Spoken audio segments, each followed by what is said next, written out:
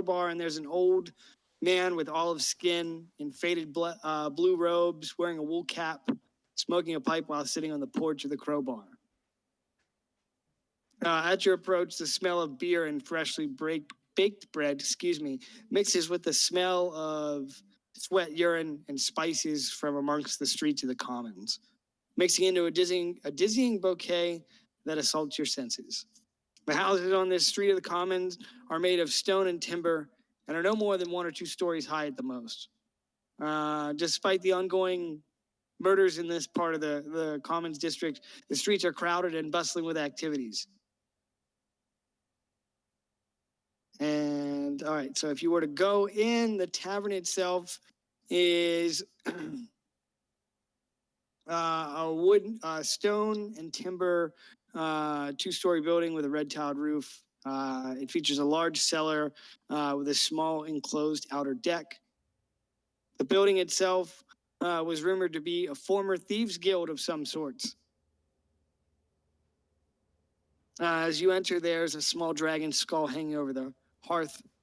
The common room contains an inviting hearth, and a craps table sits in the corner.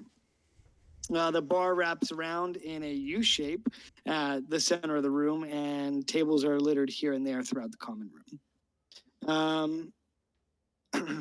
The specials for today are beetroot casserole with rice and a glass of whiskey. Oh, God. Sausage steamed buns and a coffee, or pork fillet with a tankard of beer. Hell yeah, I'll take a pork fillet with a tankard of beer. All right, so you come up and there's a Kenku waiter that wanders over and squawks at you or mimics at you. What'll it be? All right, so I ordered the pork and a big old glass of beer.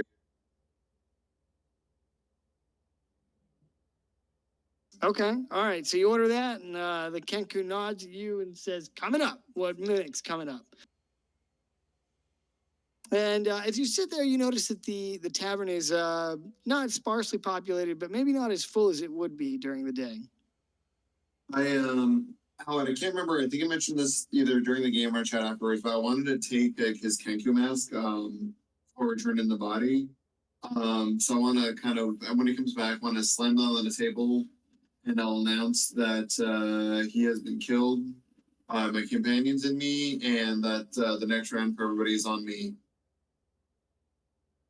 So you get up and you make this proclamation, and all the other motion in the bar stops as the patrons and the staff turn to look at you. And as you slam the mask down on the table, a couple of them step back in fear, no doubt having heard of this grim visage that the serial killer would use to entice his victims. Then as you regale the tale of how you brought down the Nevermore killer and took his head and turned him into the watch, the atmosphere in the bar changes, and it goes from one of fear and apprehension to relief and almost jovialness as 2 bards rush the stage and pick up their lutes and launch into a cheerful medley, and cries of relief and cheers go out across the bar as the barkeep, let's see, what did I name him?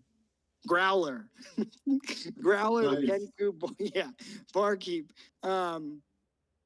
He's going to come over wordlessly with 2 tall pints of ale and push him across the bar. And he's going to squawk over the din of the music and the banter in the common room. And he says, drinks are on the house. To which a large cheer goes up.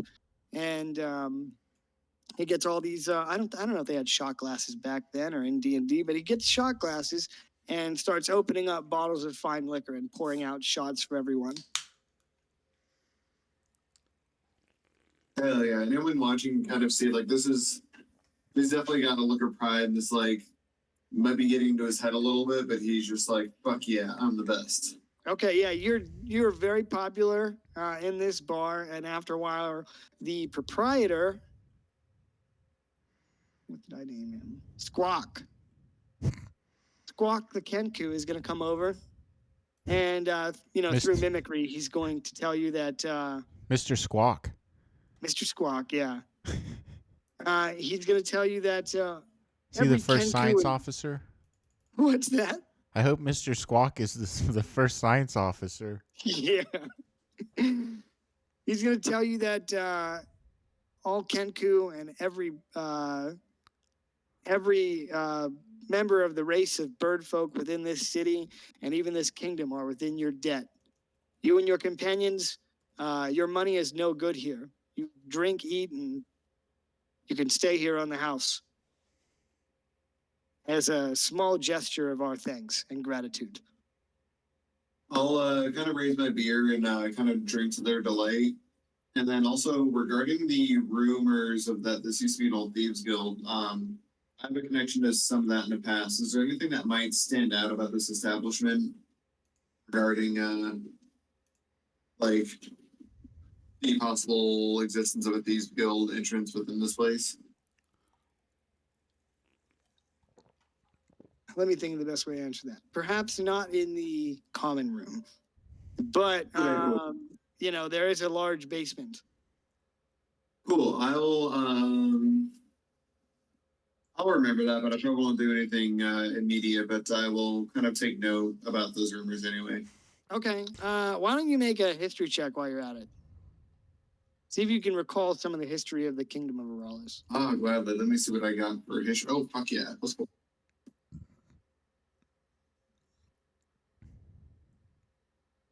Oh, nice. Nice roll. Okay. So with your 16, you can recall. So you're looking around the common room and trying to discern if there are any entrances or relics of this thieves guild.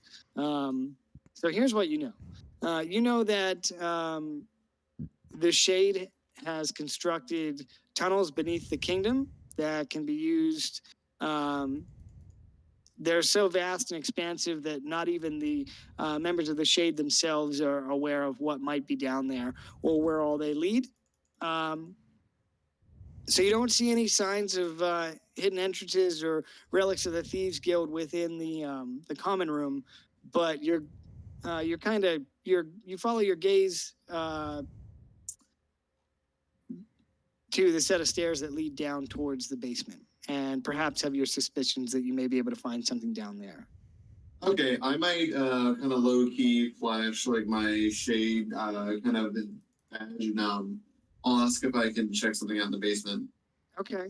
All right. So Growler looks at your badge and looks back up at you and nods and gestures to the basement stairs and says, "By all means, we are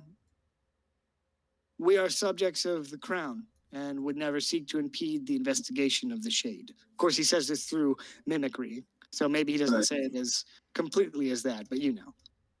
Cool. Yeah, I'll kind of nod and thanks, and then maybe make my way down. Okay. Something else you're able to recall as you set foot on the stairs is that perhaps maybe through Percy Longclaw or some of your other associates, you heard that a rumor that there was a former thieves guild housed right in the upper level of the city that was raided and shut down by the Shade in the year 388. And then, so you can go down into the basement. And why don't you make some perception checks? Oh boy, gladly.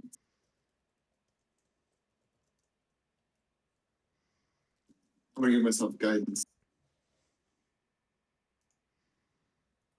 24. 24. All right.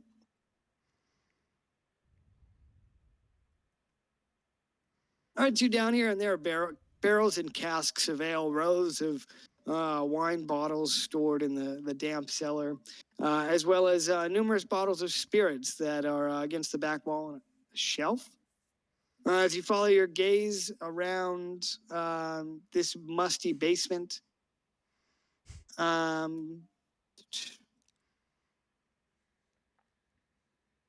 so you look across the basement, and there's a stack of very old barrels that catch your eye. They seem far too old to be keeping any kind of liquid or anything like any kind of spirits that may be used at the bar. Cool. I will kind of peek underneath them, or like kind of I guess look at the wall and the floor around these wine barrels. All right, so you go over to this stack of old barrels, and I mean, they look like old wood. They appeared, some of them appear worse for wear, like they may have the earlier stages of rot, and they've definitely been sitting in the cellar for quite a while. As you lean down, you get down onto the floor and look below them. You're shocked to feel a gust of cool, just a little breath of cold air on your face, almost as if there's a draft. Nice. I will resist my curiosity and take note that there's probably something there, but determine that I probably shouldn't do much without my companions, and then I'll go ahead and cut to somebody else. Okay. I'll just kind of make my way slowly back to the Artificers Guild. Making your way downtown, Damn right. moving fast, faces past. All right. Yeah, so take note that you might have found something in the basement at the Crowbar. And also, they said your money is no good there. All right, so Kane is putting his daughter to bed. Welcome, Gallandan. Is there anything you wanted to do while we are waiting?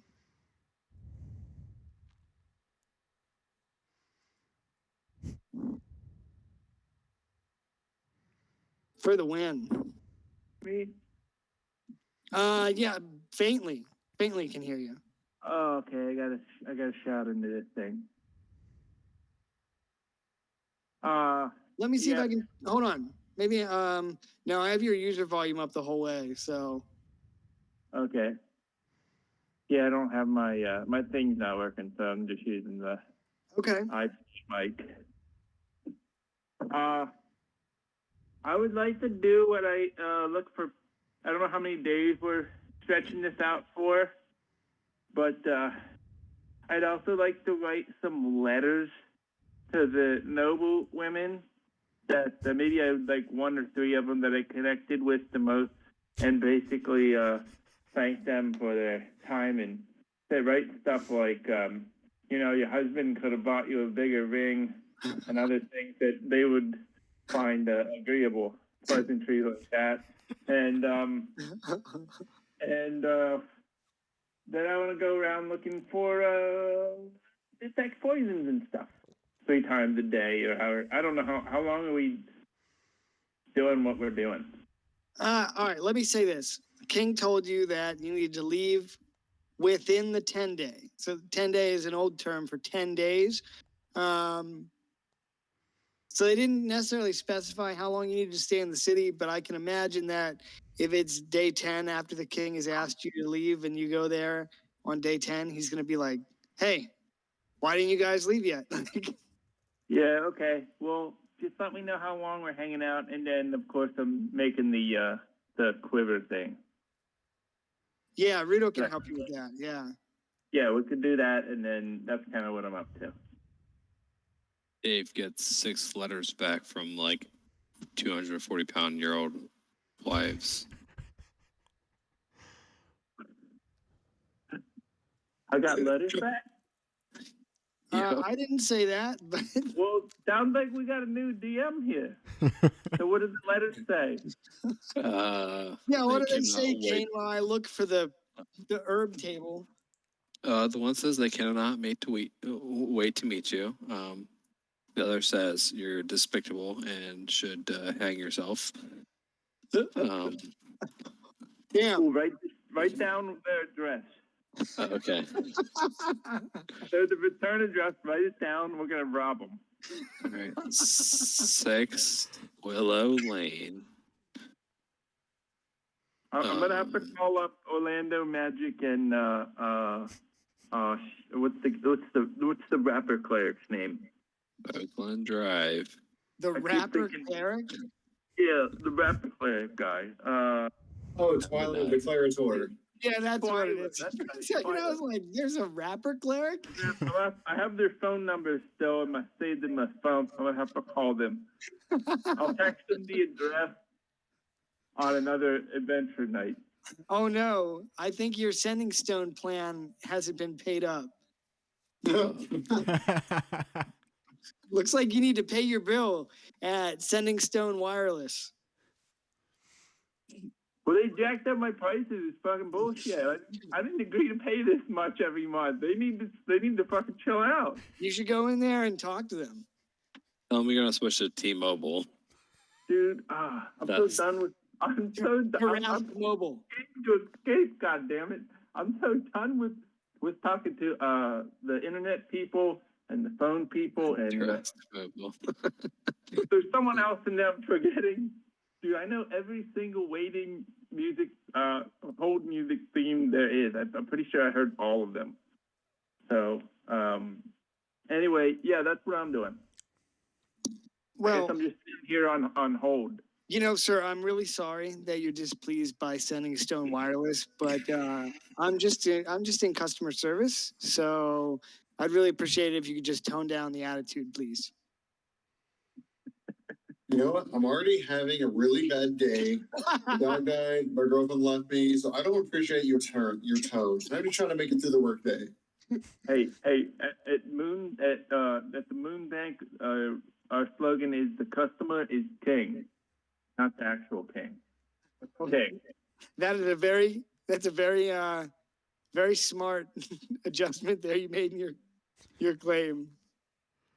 I'm sorry. Can I put you in hold while I report you for high treason? Thank you. All right. Well, you're on hold.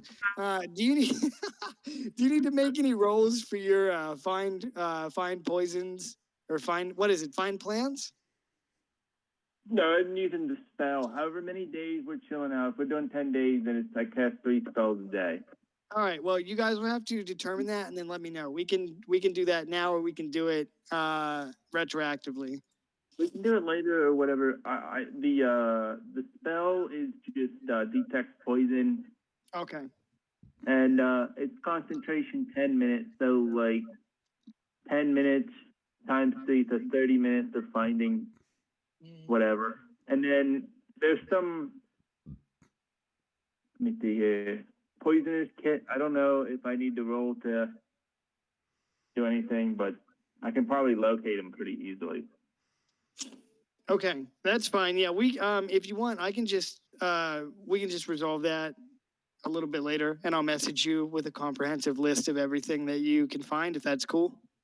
I love how you used the cleric that we had for one session and not the cleric that we have all the sessions. Bro, do you even cleric? The answer to that is no.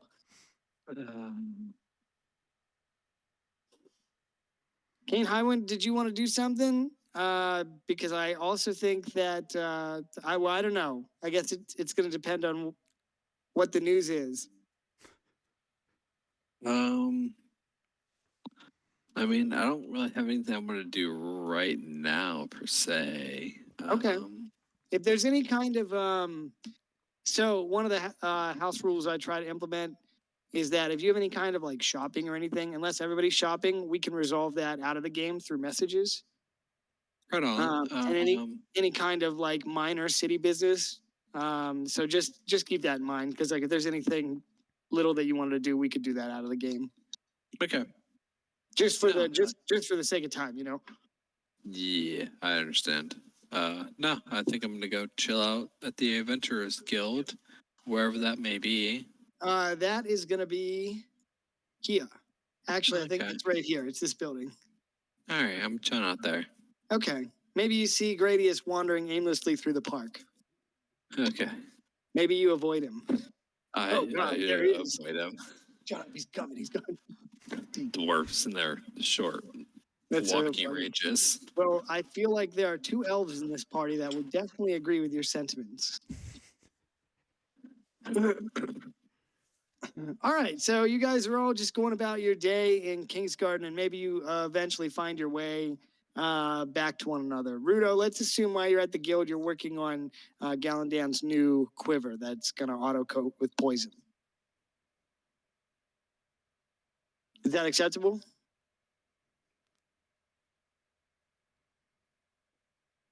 Yeah. All right, cool. All right, so let's go back to Savik. Savik, so your companions are kind of going about their business. What are you going to do? From the penitentiary, I'm gonna go ahead and make my way back to the Arcane University and get ready to perform my master class. Okay. All right. So you retreat to your quarters in the Arcane University and prep the materials you'll need to put on your master class.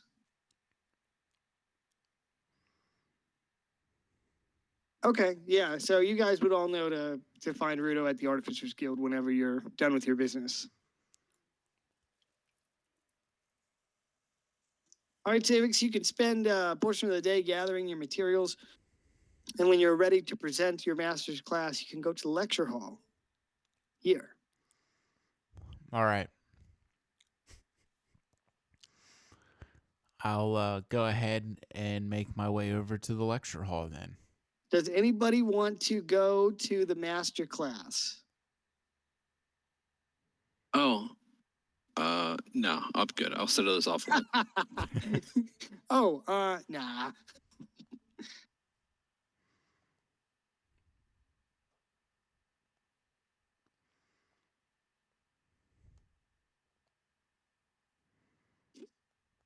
Anybody?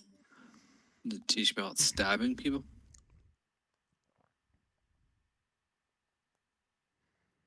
Will they teach you about stabbing people? Yeah, that's what I care about. I mean, I don't know. I don't know what the content of the master class is going to be. Never mind. That's fine. Well, sorry to let you down. I'll pencil it in. Okay, well, I'm pretty sure it's happening today.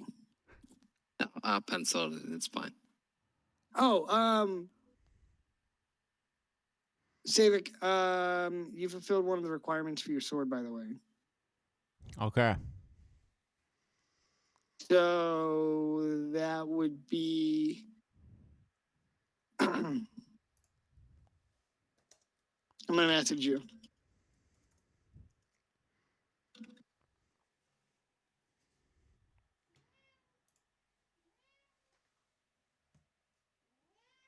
Is anybody going to Savik's masterclass?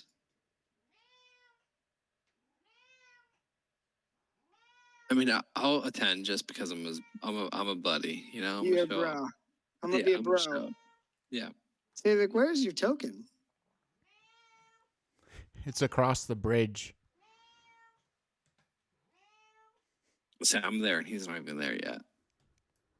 Across the bridge. There. Right, Yeah, I'm right. at the lecture hall. Oh yeah, you blend right in. Oh yeah, there you are. Okay. All right. So, Kane, you're sitting at the Adventurers Guild, and you have this. You remember that your good buddy is going to be here at the Arcane University giving a speech.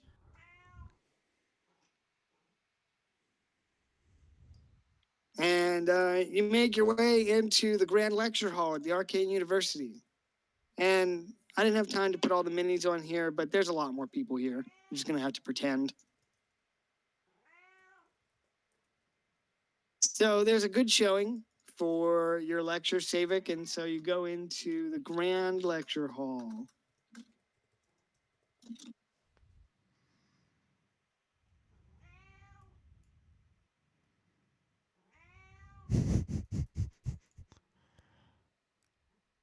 All right, so you go through these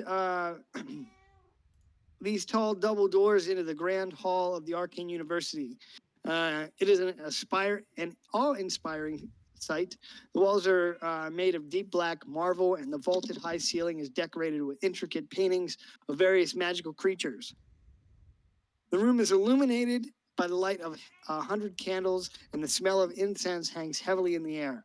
At the far end of the hall lies a large podium, where professors and visiting lecturers address the crowd. Behind the podium is a large window that looks out into the university grounds, and around the edges of the room are dozens of tables and chairs where students and faculty can meet to study or discuss their work. In the center of the room is a large and detailed mosaic made of crystal of varying colors that leads down to the center of the podium. When the light hits these crystals in just the right way, a vibrant cascading hue of colors spreads across the Great Hall. Okay.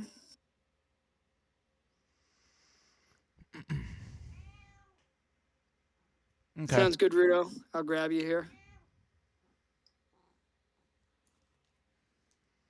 And I'm not even going to buy you dinner first.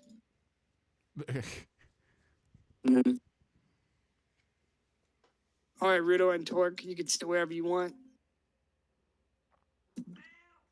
Front of the class, brah. Brown noser.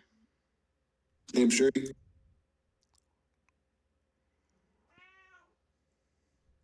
All right, Savik. So the Archmage is there. I didn't grab his token or anything, but he's there, and he's going to stand and address the crowd, and he's going to say, students and faculty, honored guests, thank you for joining us tonight for a master class on the removal of curses, isn't it? Yeah.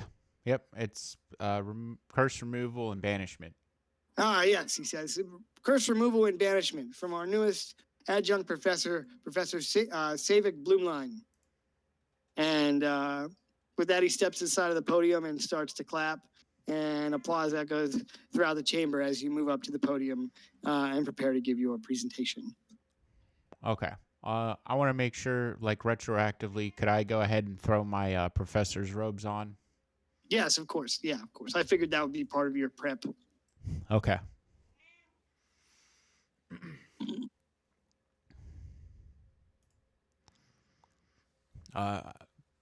Good evening, all, and welcome to this masterclass.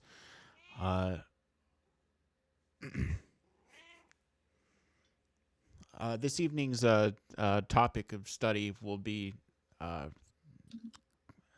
banished objects and cursed items, and a examination of said items, basically some context of them, and what to watch out for as far as using them.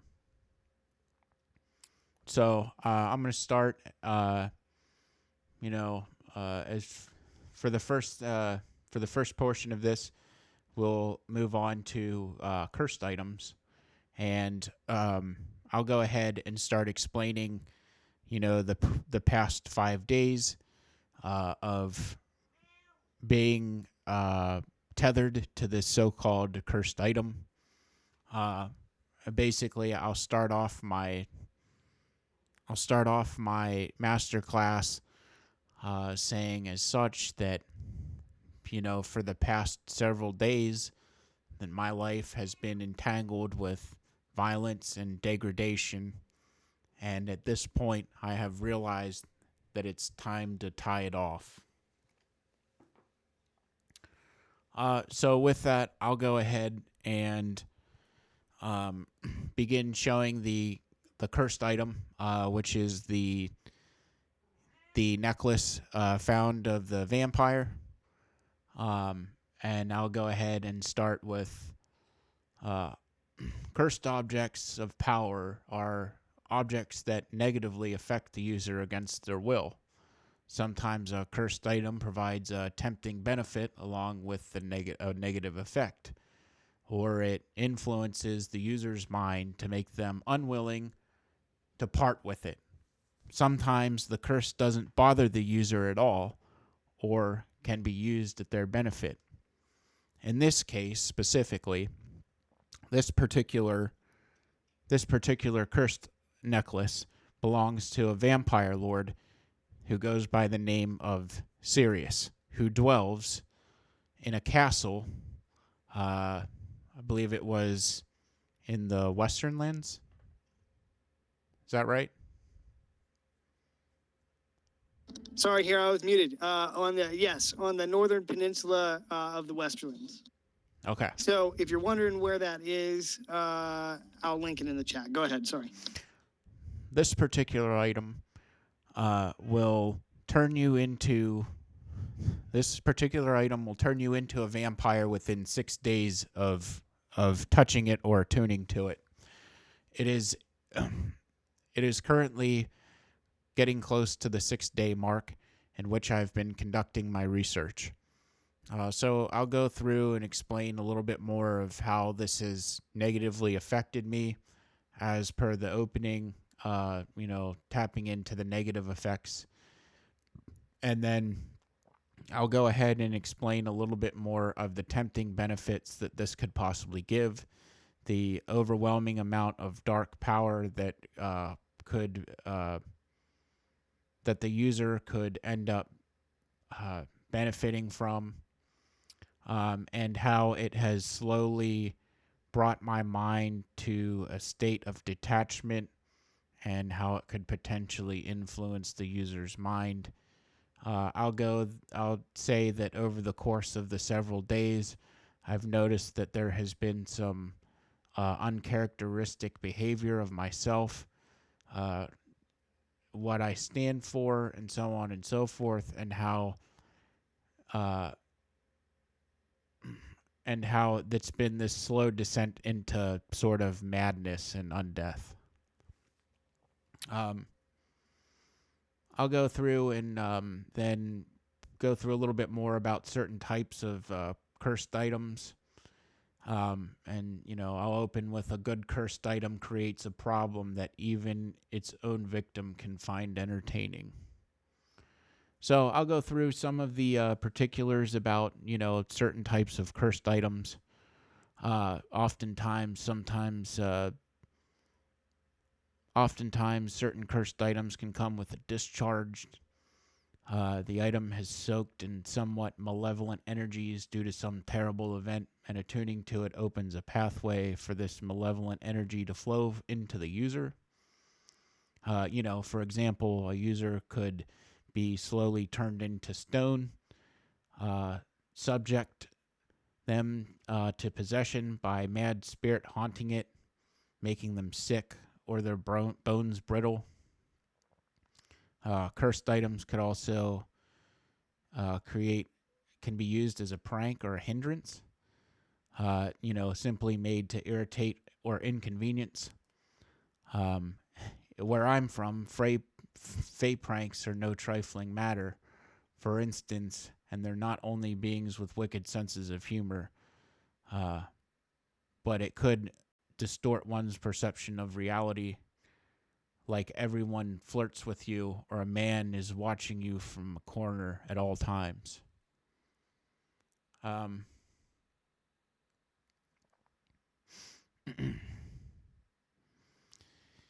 There are several other types of effects that cursed items could have, such as for punishment or, in, say, for instance, a high magic setting, an enchanter might place such a curse on his wares to deter thefts. A magical necklace that shrinks and chokes anyone other than its legal owner who puts it on. Another is potentially revenge. The item came to be the purpose of destroying someone or something in particular. Maybe the last priest of an eradicated religion sacrifices himself to create something that will bring down the empire that caused this.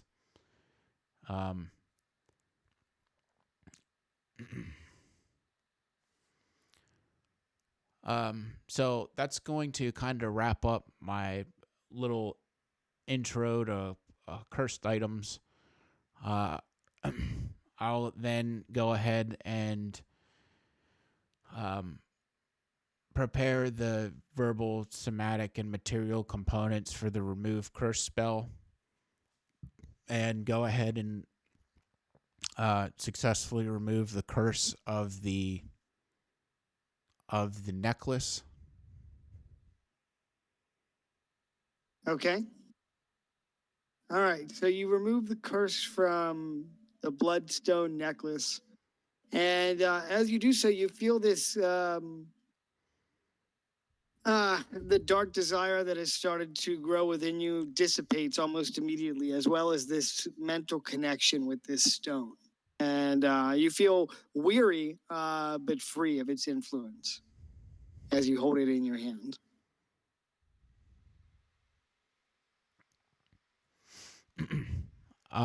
I will try not to let my fatigue state affect my lecture, as it is my sole duty to try and perform at an utmost degree. Moving on, I'll then place the Hollow's End blade on top of the preparation table and prepare the verbal and somatic components. And I'll start with the tale of the sword, how it became acquired. The vengeful spirit that resides in this particular blade has a chilling touch, gives the wielder a false life, blinds the user of their own rage, and is shrouded in spirits. This particular blade collects heads of those as tribute, and as you progressively collect more heads, the vengeful spirit becomes not only satiated, but it has a bit of a relationship with the wielder to allow it to grant you additional powers. Unfortunately, the powers that this sword possesses could be considered to some a crime against the kingdom.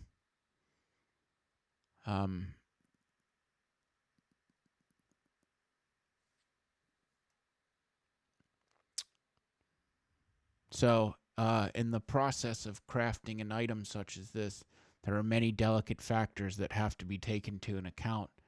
Perhaps that when this sword was created, something went horribly awry. Other factors that can make magic items go well is a fault of the creator, and typically the forces of chaos and general entropy can cause magic to decay or become corrupted.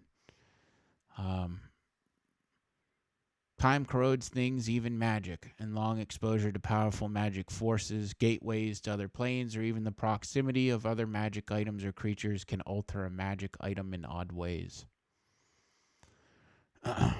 Cursed items are magic items with some sort of potentially negative impact. Sometimes they're directly bad for the user, sometimes they're just inconvenient. Occasionally they mix bad with good, forcing characters to make difficult choices, such as I. Curses are among the oldest and most deeply feared types of magic. They linger far beyond the original malicious words or grave deeds that spawned them. Although the most well-known and easily broken types of curses are spells, others are afflictions from the notorious curse, such as lycanthropy to mummy rot.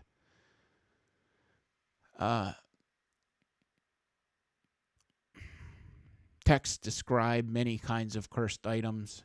These cursed items most commonly result from something gone horribly wrong due to the creation, as stated before. However, it is possible for such items to carry a curse to punish a death or to be the result of an intentional malice. Cursed items are often most pernicious and difficult to thwart when created to hurt a particular foe. With that being said, I'll go ahead and conclude my masterclass by casting the banishment spell on the Hollow's End blade.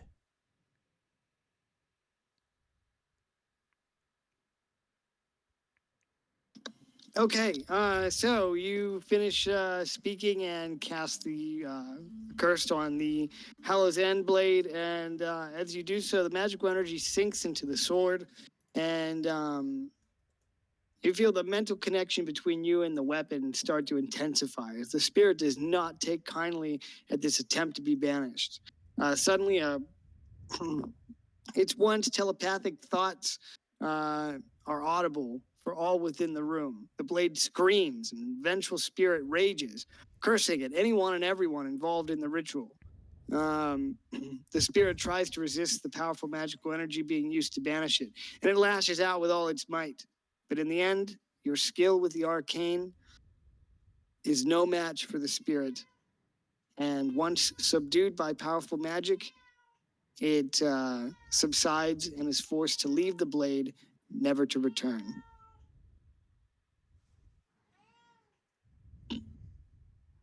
I will say the sword's going to turn into a +1 sword then. Okay. All right, so it reverts to a +1 sword. And as you finish your ritual, the room is silent for a moment, and then many of the students and your peers amongst the faculty and those in attendance jump to their feet, and begin a round of loud applause for you at these 2 feats of magical prowess. And the applause goes on for at least a minute, in the standing ovation. And as it dies down, the Archmage is going to come over here next to the podium and place his hand on your shoulder and smile at you, and say, he's going to lean over and whisper, "Well done. Let us discuss your tenure track after you finish your task for the king." And then he asks you if you would be open to, would you be willing to open the floor to questions? I'm sure many of our students have questions about this ritual. Sure. I'd be willing to open it up for a few questions. I want to ask the Archmage, is there a place where you keep such foul trinkets, such as the necklace, as not to be disturbed by students and or people alike? Just because the curse has been removed from me does not mean that the curse ceases to exist. So the next unsuspecting traveler can simply pick this up and begin the several day conversion to the undeath. He nods and looks at the stone and says, "There's a vault beneath my quarters. I can take you there after the master class, and we can store that away where no one will be able to reach it." All right. So you open the floor for questions. So the Archmage finishes talking, and he says, "Does anyone have any questions for our guest?" And there are a bunch of hands that shoot up into the air.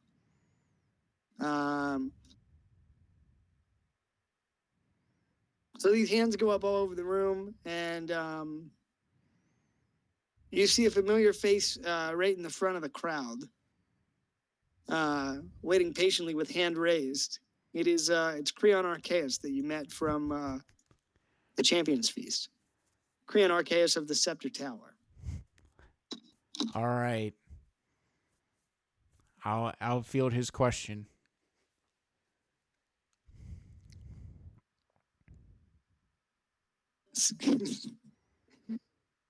All right. So he puts his hand down and stands and introduces himself. He says, "Professor, Creon Archaeus of the Scepter Tower in Ashmark. I wish to compliment your ability at the removal of curses, and I thought perhaps it would be beneficial to the students gathered here tonight if you could go over some of the steps for this ritual, as well as some ways to resist the manipulation of cursed objects and weapons." Well, certainly a strong willpower certainly a strong willpower and discipline is capable if you are to sort of resist such vile objects. A strong regimen of working on your arcana and meditation is a great way in order to clear your mind and attempt to cut through the fog that is often clouding your judgment while being attuned to such items. As far as the rituals that go, I will start with the easier of the two, remove curse. So, upon touching a creature or an object, you utter the verbal and somatic components, and instantly, when the words are said, for the abjuration magic to take over, the object, the cursed magic item, no longer becomes attuned to you. However, keep in mind that the curse still remains, but it simply breaks the owner's attunement to the object so it can be removed or discarded. Please note that this is I would say, a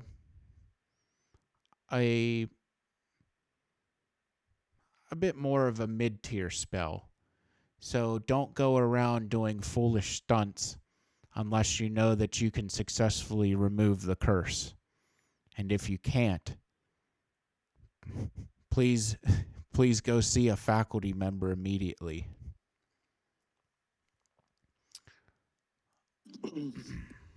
Creon nods, satisfied by your answer, and offers you a low bow and says, "Thank you, Professor. This lesson has been truly informative and no doubt beneficial beyond measure for the young mages and witches amongst us." And immediately behind him, his companion raises his hand as well. I'll acknowledge the companion that's raising his hand, but first I must explain the spell of banishment. Oh, my bad. Sorry, I didn't mean to interrupt you. All good. Similar, the magic used for banishment is similar to remove curse. It's abjuration, but it's a bit more powerful and more potent. It requires all three of the verbal, somatic, and material components, and then the material being the item distasteful to the target. So in my case, the sword. It takes concentration and up to a minute to cast, so it has a much longer cast time than just, say, remove curse, which is more instantaneous. But what it does is it sends in this case, the vengeful spirit banished back to the plane of existence.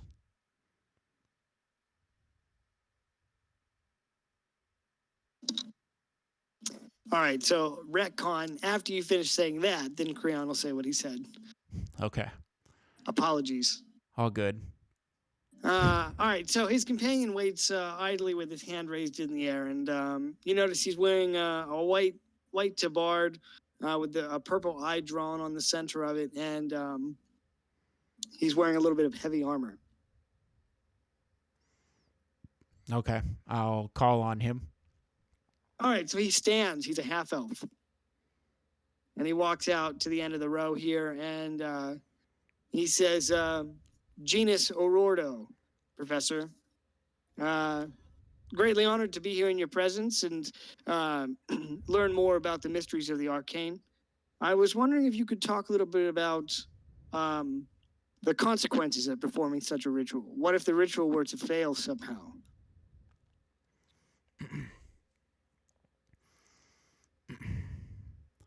In the case of banishment and choosing to use banishment, that is certainly a possibility. For if you're using it on a person, there is a chance that the banishment will fail. In which case you will have to be prepared for the worst.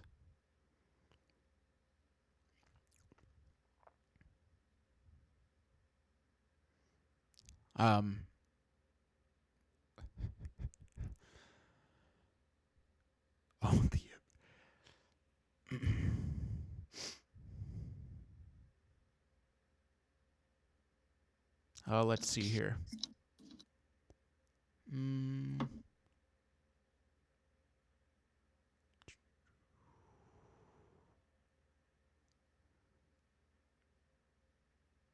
Sorry, I didn't want to cut you off or anything. Oh, it's okay. So I was just waiting, All right, so you finished your explanation, and he nods at you and says, "Thank you, Professor. And thank you again for putting on this masterclass." This information will undoubtedly, be useful to our brethren at the Scepter Tower. Then he returns to his seat. Does anyone else have questions for the guest? I want to ask Creon if he knows of any rogues obsessed with buckets. Obsessed with buckets? Yeah, specifically buckets with never-ending water. He says, nothing offhand. If there's an inside joke here, I'm 100% missing it. Oh, that was my first ever character. I had like 2 perfectly good daggers, but I got this bucket of never-ending water that I was obsessed with. So I only used that in my room. Okay, well, thank you for explaining.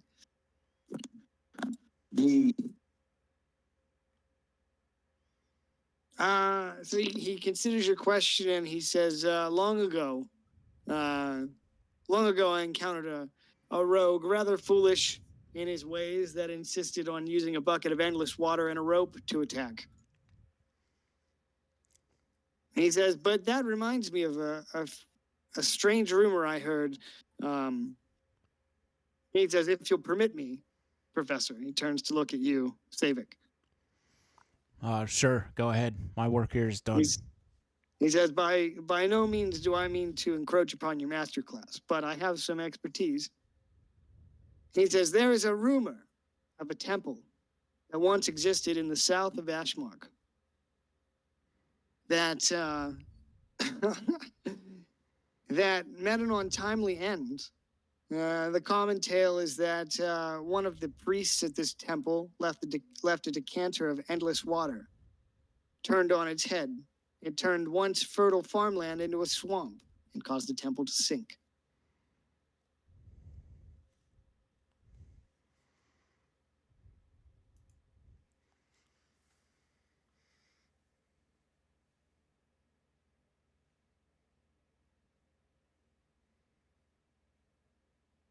All right. I have a serious That's where my question. room got his bucket. What'd you say? I said, so that's where my room got his bucket. I guess. I have a serious question. Did Shuey Elf make it to this master class? Oh shit! Yeah, I forgot to add his token. Does he have something to say about ice cream sandwiches and turkey? Maybe. Okay. Wait, is this the token I used for him? No, that guy has a beard. Sorry, I'll find it.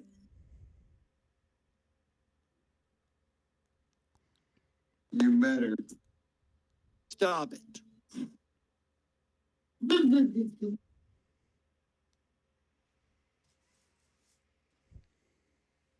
Yeah, I can't find his token. We'll just say that this is him.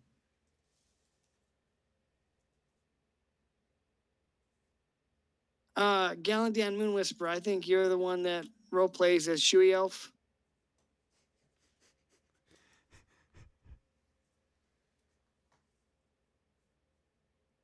Yeah, that's right.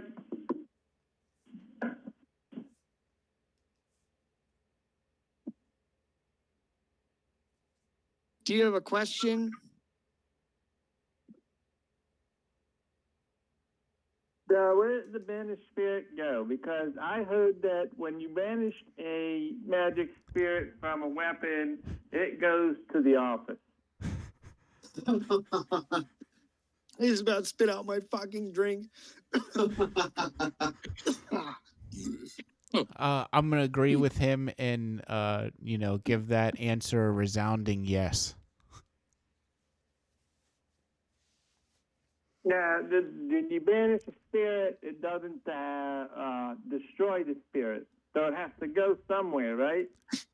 Yes, that's correct, Shuey Elf. It goes to the principal plane. Very good. That's my question. Oh.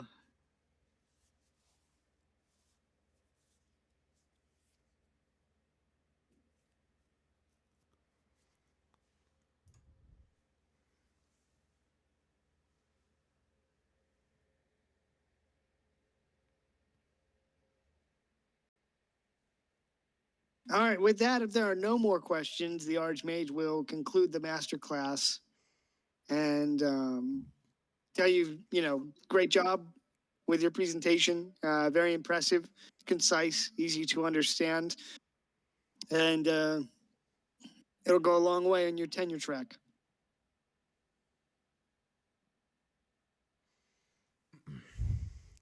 All right, I'll finish up and remove my materials from the podium. Thank everyone, and then slowly start to work my way out of the lecture hall. Okay. All right. Let's go back to.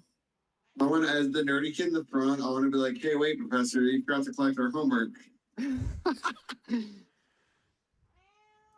Shut up, Rudo. Just I get throw your the jab of the familiars lightning to, at Rudo. just get your familiars to put it in my mailbox.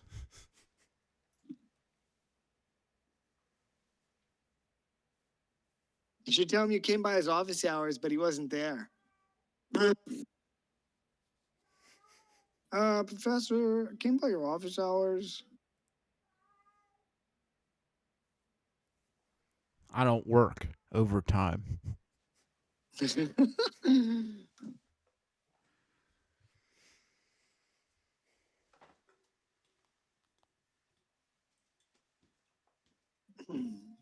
All right, with that, we'll go back to the map of King's Garden. Why don't you guys give yourselves 300 experience points for attending the master class? Oh boy.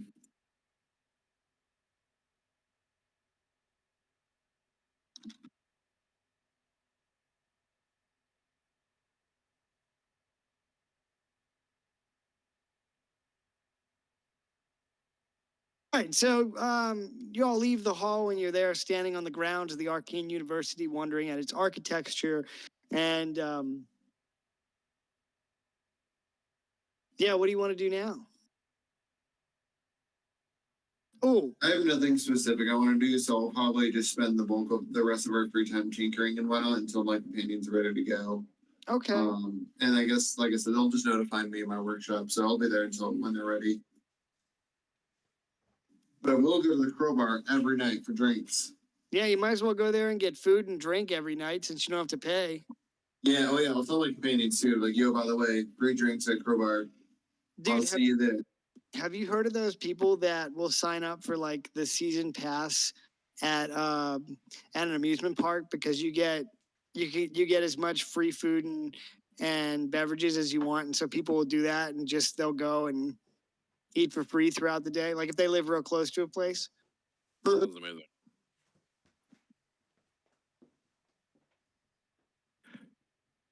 All right, real quick, I want to tell you guys I went and I looked at that house tonight, and it wasn't good. Was it still like remodeling? Like were they still like laying carpet and stuff like that? So the realtor texted me 2 minutes before I got there, and he was like, "I'm here, and I just want to give you a heads up about some things." So I was like, "Okay." So I get there, and the house, I mean, reeks of cigarette smoke. Like it reminds me of my great grandma's house, and that's not a compliment. The floor was slanted, which would lead me to believe that there's a problem with the foundation. Yes. And the strangest thing of all was that they had a hose that was connected to the propane tank that led into the house through the I roof. mean, they probably wouldn't, boy. Kill themselves. It's fine. So we They immediately aren't, left. they aren't 'cause I cooking was meth in there, thinking, are they? Dude, that's exactly what I said. I was like, let's get the fuck out of here because this could be a meth house for all we know. It certainly smelled like it. I don't know, dude. I wouldn't have been surprised to have seen that house on the set of Breaking Bad. So anyway, I passed on it because, What's wrong, Craig? You own a meth house. no. Good for meth houses. Bro, they want 170 for that house, and they should be asking like 90 given its condition. Yeah, that's And that's a generous 90, dude.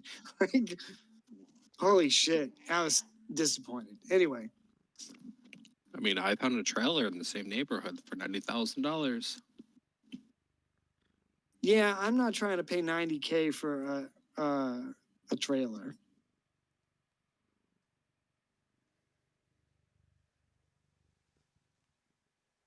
Anyway, After Savik's lecture, can I walk up to him? no. Yes, of course. I was going to say, like, good job. Your lecture was very educational. I was very informed from it. And how are you feeling about our next mission coming up?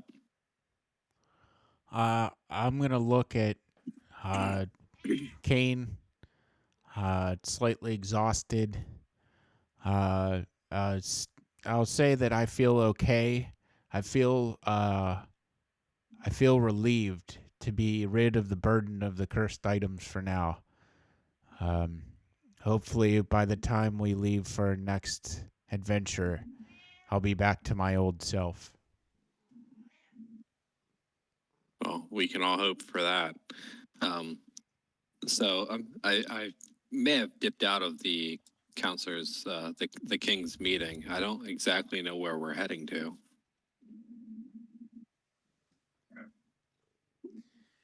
Well, I will tell you this. The person here that will be able to inform you the most is probably Rudo and Torque. All right, well, then I'll have to ask them. Well, thank you for your time. Have a good night. Have a good night, guys. Have a good night. Have a good night, guys.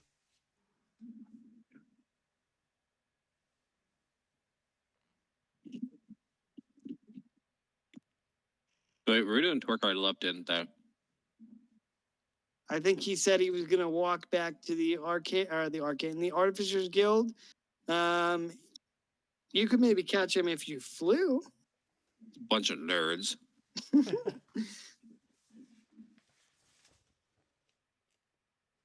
I mean, I don't want to fly. I was gonna walk. Mm-hmm.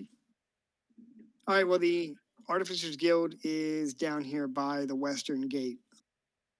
I need to see a church or a. Yeah, we're still in the university. Oh fuck, my bad.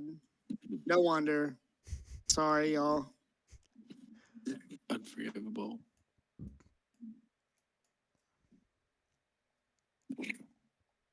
Associate University. Really? Yeah, Yeah. I need to refresh my browser. It hasn't transferred you guys over?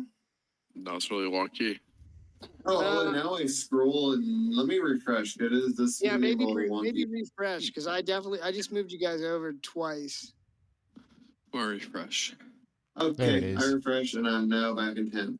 Cool. All right, you guys talk amongst yourself. Savik, can you pop to the tar pits? Okay. Where am I? Hello. Hello. I'm here. All right, I wasn't sure if you were muted or something. No, Are I you- just gave everyone the heads up that I had to go to the principal's office again. Or I'm Well, sorry, you shouldn't be skipping class, young man. the principal plane, as I That was so fucking hilarious, dude. I was just wondering if you were going to share with them what you learned in your interrogations. Oh, definitely. But I think most pressing is that I should share that information with the Archmage. Okay. All right, cool. If that's what you want to do, just let me know because we're kind of just chilling right now. So I just wasn't sure. Yeah, I'll go ahead on our way down to the vault to lock away the cursed necklace. I'll go ahead and explain to the Archmage. I'll go ahead and explain to the Archmage about the interrogations that happened, my ongoing work with kind of tracking down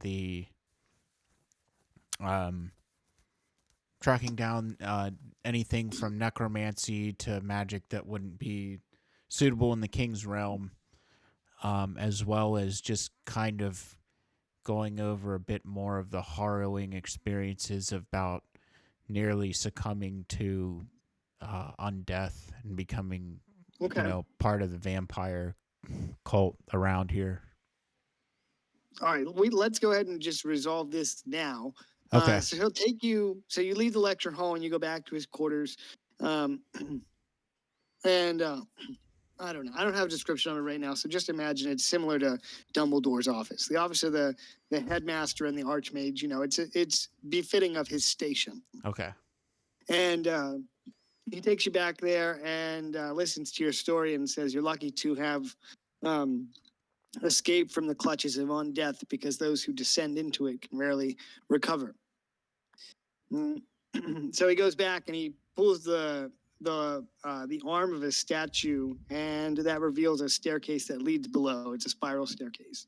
He says, "Follow me." So if you follow him down, the landing comes to a long stone corridor, probably about 40 feet. At the end of this corridor is a massive vault door that is warded and protected with magical energies. And the Archmage is going to walk up to that, he wraps his staff 2 or 3 times on the floor and issues a command word, and this magical barrier dissipates. And he walks to the vault door and utters a command word, and the locks begin opening, and on the door swings open. And he says, "This way, my lad." All right. I'll follow him. I'll follow him All right. into the vault. So you go into the vault and you see an array of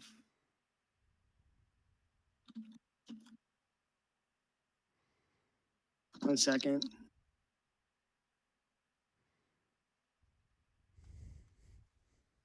So the vault is a chamber made of thick stone. The walls are lined with enchanted runes. Excuse me. The room is illuminated by a dozen glowing orbs, which give off a soft light. In the center of the room stands a large metal chest, nearly the size of a large dining table, that comes up to about waist high. It's engraved with powerful magical symbols of protection. Excuse me. The Archmage explains that this chest is where they keep the most powerful and dangerous cursed items stored, and it can only be opened with a special key and the command word from the Archmage himself. Okay. He says that this vault is constantly guarded by powerful magical wards, which are designed to keep any and all intruders out. If you were to come down here without my guidance, you would certainly die. So with that, he kneels below the chest and produces a key from around his neck, opens the lock, and whispers the command word. And there's a series of 4 other locks in this chest that all click open with the utterance of the command word, and he raises the lid to the chest.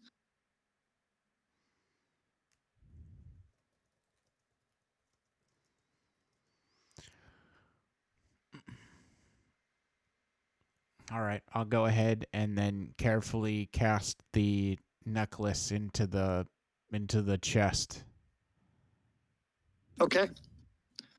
All right, so you cast it into the chest, and much to your surprise, by looking down, you're met with almost a void of deep darkness.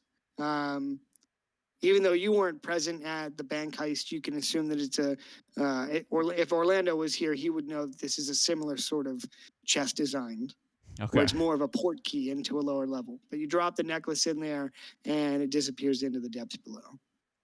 Okay.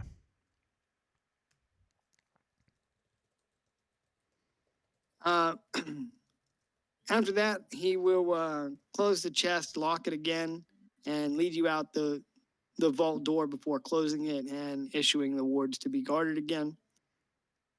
And he'll turn to face you as you make your way up the stairs. He says, "I've given some thought to your troubling report from these executions this morning." He says,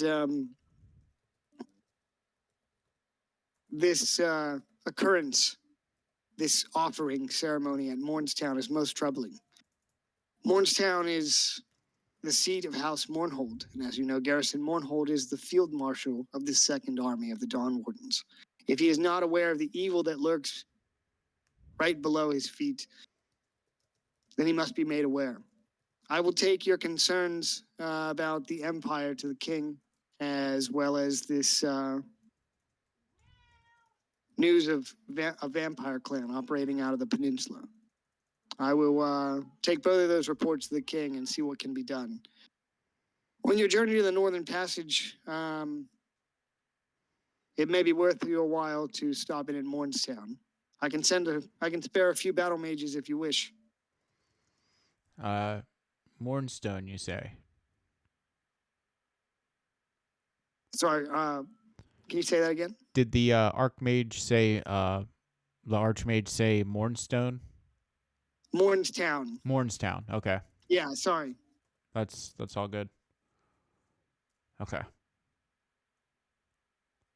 Yeah, he said Mornstown is the seat of House Mournhold and, their ancestral fortress of the Mournhold.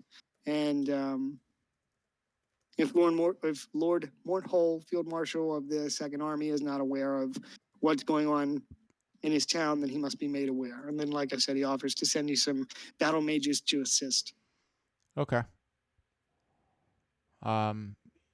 Yeah, I fear that with what this particular prophet was saying, that any help would be grateful. Odds, and he says, of course, there should be a sizable Dawn Warden garrison there, but I'll send a squadron of battle mages with you just in case. He says, what's more is when you're prepared to travel, I've been to Mornstown many times and can open you a portal to either Eversmead or the outskirts of the town. Very well. Upon our departure, I shall come and seek you. He nods and extends his hand to clasp your forearm and says, something tells me I'll be spending more time at the Citadel than in my quarters these days. Okay. I'll keep that in mind then. All right, so with that, he clasps your forearm and says, be well, Professor. I imagine soon enough we'll be calling you Magus, which would be, I assume, like doctorate. Right. I'll extend my hand and also, shake his hand. And I'll be off. Oh, I wanted to ask him, as far as particular matters go, Archmage, is it more concerning to go after Mornstown now, or should we be heading over to collect the weapon that the king needs? He mulls your question over and says, he says, a fair question. The key, Vibrant's Keep lies in the borderlands at the edge of the Northern Passage. Mornshold sits just below the Northern Passage. If you move with enough speed and haste, you should be able to collect both. Okay. But given that it is this, and he consults his calendar, he says, given that it is the 23rd day of autumn, that gives you about a week. If this offering ritual is indeed about to take place, that is.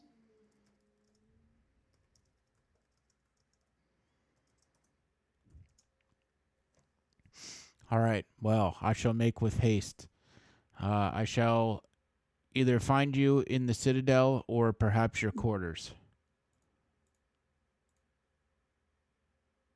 He says, very well, Professor, be well. All right. I'll tip my wide-brimmed hat and be off. All right, let's pop back up. And if you want to share any of that tidbits with your party, you can. Otherwise, I'll see what they want to do. All right.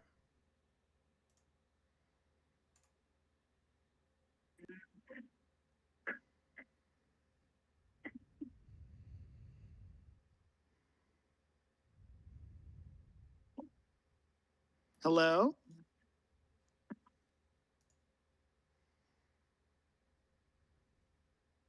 Okay, maybe they took a break or something, Wes. Hey, I gotta go soon. I gotta go pick up Farna. She's gonna work early. All right, buddy, no worries. We'll probably be playing at least till 11. Yeah, I'll probably get back. Cool, man. I'm hanging out for a few more minutes, so. All right. Well, before you go, you should ask David Bloomline if he has any good news. All I have is Tom news. If he has any Tom news, or if he's singing Outfitted the with Tom, Tom Blues. Blues. You better get ready for an adventure, so get your Tom shoes. All Yeah, right, well, well- I'm talking about the news that he has. So I'll explain about the I'll go ahead and start divulging to the party if they're around, or whenever we get the chance to catch up, about the execution of the prophet, who's stated that in a small town north of here in Mornstown, a ritual will be taking place to essentially awaken, Mornstown, to awaken the Great Old One.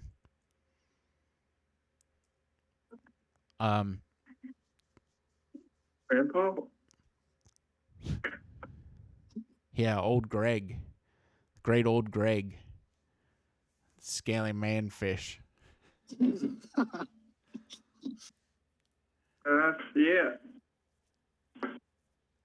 Well, where's this happening at? Again? Where's this happening? It's happening up north in a small town called Mornstown. Let's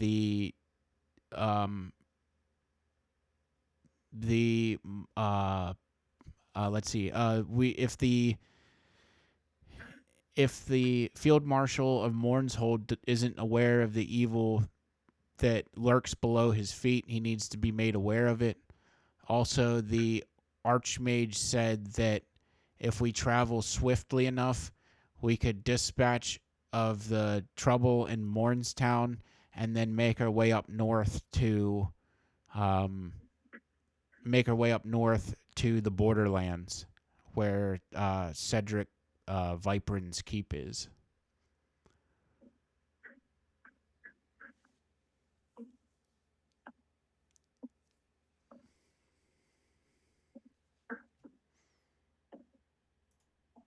Okay, I'm game for going there. I think before we go, we should ask what's that guy named Perkins Cloudbuff for some free potions, the good ones.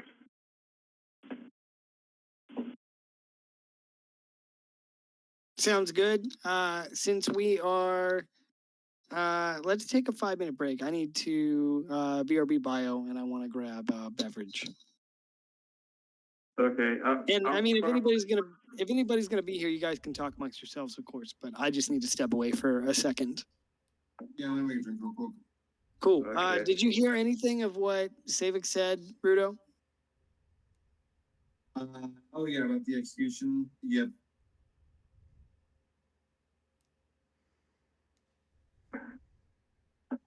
All right. Yep. Let's BRB. Dave, if you got to step out, no worries. We'll probably be playing till 11 or 11:30 our time, maybe later.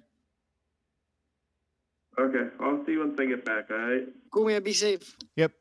See you guys. Dwarf. Throw him in the lake. Yeah. The dwarf fighter. We're gonna put him out in the ocean. Perfect. Oh, have you guys seen the map since I added the roadway system? Oh, yes. I mean, it's not much, but at least it's there, Mm-hmm. All right, so we need to go to the Northern Peninsula and the Westerlands. Well, if we wanted Who are you to, after? if The fucker took my hand. He Oh, is not I was in the gonna Northern say. Peninsula. I'm not after that at all. I'm just going north because that's where we're supposed to go. Holy Oh, I think Weston was. Wes, what are you thinking? if we wanted to get close. I mean, the This sounds like a personal vendetta. You should bring it up with your lawyer. I mean, it happens to be personal, but he also happens to be trying to take over the realm with the Great Old One. I mean, that's his business. The Archmage said that he could drop us a portal pretty much on the outskirts of Mornstown. Oh my God. So Man, I'm fucking up I can't get the map to like fit. The old my map God. is under it. It's fine. Whatever. I've gone in a deep rabbit hole looking at Final Fantasy VIII Junction magic system. I need to stop. Continue.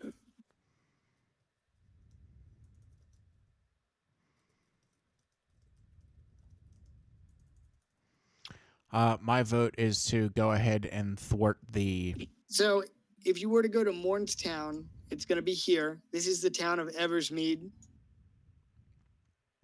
Mornstown is here, nestled below the hills of the Mournhold, seat of House Mournhold.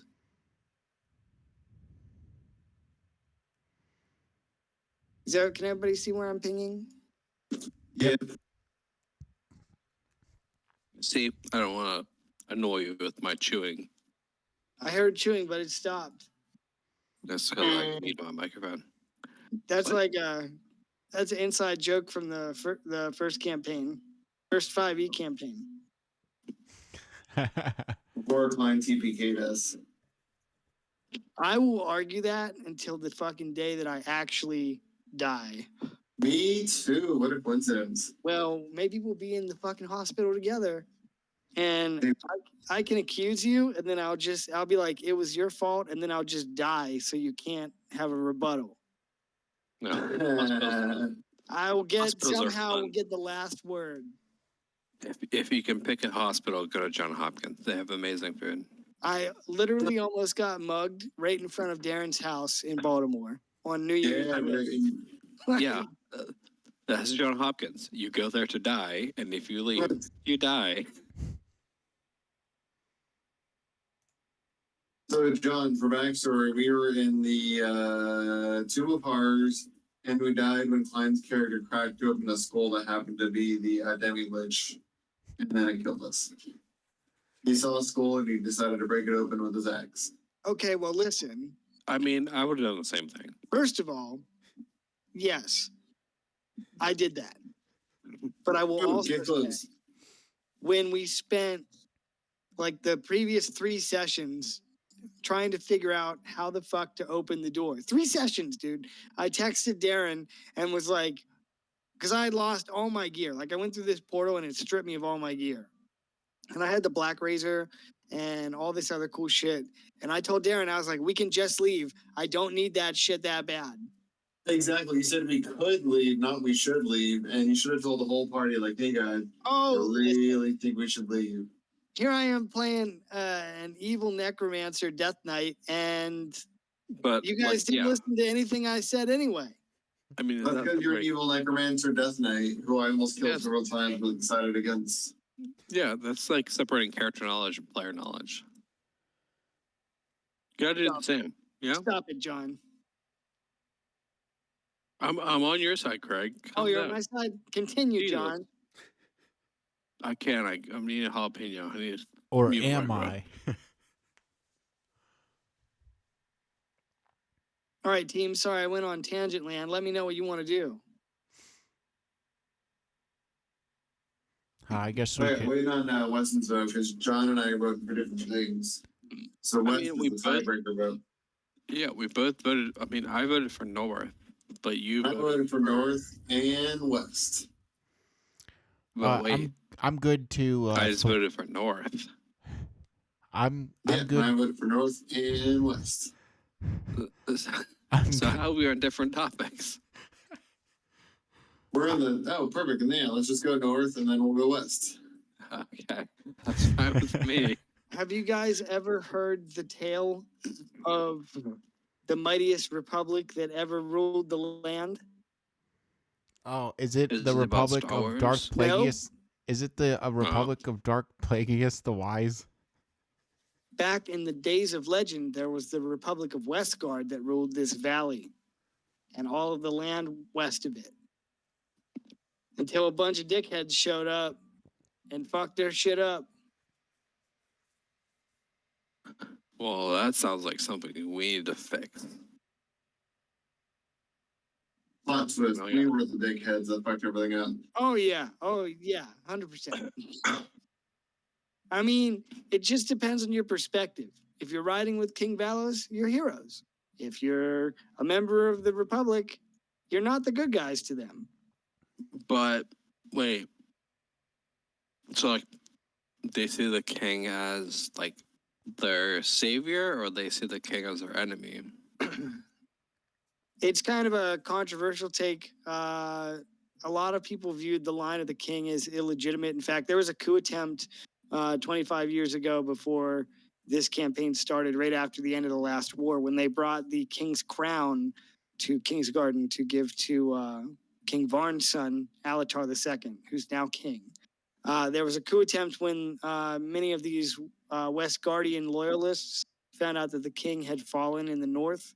They made a move to seize the prince and to secede back into and form their own country. They seized the king's little brother, Prince Aiden, and dragged him below the fortress of Fort Dawnhammer here, which lies at the entrance to the Old Republic, not affiliated with Star Wars in any way. KOTOR, got it. Okay.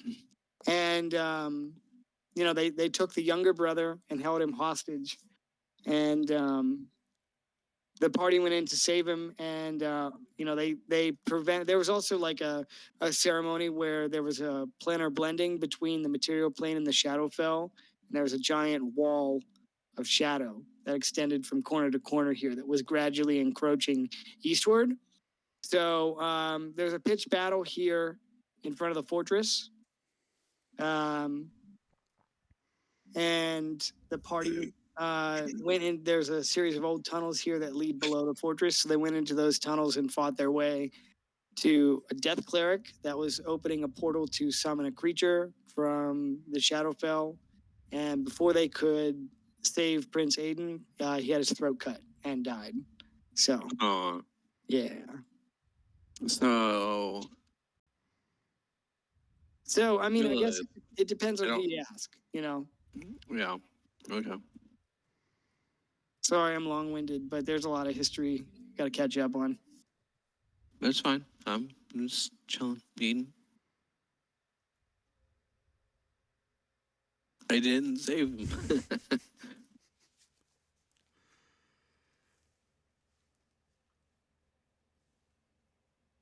It was a very balanced encounter. Because they went after this death cleric. He slit the boy's throat, and then he put a bone prison around him and had the Book of Vile Darkness, and he was using it for this spell. And Dave was Dave was playing a berserker, and he's like, I'm going to grab the book. And the only reason that he didn't succumb to the evilness of the book is because he was raging. And it just completely he was just so enraged during this battle that he ripped the Book of Vile Darkness out of this cleric's hand and threw it into the corner of the room. And then, after the battle, he decided he was going to try and give that to then Prince Alatar II. And someone else took it. And that's all I can say. That's probably good. The worst part is, I literally, when I saw the boy was hostage and when they slit his throat to create the portal, I literally almost just ran in and killed him first to avoid that. And I decided against it for some reason. Well, the funny thing is, one of you guys, I think it might have been you, one of you guys cast fog or darkness in there. That was me. Yeah, and maybe it was you that ran in, and he would do something stupid. He was able to hear the footsteps and just went ahead and slit the boy's throat and then went into battle like that. I think there were I think he summoned 2 bone golems too, didn't he? Something like that. I think so, yeah. It was a pretty good penultimate fight to wrap up that one shot, I thought. I was playing a Bugbear Strength Swarmkeeper Ranger, and it was a lot of fun, let me tell you that. Yeah, that shit was awesome. If you guys ever want to bring any of those characters from the one shot into the campaign, like for a side mission or anything, like if not everybody can make it and we want to do something else, let me know because I can prepare like side adventures for those characters if they would still be around after 25 years. Right. Maybe, if anything, the one side character I'd bring back is Twilight the Declarator. Yeah, dude, that was awesome. He was that's a Twilight Cleric is fun. Yeah. All right, I'm sorry. I sent us on a really fucking long tangent. Oh, you're completely fine, dude.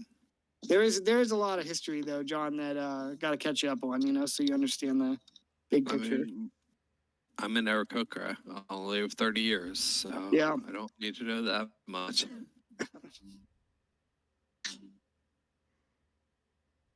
All right, well, you guys, let me know what you want to do, and then we'll use the Royal Crest. Oops. Oh boy. We use the Royal Crest for overland travel, Oh, okay. and I think everybody has control. I'm fine with going north. Darren want to get northwest, right? Oh, hold on.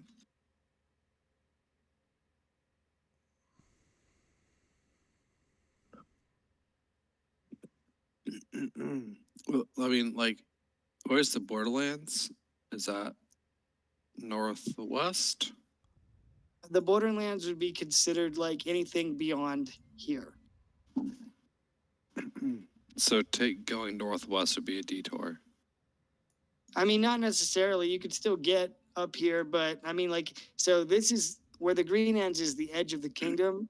The dwarves, to a certain point, like, well, we don't necessarily know what is up with the dwarves after the last campaign, but at one point in their history, they were ceded all this land northwards to the Frostmaw Mountains, and that's on the world map. Then I don't know.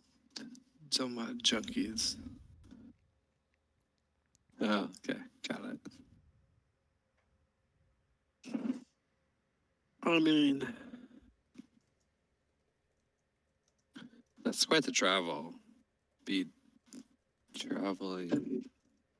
We did with the. He wanted us to. Oh wait, 10 days. Okay, got it. Never mind. All right. Oh wait, they said they could open a portal to wherever we wanted to go. Oh yeah, but.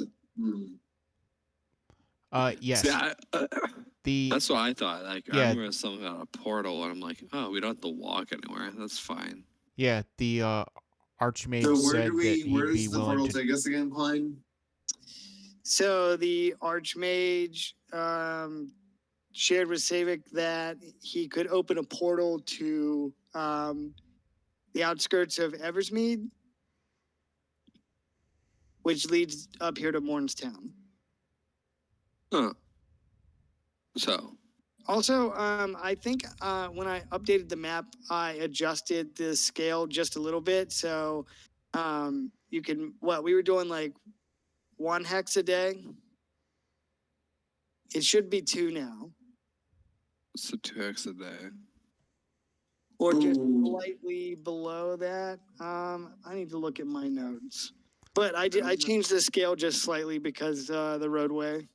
Yeah, I mean, that would save us like 4 days of travel. Shit, I just realized that I've been muted for a while. I was wondering why you weren't responding.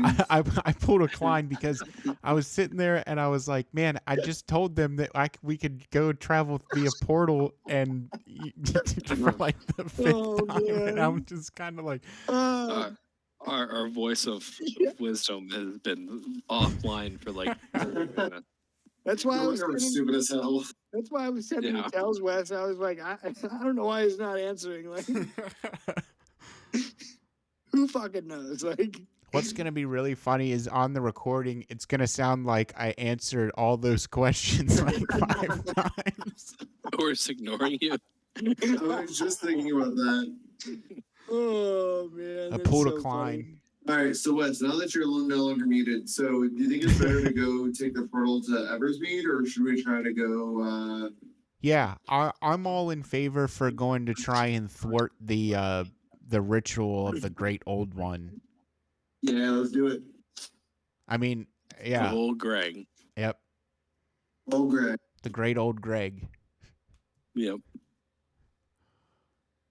I'm all for that.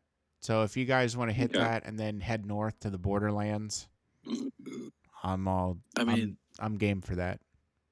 that makes sense to me. Sorry, Dan. You can forget about your arm. We'll get it back later. Yeah, that's the whole old Greg is the arm thing, so that's perfect. Oh, okay. Before we roll out, is there a possibility that I could hit the? Well, never mind. Yes. I guess if is there a possibility that I can take a long rest Yes. and I think swap out some absolutely. spells and prepare like that? Yeah, if there's anything you guys need to do in your long rest, let me know. Otherwise, we'll roll weather for the next day, and you can go meet the Archmage to send you on your merry way. All right. Craig, I enchanted my lance with frost damage. You enchanted your lance?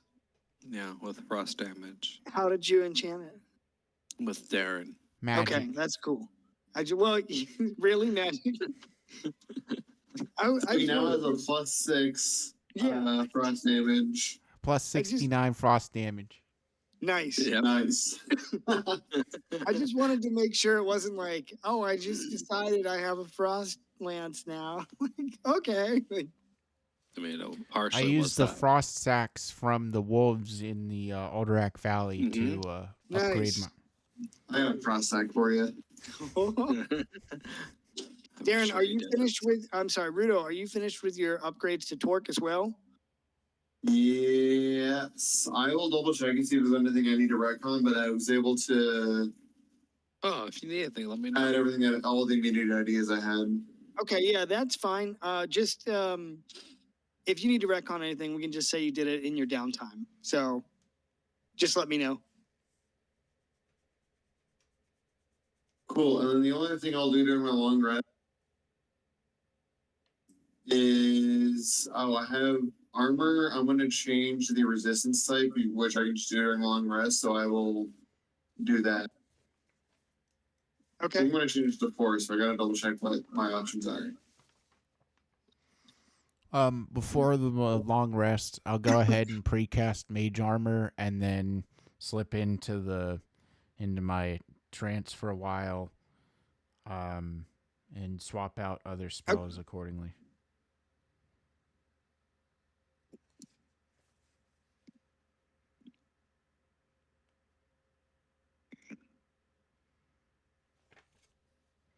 All right, so I'm ready to go whenever you guys are. Portal away. All right, 1 second. We had a really long stretch of clear skies and light clouds. Yeah.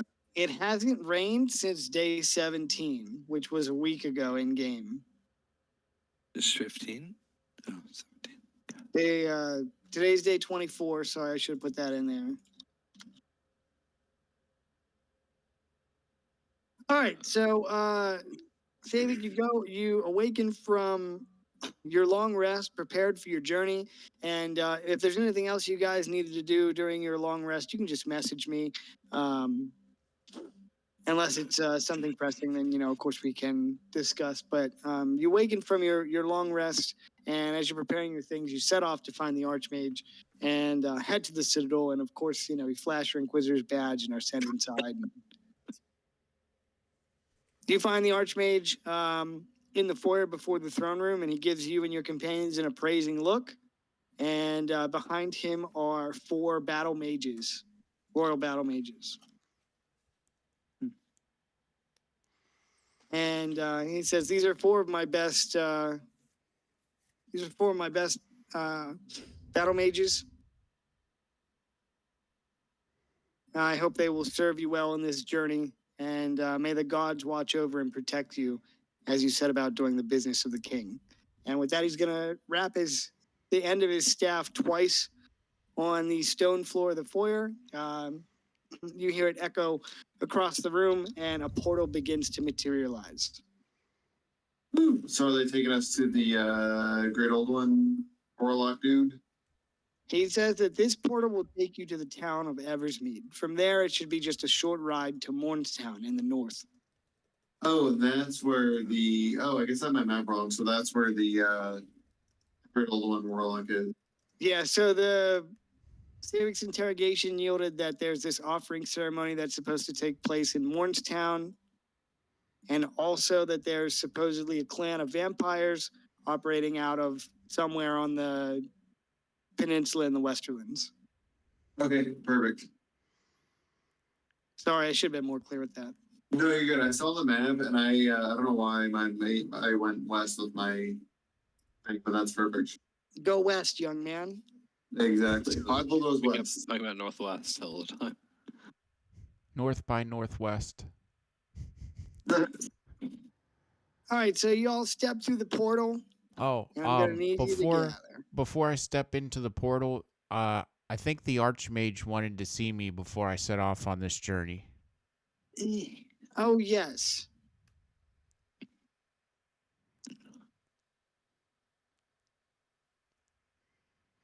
I can't remember what he said.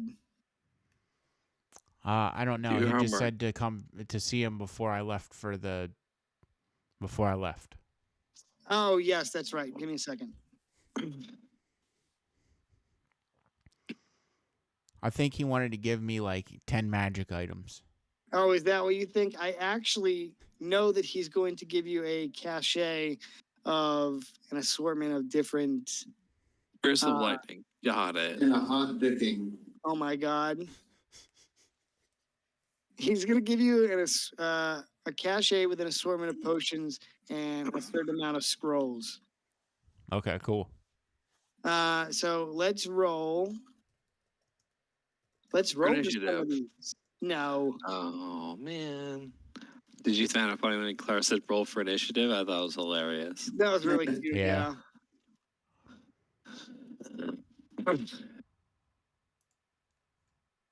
Alright. All you're doing is rolls. Client, did you watch the last episode of The Last of Us?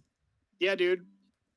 Dude, did you, I don't know if you watched. Yeah, you probably watched Critical Role, but actually Johnson was Elle's mom. Yeah, I saw that. I almost didn't recognize her with the black hair. Like I That kept was, looking at her and was like, "What?" She looks so familiar. Like, Right? And they were in Salt Lake City. Which is never that green because we live in a fucking desert. that's all right. John and I have been playing 7 Days to Die, and it takes place in Arizona, and it's suspiciously very green. And there's also lots of snow. Yeah, and I like. Oh, and I didn't. No, you go ahead, buddy. I was gonna say I didn't realize until like a year ago, but Horizon Zero Dawn also takes place in southern Utah. Like they like at some point you're literally at Angel's Landing. I was like, holy shit, I hiked that twice. Wow. Yeah. That is a sketchy fucking hike. Like people die on that hike. Oh well, then be careful, Darren. Don't worry, I was so careful. What is it? You said Horizon 7 Days to Die, or Horizon Zero Dawn. It's the one where you're the woman with the spear hunting the robot dinosaurs. oh, that game. Oh yeah, I have it on Dude. PS4. Anyway, sorry, back to you, DM. No, you're totally fine. All right, I'm just trying to find my spell scroll table, and I just did. I'm gonna be mad if it makes me sign into Twitter to use this. This once, just give me your Twitter. Bro, I have a Twitter username, but I've never once posted anything. You don't follow Elon Musk? No, are you kidding me? You're gonna get banned. I can't say anything else now. It's gonna be on YouTube. Shit. Elon. Oh, sorry, Elon. The YouTube All right. police are gonna come for you, Craig. They're coming for me. He'll be coming. All right, roll the following: 3D100, 4D20. 4D20 Yeah. and what was it? 3D100. Yes, please. Jesus. It's a lot of dice. 201 damage. West Shore is the city. We're done. Fucking min-maxers. Actually, an average of 3. Oh, it's still pretty above average. Yeah.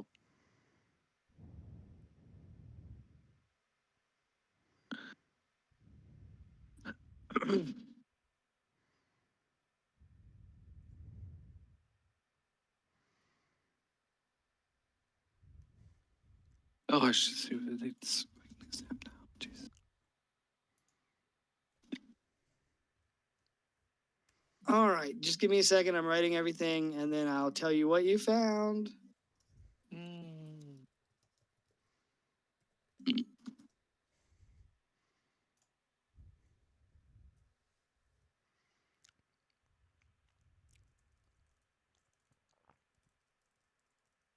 I hope you found the G-spot. I've been looking for that my whole life. Well, if you can find the clitoris, please let me know. Don't worry, Rolls will tell you. He can draw you a map with his eyes closed. Dude, I couldn't believe that dude messaged me. He was so triggered. He messaged me and fucking blocked me on That was Facebook. hilarious. I posted cringe. Dude, don't post cringe things if you don't want me to say anything. Like, what in the world? I'm so fucking mad. I told him, I was like, dude, are you serious? Like, take a joke, homeboy. All right, here's what you find for the potion. So you open this cachet. There is a potion of healing, 2 potions of heroism, and a potion of diminution. Heroin? Got it. That's what I heard Heroism? too. Damn. So, All right, there are Healing, 3 heroism. scrolls. all right. I'm sorry, healing, heroism, Heroism and times 2. diminution.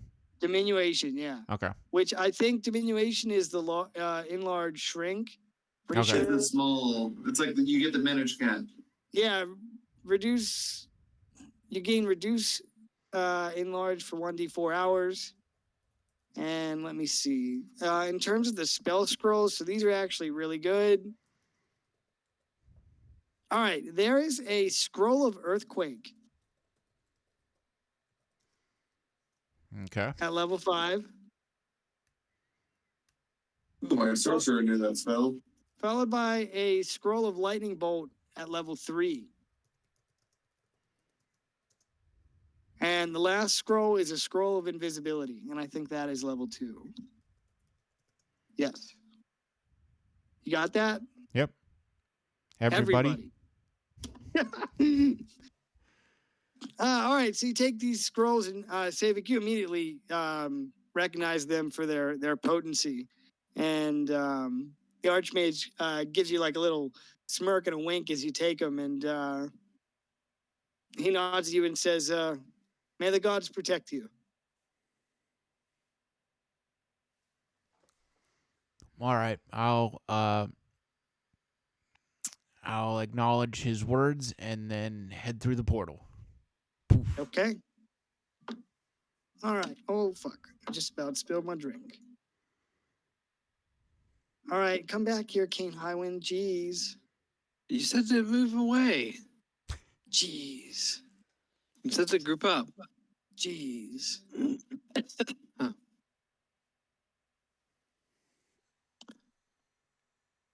All right, you step through the portal and find yourself on the outskirts of the town of Eversmead, which was the first ever town that I created in my D&D setting. Oh.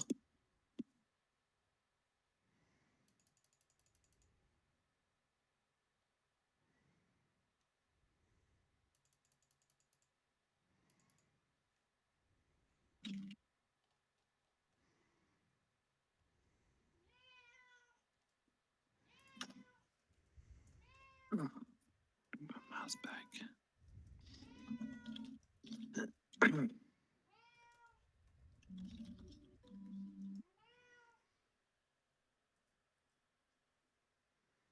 Eversweed, yeah, that's the city I want to live in. Hmm.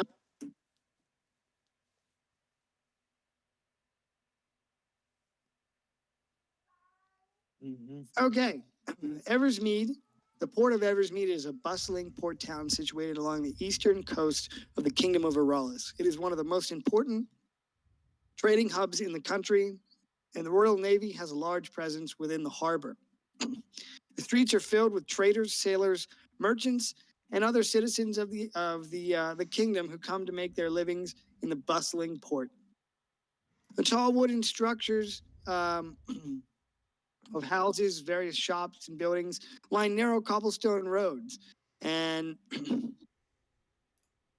and many of the people of Eversmead call the city home. The buildings are painted in a variety of colors, from vibrant blue from the vibrant blue of the Dawn Wardens to more muted grays and browns. Streets are bustling with activity, but the atmosphere within the city walls is peaceful, with a feeling of close-knit community. The harbor itself is full of the hustle and bustle of people loading and unloading cargo from the many ships that come and go, and the smell of salt water and spices from the trading vessels fill the air.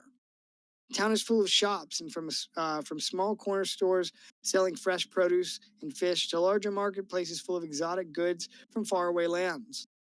The town is also known for lively nightlife, with taverns such as the Mermaid's Tail, bars and pubs filled with the music of bards, and laughter of its patrons can be heard ringing out into the night.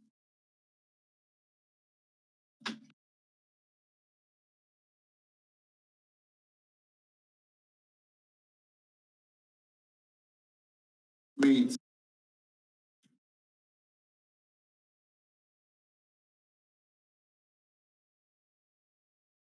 Well, Darren just dumped into the ocean, so Well, figure out- if he's anything like Galadriel from the Rings of Power, I guess that means that he's gonna swim the whole way to the other continent. You know, like a dumbass. spoilers. Are you Like- kidding me, bro? It's not a spoiler if the show is straight up trash. I What will. do you have against Durgar, man? What, What do you have against Durgar? The Black Dwarf. bro? What? I'm confused. How'd that come about? I don't know. Oh wait. Oh, you're thinking. Oh, there's a hobbit. There's a hobbit that has darker skin. The Whoa, dwarves. right. Actually, the dwarves are one of the only parts of the show that I would offer praise to. Perhaps. But most of it is just a sacrilegious shit fest. I mean, also, don't sue me, Amazon. That's just my opinion, Jeff Bezos. Dude, you're picking fighting words with a red dragon. I know, Jeff And Bezos. wow, man, you're gonna piss off Elon and Jeff Bezos, and who else are you gonna piss off today? Yo, mother. I don't know. Let me think. Oh, my mom. Who are some scumbags? What? Ooh. I don't know. That's why I don't have Twitter, because I don't want to argue with people.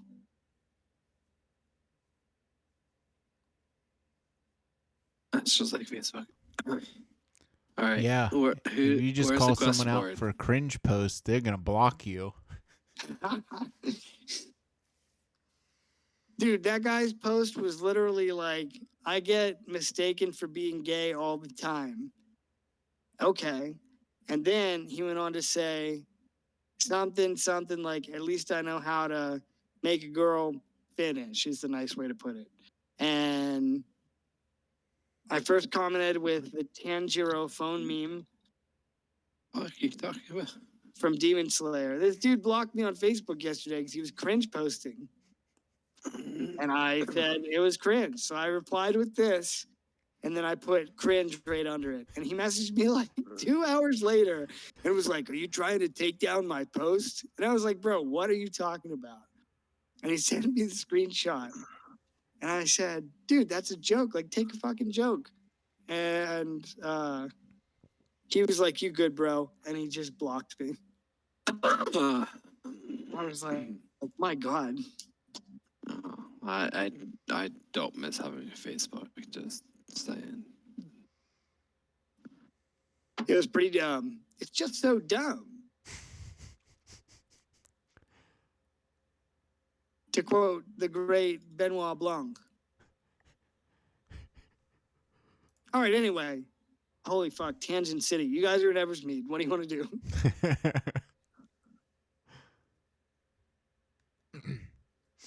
I want to go to the market. Okay.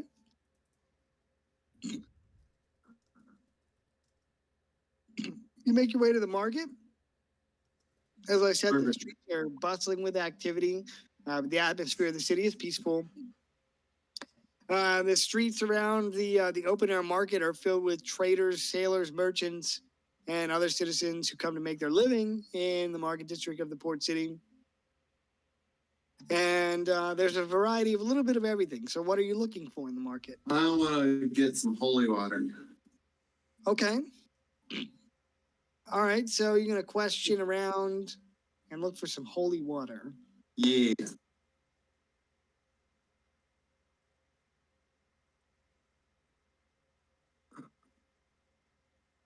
All right. So, after.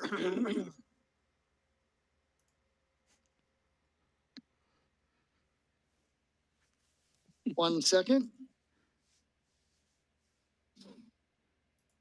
Okay, I just had to consult my table of the Pantheon. I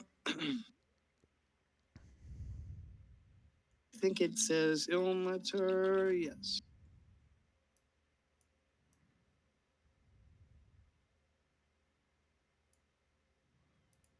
All right, so after wandering through the marketplace, you find a stall with priests in white robes blessing the populace as they go by and trying to absolve them of their sins and worries. And the emblem on their tabard is a set of hands bound at the wrist with red cord. What's the symbol?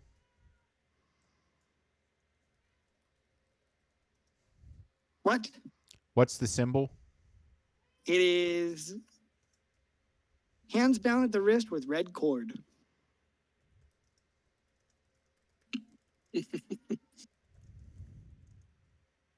Okay.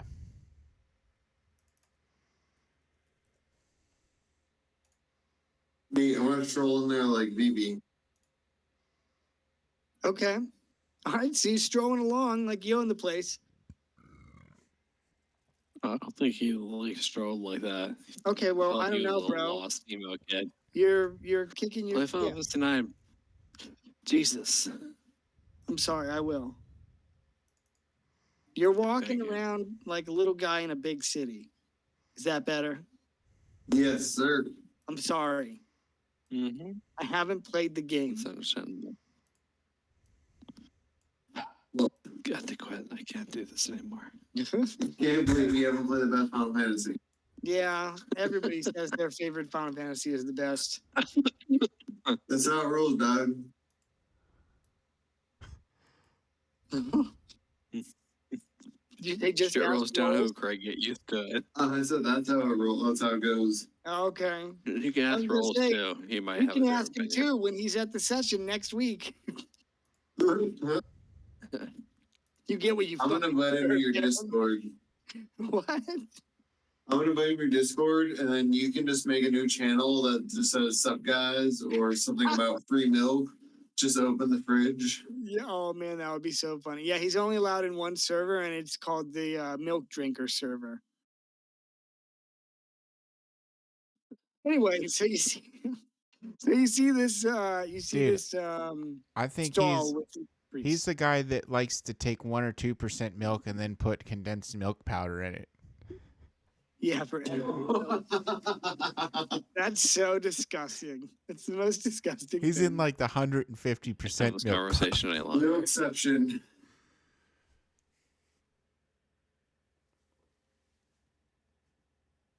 All right, so you see these priests standing at the stall offering blessings to the passersby and absolving them of their sins and worries as they listen to the tales of their lives. The symbol on their robes is a pair of hands bound at the wrist with red cord. Cool. I will ask him for some holy water. Can I make a religion check? Yeah, All right, I'll go ahead and do that. Go. I would love it if you would make a religion check. I will assist. Excellent. Let's see here. All right. Religion check. And give him guidance so you can add a D4. Nice.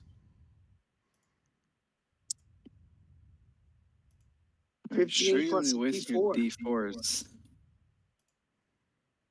And 18. All right. 18's easy. That's a great roll. 18. 18 teen. All right. So you It's not Sa- math. Zavik, you're looking at the symbol of the hands bound at the wrist, and it strikes you that this is the symbol of the god Ilmater, the god of endurance. His domain is life and protection. And you are able to recall that he's the martyr god who's all about preserving life for a better future. He favors those that are good for particularly selfless reasons, and many paladins follow him. Okay.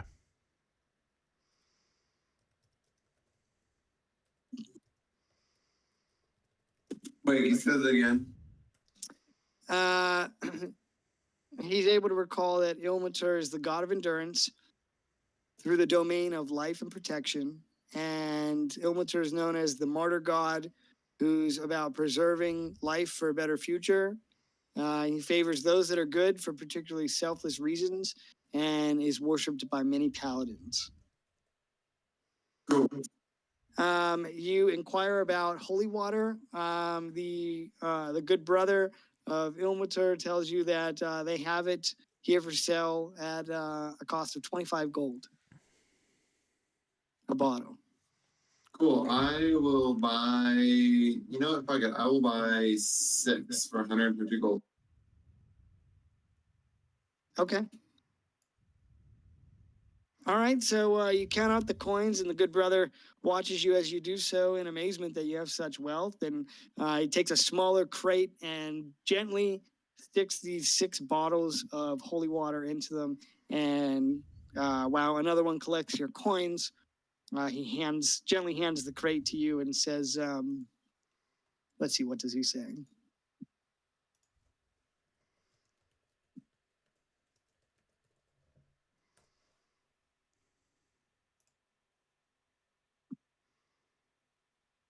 I think he'll just part with you with a generous nod and say, divine blessings upon you, friend.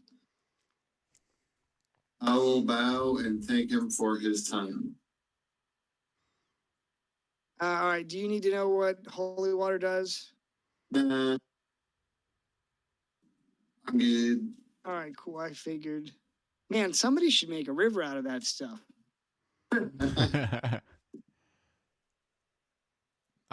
Can I ask one of the I guess the priests of Ilwinter, if they've heard of any rumors around town about anything along the lines of occultism, ritual meeting places, or anything of that nature happening in or around Eversmead? The good brother scratches the back of his neck and thinks. He said, I haven't seen anything that strikes me as odd. And Ilmater knows that it would be my duty to seek out and destroy such abject evil in the world.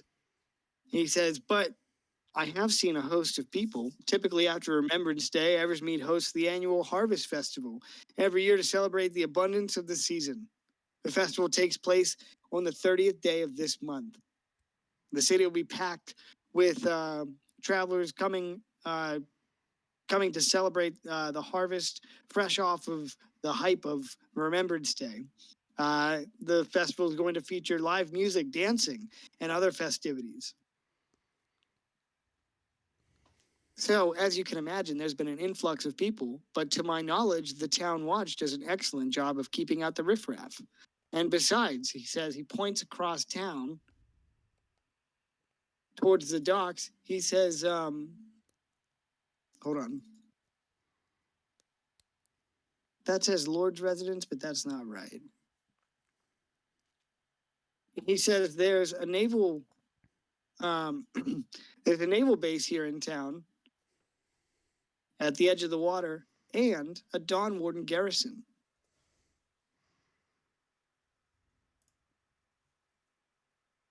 And he looks at you and he says, I feel, friend, although your concerns are justified, in this crazy world we live in, I've never felt safer in the city of Eversmead.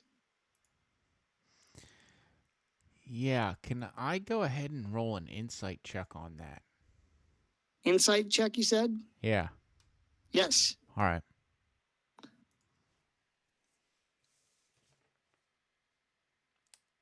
Let's see. All right.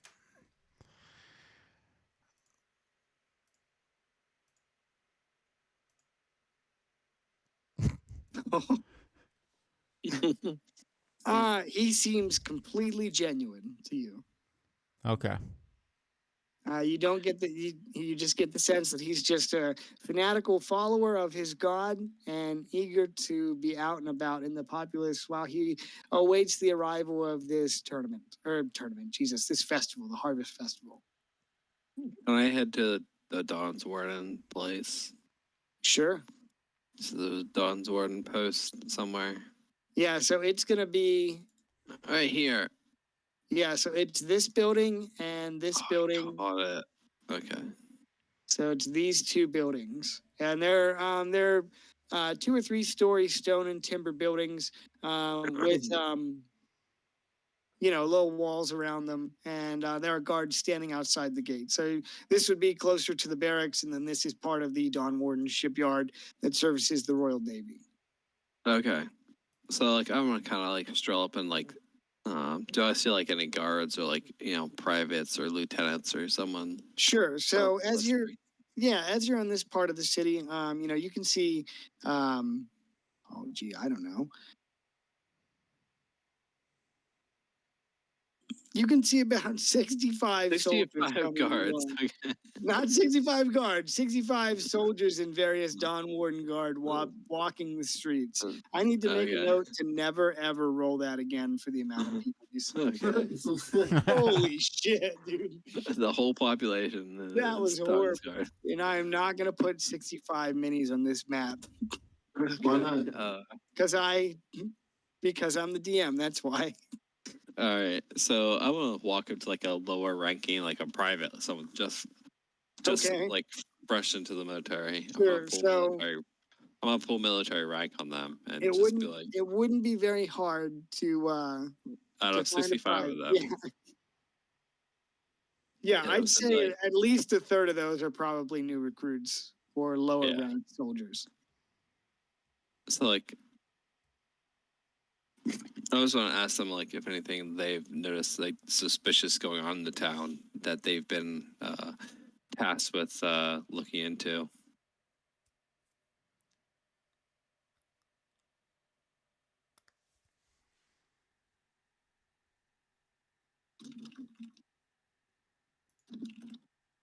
Yeah, one sec. Mm-hmm.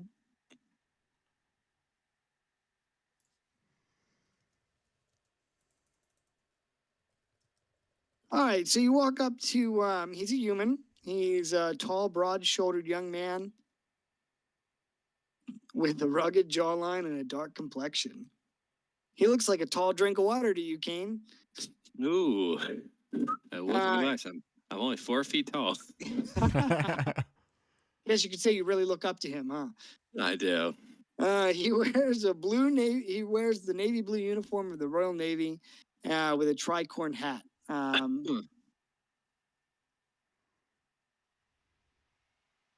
You can see. Well, make a perception check. Do you want to look closer at his uniform or anything, or? I mean, yeah, I can take a look at his uniform to see, like, maybe like what rank he has, stuff like that. Sure. Yeah. Go ahead and make a perception check. Wow, I was typing up perception. That was. Nice. I'm so tired. You've been spot on tonight, buddy. You even went to the right place without me even telling you. Oh wait, that says doll. There we go. 23. Okay. All right. So Oh you take a look. nope. That wasn't right. Okay. Sorry. There you go. Oh wait, Oh, it's still my. 23. Jeez. So you look at his uniform, and you can see that he's I don't know, like private first rank, and he wears the pin of a navigator upon his surcoat. His blue surcoat. Okay. And so you approach him, and he stands up straight and I guess looks down at you. And he says, what sort of strange events? He said, I see all sorts of strange things at sea. Well, tell me about what strange events might be happening in town. Oh, in town? And he says, well, the Harvest Festival is about to start. That brings in a fair amount of people, but, we don't expect any trouble with the garrison here. And he says, other than that, seen a fair amount of travelers on the road. But that's nothing new. Folk come from all corners of the realm to attend the Remembrance Day tournament. But a fair amount of folk head north these days. This late in the season, the mountains can be treacherous for some. Right. But have you seen any odd travelers that have been coming to town that you might know about, or? He scratches his chin and kind of glances up the sky and says, actually, there was something strange that happened the other day. He says, I was in the market buying some rum for me and the lads. And we saw, let me see if I got a picture of these guys. He tells you that he guards saw... have British accent. What? Do all you guards have British accents? Just kidding. Because that's the only voice I can kind of do. I was just joking, Craig. It's okay, buddy. I got to get a picture of this guy so I can tell you what he looks like. So I can show you what he looks like, I should say. He says a strange sort came through town a few days ago. And a lot of them. I'd reckon about 30 at least. And where did they end up setting up camp or traveling to? He says they came into town, bought supplies, stayed one night at the inn, as far as we know, and then set off north. Did they say where they were going up north, or did they not mention that at all?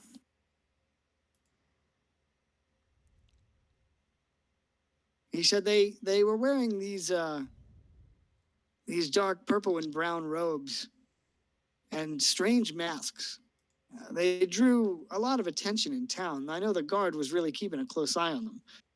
As long as they were here, no one saw them take off their masks. Did you see where they may have went in town? He thinks back to a couple of days ago, and he says, well, Mermaid's Tail is always a popular spot. That's up near the gate. He says, other than that, you could check the Siren Song. That's a little bit closer down here to the docks. And where did I put that on the map?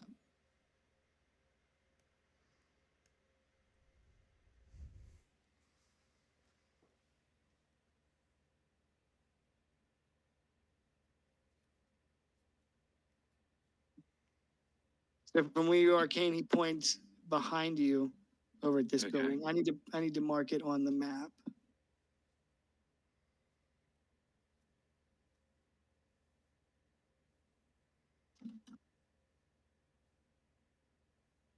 He says those are the two most popular inns in town. If they didn't stay there, they likely stayed outside the city. So outside of like their stayings, you did not see what other activities they might be engaging in. He shakes his head. He says they came into the market, talked to a few folk. After that, I bought my supplies and headed on back to the barracks. Figured that if there was going to be trouble, I'd hear about it and the watch would intervene. All right. Well, I'll thank you for the information. I'll be sure to investigate that a little bit further. He nods and says, it's been a pleasure speaking to you, sir." Carry on. He salutes and says, "For the king." I'll just carry on. Okay. Oh, All right. that's cool. I want to report back to my friends, my colleagues, about there might be something happening at the Mermaid's Tale or the Siren Song, that we should investigate the basements or any other places that might be suspicious cargo. All right. For the king. Nah. Yeah.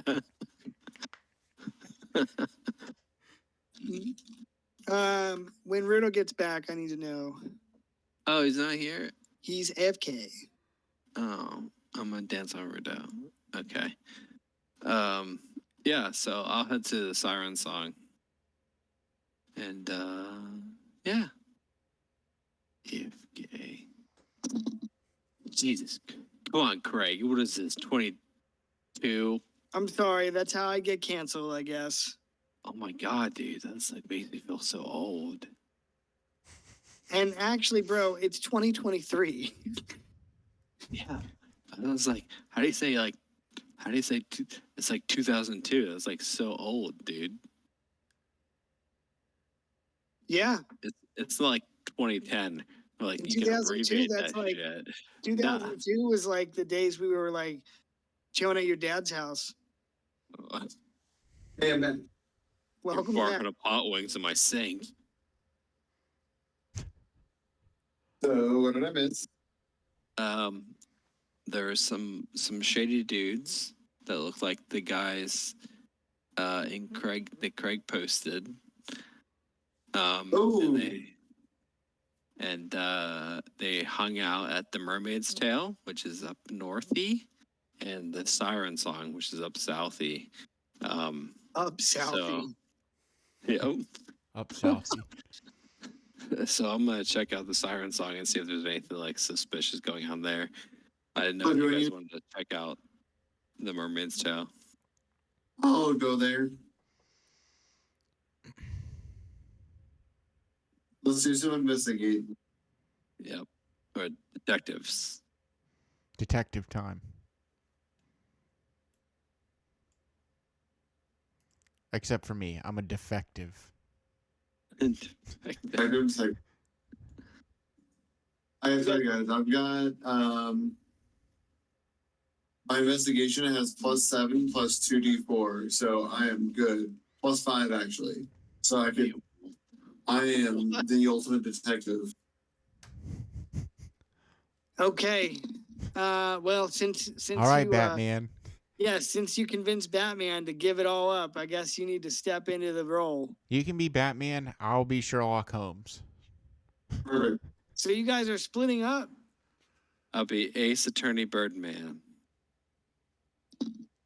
You guys are I'm in. Split the party. you guys are splitting up. Yeah. Are you sure? Attorney Birdman. Yeah. Okay. All right, I'm gonna start with Kane, and then I'll switch to Mermaid's Tale. I'll tell you what, can I send Torque with Kane? So we're even numbered? Yeah. Do you have any way of communicating with Torque? When I'm not, like, when I'm unconscious / not there, he just acts on his own fruition. But he can't. AKA. Yeah. Okay.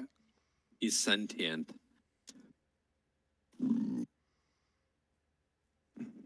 All right, so the Siren Song is a tavern that lies on the edge of Eversmead near the waterfront. As you approach Kane, you can hear from inside there's lively atmosphere. The building is partially stone and partially wood. If you go inside, the interior is dimly lit with a wooden bar and a scattering of tables about the common room.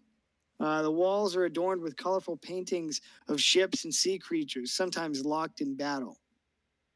Behind the bar is a dwarf named Gulliver. Food and This- drink specials of the Siren Song today include a variety of seafood dishes, such as the house specialty of fried squid, as well as a selection of ale and beers. The tavern also serves an array of exotic cocktails and spirits, with the house special being the Siren Song, a potent mix of rum, citrus juice, and spices. It actually sounds pretty fucking good. I was gonna say, like, dude, fried squid, like, I have Fried squid and a rum drink? Oh, dude. That reminds me of being in Jamaica.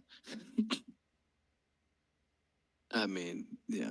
I mean, I don't remember much of Mexico, but Oh, you mean when we were in Mexico?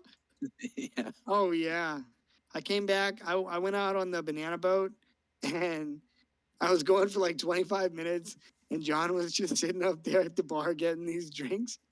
And I mean, I think it was like your uncle or whatever, man. He was like, oh, persuasive. Ray. Yeah. Yeah. Ray's not the one to hang out with whenever you're. I mean, whenever there's no drinking age and you're at a bar in Mexico. it was a good time. I was burying myself in the sand. Yeah, I pretty much came back and John was up to his chest in the sand. Yeah, good times. Yeah. And that bartender only knew how to make one drink, which was pineapple and tequila juice. Yeah. Anyway. Yeah, anyway, good times. Nice trip down memory lane. Yeah, so you're in the Siren Song. There's the dwarf bartender named Gulliver, and food and drink specials are there. I'll approach the tavern keep and just ask him if he's seen any characters matching the description previously posted of a masked figure with in the tavern. All right, so you're gonna go talk to Gulliver and ask him if he's seen anyone of the of that description. Yes. All right, so you walk up to Gulliver, and he's got a friendly demeanor, and he's mixing up some strong drinks. You see him probably mixing up a couple of those Siren Songs. You see him dump the rum and the citrus juice in there, and a healthy mix of spices. And then he takes a long stem and stirs the drinks and pushes them down to the end of the bar to waiting patrons.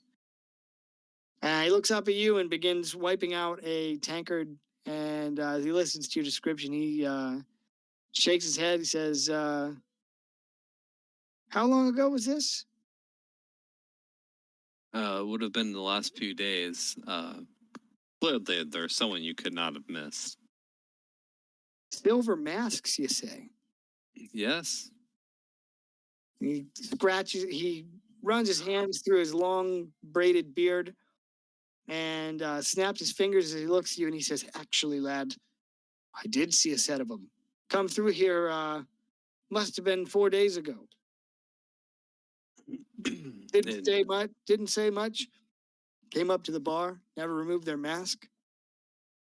Ordered some food, some drink, took it up to their room, left the plates outside the door, paid in full the next day and left." And what rooms did they stay in by chance? He says, "Let me check the log." So he waddles on down to the end of the bar and pulls this dusty tome out and blows the front of the cover. What? What? Did you say he waddles? I said he waddle on over there, big guy.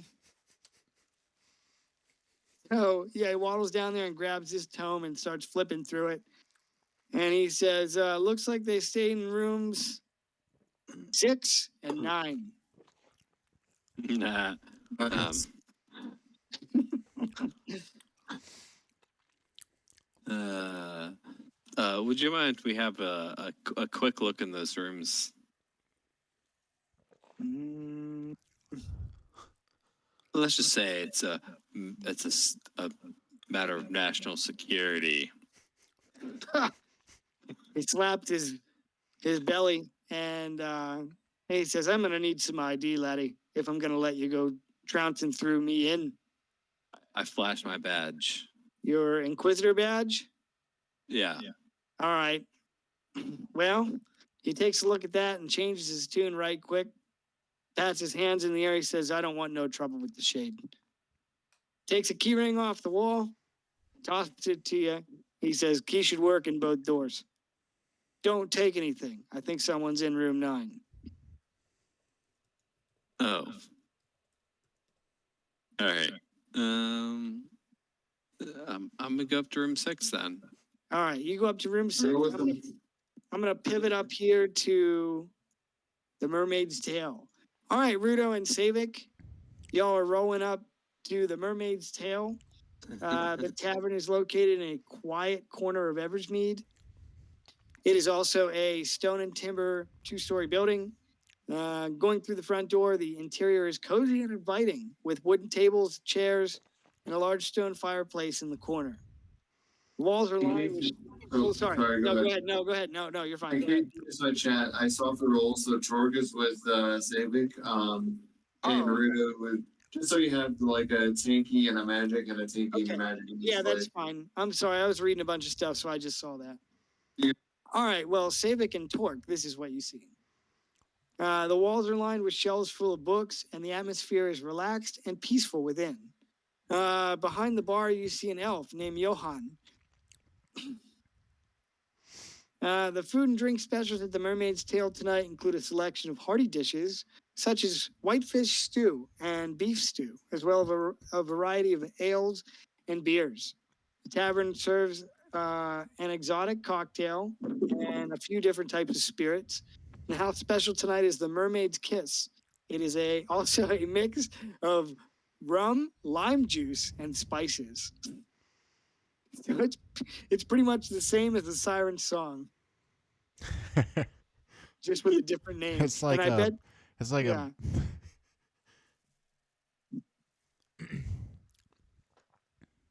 it's Well, like there's the nothing. Oh, sorry. You go ahead. it's like the Popeyes chicken sandwich and the KFC chicken sandwich. Yeah. All right. So the elf named Johan is behind the bar, and he's chatting to some patrons and making a couple drinks as you walk in. All right. I'll kind of slowly and nonchalantly walk in across the threshold of the Mermaid's Tail, trying not to draw too much attention to me. And I'll slowly start to approach the bar, and just sit there and wait a little bit until Johan finishes up his drinks. Okay. All right. So Johan finishes mixing these drinks, and he looks at you, and he's surprised to see another elf, and he's going to greet you in Elvish, and he says, "Mangovani."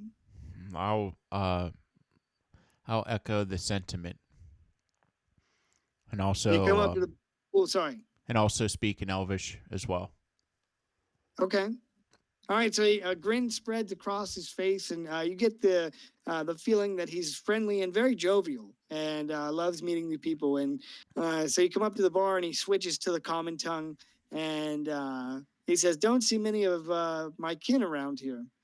What can I get you, stranger?" He says, "Have you tried our what did I call it? The Mermaid's Kiss."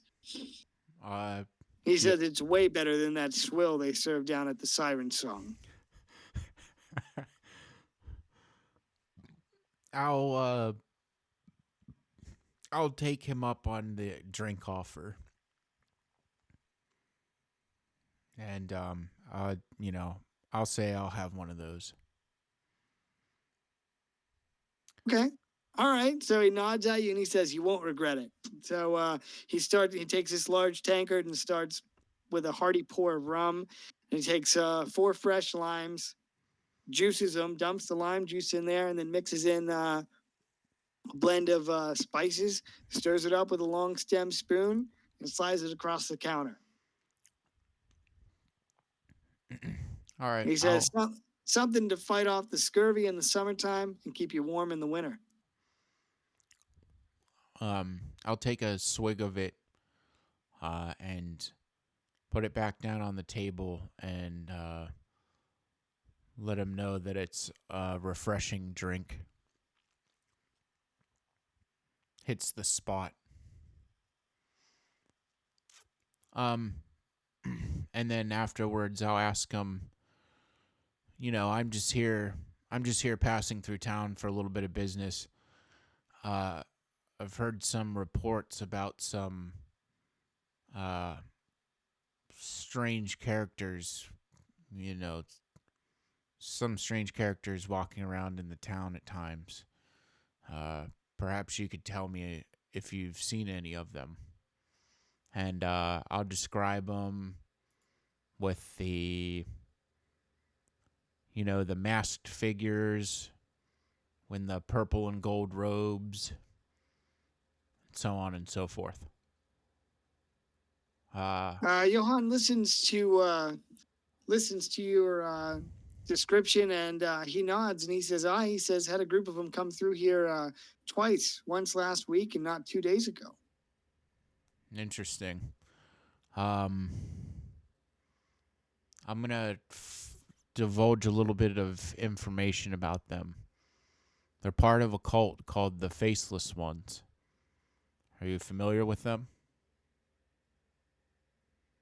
Johann thinks and he says, "I can't say I've heard of that cult," he says, "but this isn't the first time I've seen folk dressed like that.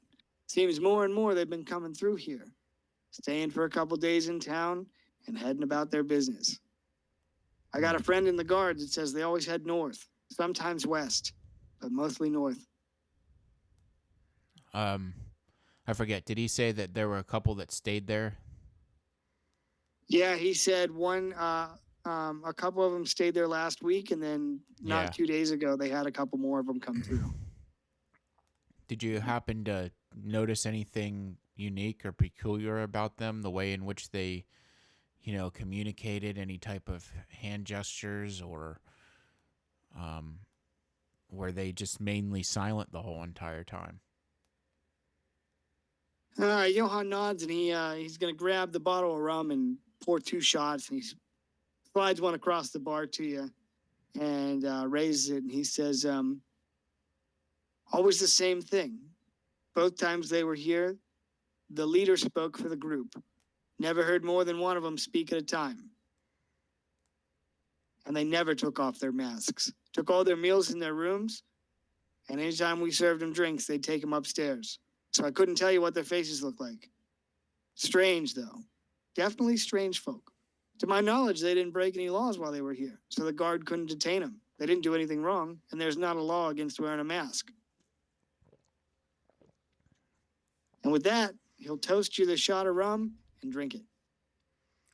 All right. I'll drink the shot and say a toast in Elvish, and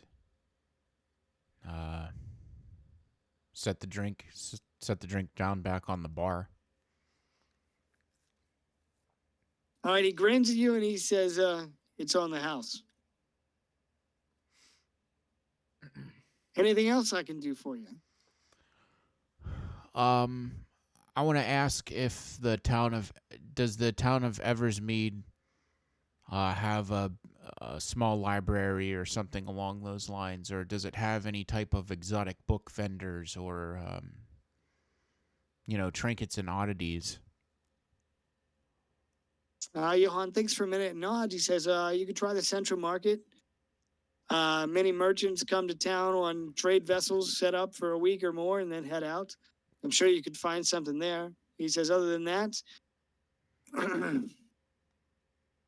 There is a library, but I can't remember where I put it because I didn't label the map.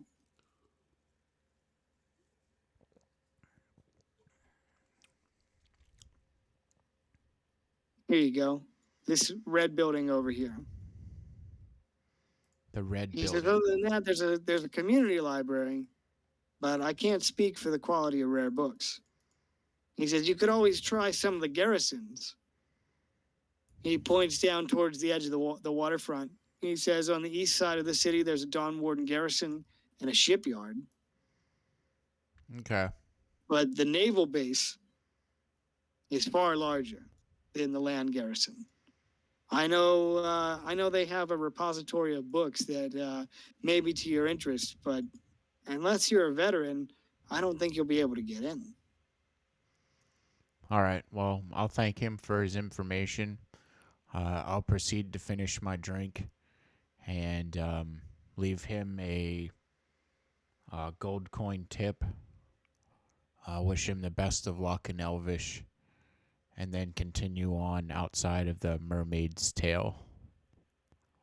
He takes the coin and wraps it on the counter and presses a hand to his forehead in salute and bows his head in reverence and says, Namari, as you go out the door.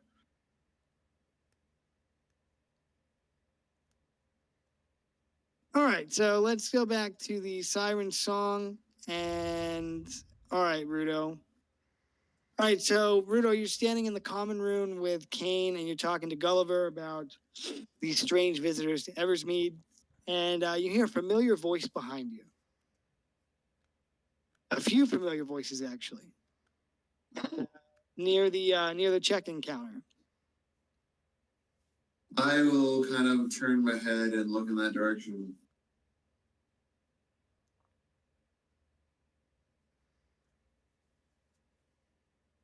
Right, so, where the fuck is it? I'm gonna have to grab them from the other map. All right, so you turn and hear the voices of your friends from Timoria and the TTC. Orla Civis, Ildi Stonebraun, Vuliev Zado. That's good. And they are checking out, and you can hear Vuliev, he pays the bill, and the innkeeper's asking if they enjoyed their stay, to which he replies, of course, it's always a pleasure to stay at such a vibrant port city with such a rich and storied history, and we'd stay longer, but we must be on our way. I'm going to kind of like, hey guys, and shut them up, and then say, hey, we're thinking of staying here, and I'm going to ask them what rooms they were in. So I want something good. All right, I'll just stick them right here in front of you. All right, so you come up and Orla Civis turns and beams a smile at your approach and says, Rudo, what are the chances? Hey, Orla. She's gonna.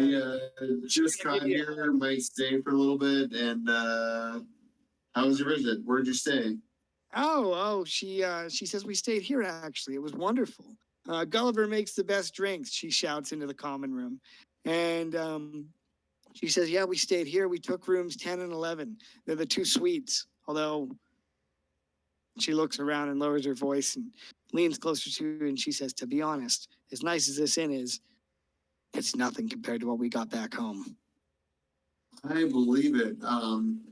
10, 11, I'm going to ask you if they happen to witness anything kind of strange. Orla thinks and she says, well, there were some strange folk in the common room the other night. But, us, we tend to keep to ourselves. If it's not trade business, it ain't our business. Oh, I hear that. She says, but very strange. None of them spoke. They all just sat in silence and listened to one man who seemed to speak for them. It struck me as odd, but you know how it is, Rudo.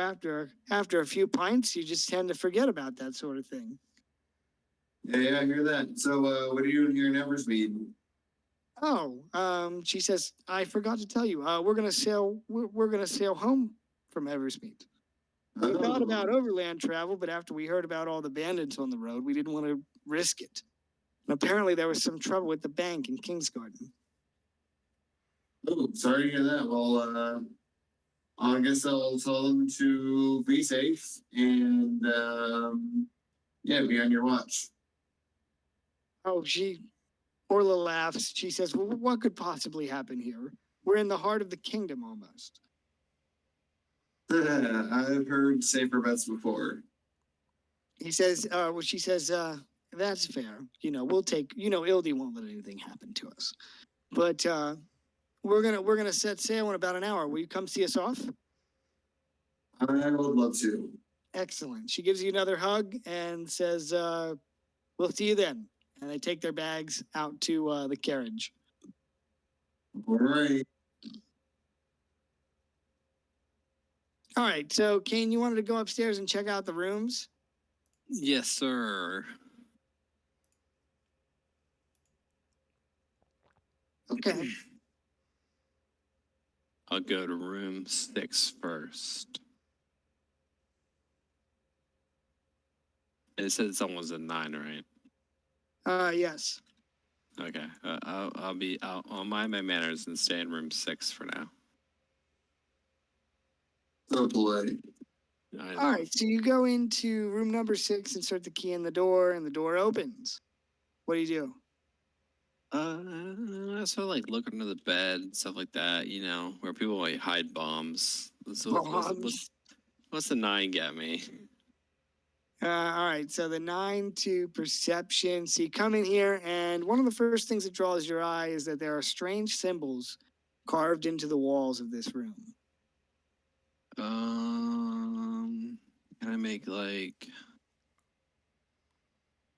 was an investigation check. But I'll do.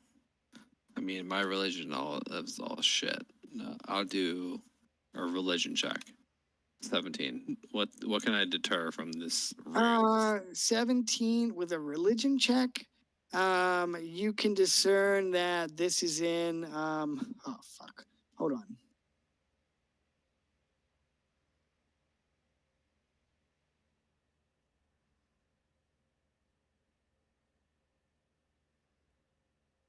You can discern that these symbols and runes are written in deep speech, the language of deep speech. Okay. And as well with your investigation check, you can see that there's a thin layer of dust covering the floor. And in the far corner of the room, there sits a small table that looks like it may be converted into an altar of some sort.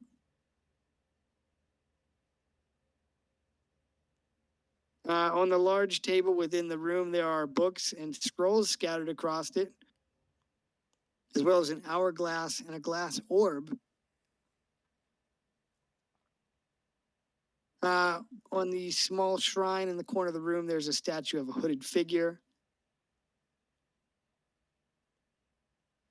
And looks like an assortment of herbs, although you can't quite be sure what without getting closer. Small black candles and a bowl of what looks to be leftover blood. All right. Okay, yes. So Rudo, you're there too. If you wanted to make any checks for anything. Yeah, can I inspect the The room? hourglass. Yeah, is the hourglass still counting down, or is it empty? Yes, it is still counting down. Grains of sand are flowing very slowly. Almost otherworldly in the way that they're taking so much time to descend through the glass.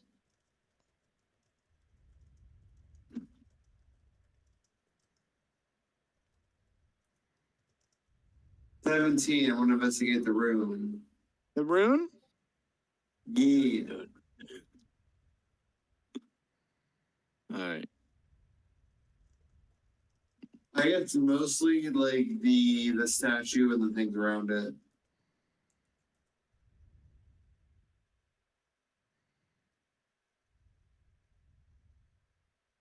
Okay.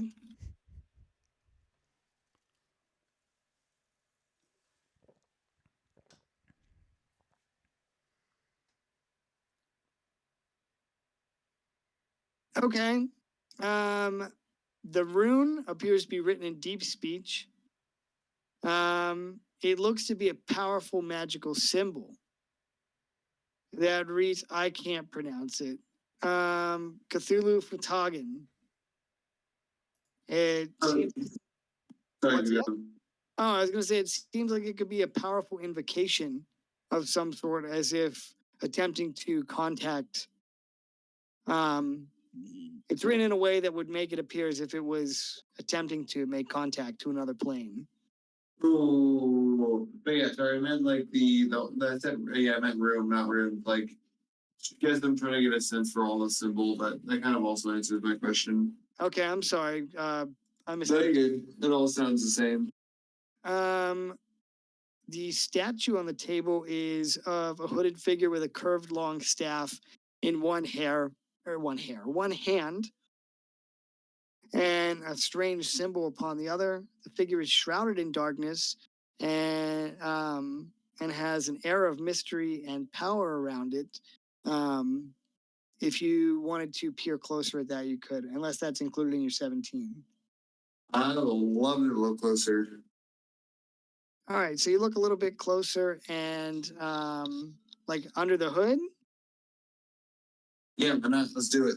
Okay, you look under the hood of the statue, and what peers back at you is an elderly man with unkempt white hair and a beard, a big bushy beard to match, and it looks like there's a cloth covering the eyes on this statue, as if the statue'd been blinded.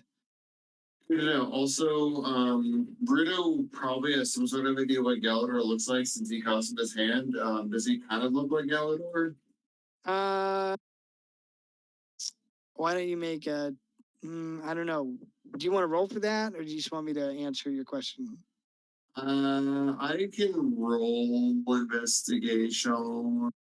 Yeah, maybe just to try and recall, or you can even roll history to try and recall this event from your past. Yeah, I can do that too. Up to you. Investigation. Oh, yeah. Okay, with a 24, 26. 26. Yeah, geez. All right, so with a 26, you peer at this statue for a while, and it's hard to be certain with the eyes covered, but staring at it, it looks as though it could be Galador. Although whatever state he's in now, he would be much older than he was when. Ooh, my right hand kind of clenches. Yeah, he looks familiar, uncomfortably familiar, and you find the longer you look at this, you're filled with a deep rage. Cool. I want to kind of take my hammer to the face of the statue.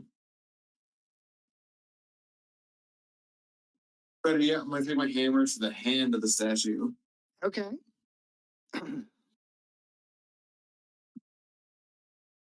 All right. So you don't have to. Okay, yeah. 24 hits. 24. Yeah, 24 Roll hits. for initiative. The statue comes to life. Oh, God. Does it look exactly like Galador? Yeah. No. All right. So with the 24, you swing your hammer down angrily and break the statue's arm off at the elbow. And in terms of your question about the sand, yes, it looks like there could be enough sand in there to last at least another 6 or 7 days. Oh, shit.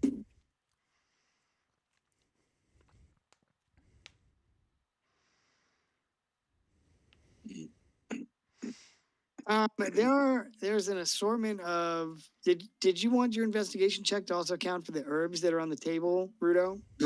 Yeah. Okay, so the herbs are an assortment of strange yet potent plants you recognize during your experience with the guild and your travels with the TTC.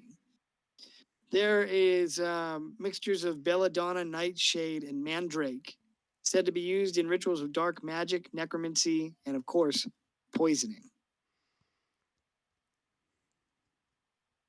Belladronic Nightshade. Belladonna Nightshade and Mandrake.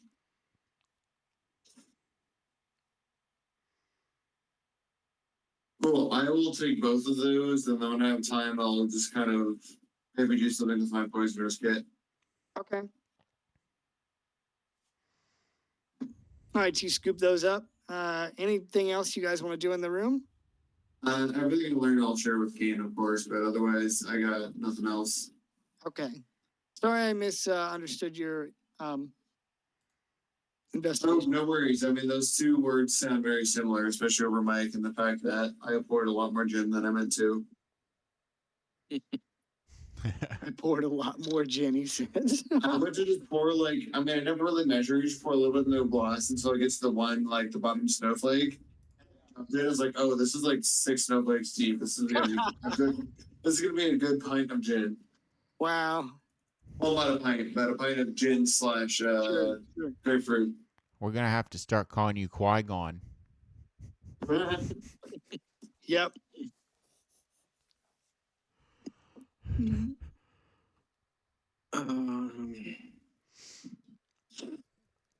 I guess I'm gonna knock on the room of the door of room 9 and see what we can find out there. Okay. All right, so you knock on the door. See. Okay. Room service. Okay. Yeah, room service.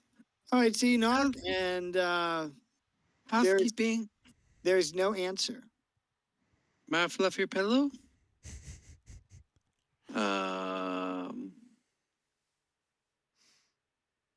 I insert the key and unlock the door. Make a dex save. No, I'm just kidding. That's fine. Okay, so yeah, you insert the key and unlock the door. You gonna push the door open? Yeah.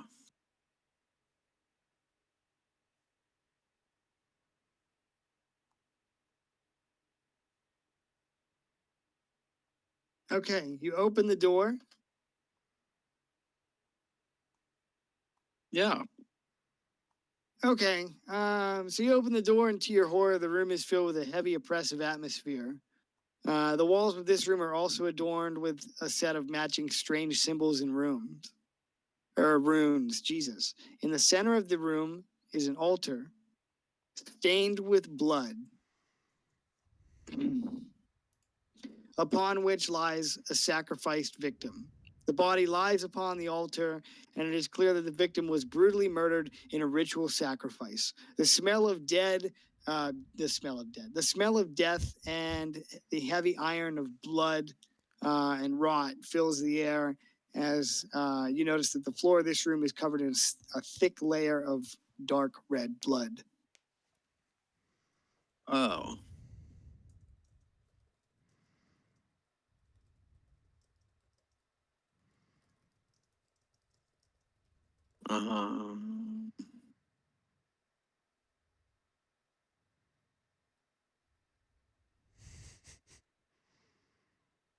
All right, you put on your Kenku mask. Yeah. Oh, buddy.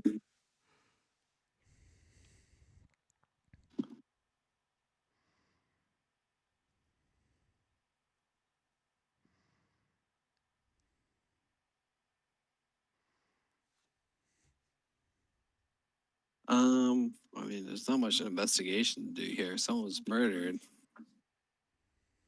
Good detective work. Yeah. All right. I'll look for anything suspicious. Everyone did a 19. Add a D4. I'll give you guidance. Okay. Bruce 2, 21. 21, and what is that for again, please? Investigation, just to see outside of the obvious murder. Is there anything suspicious on the walls or that I might notice?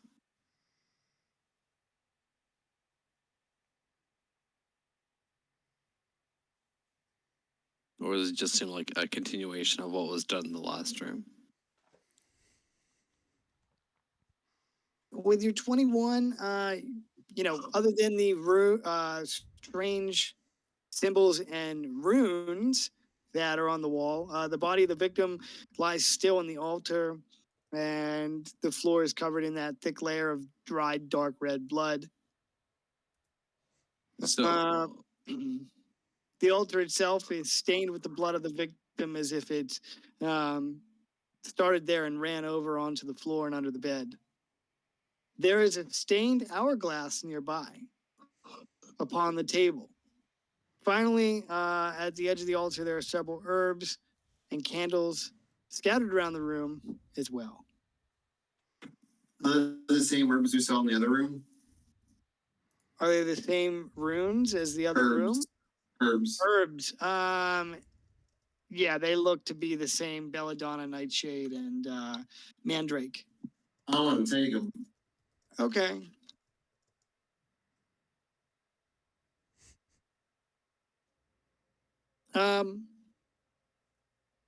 Also, with your 21 investigation, it seems as though this person, you notice that the clothing they were wearing is of exceptional quality, high quality clothing that would be very expensive. They've been stripped at the waist, stripped to the waist, excuse me, and it seems as though there's a large cavity in the victim's chest. It's a male, by the way, and it seems as though the heart may have been removed.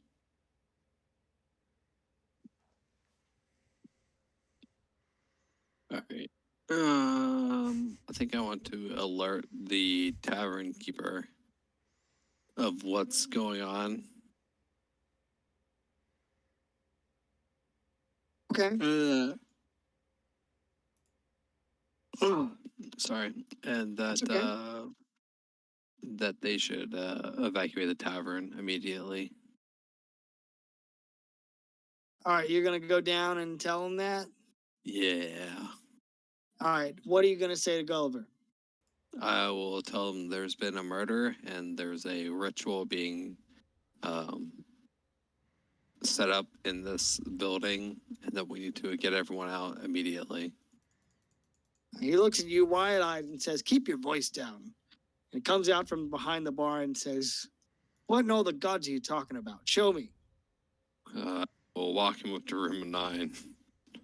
All right, so you take him up to room 9, and about halfway there, he stops and covers his nose with his hand and looks up at you with this grave look in his face and gingerly walks on down the hall and peeks in the room and turns back and averts his gaze and slams the door shut.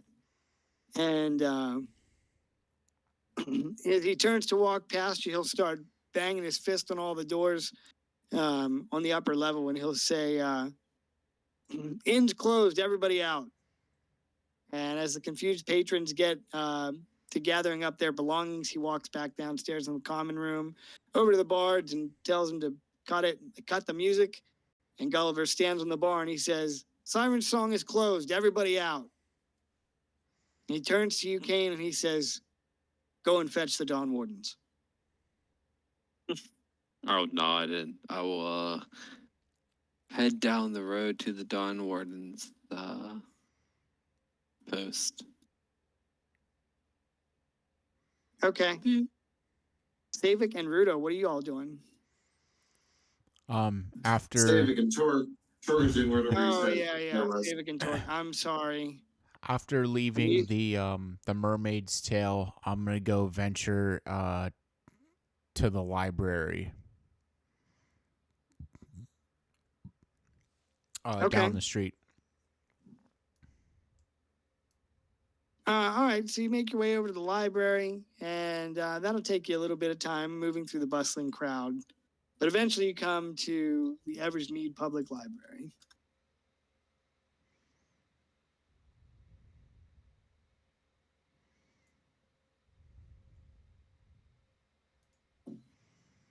It's a large two-story building located near the heart of the town. It is also made of stone and timber, like many of the buildings around town.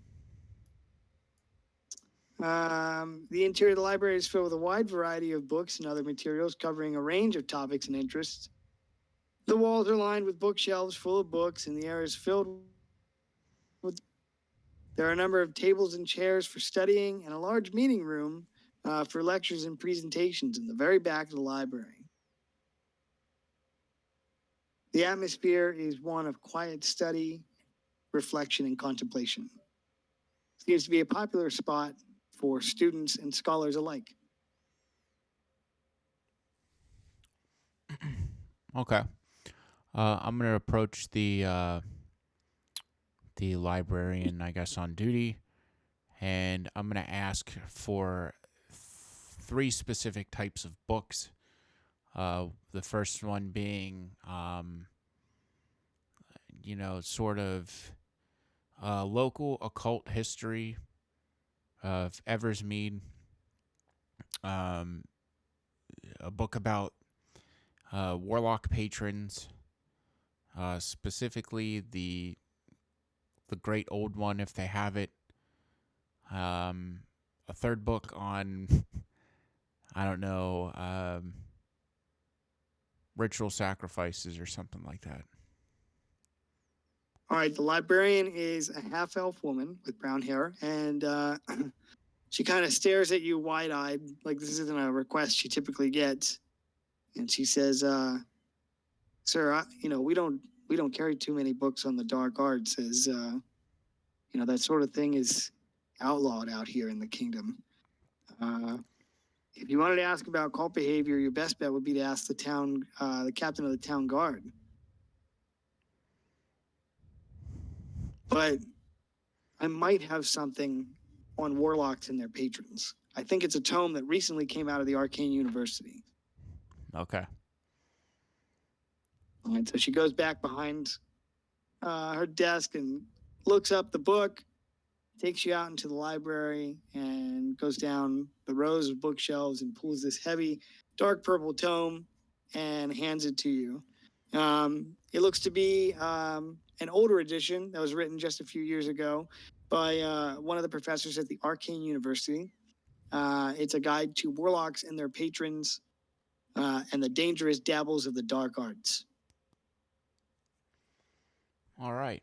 I'll go ahead and take the purple tome from the half elf and find a nice quiet spot in the library, and start looking through it to see if I can find any helpful information. Okay. All right, so you sit down with that book and let me know what you're trying to find then. What are you up to, Rudo? Torque is just gonna kind of follow Save. He can be his personal bodyguard.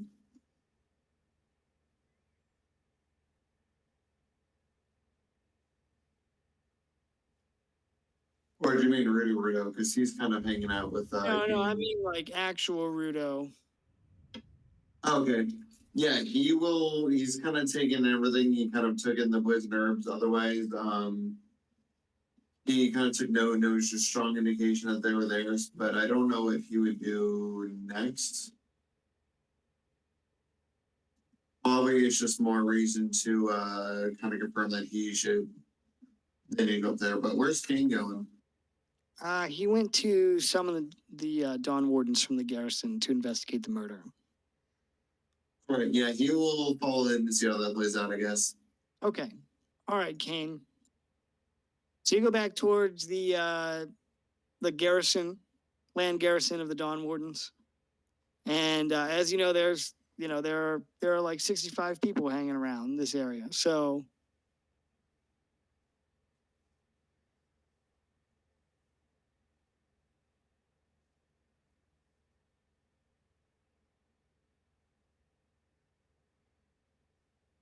maybe he's AFK.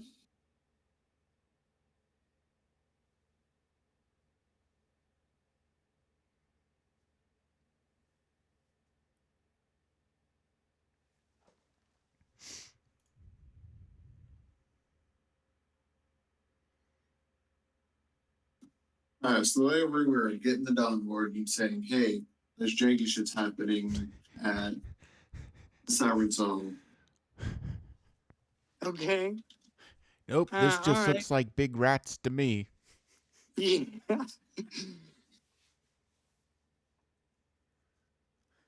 A quote, you say. I believe that someone just had a bad night of seafood from the kitchen.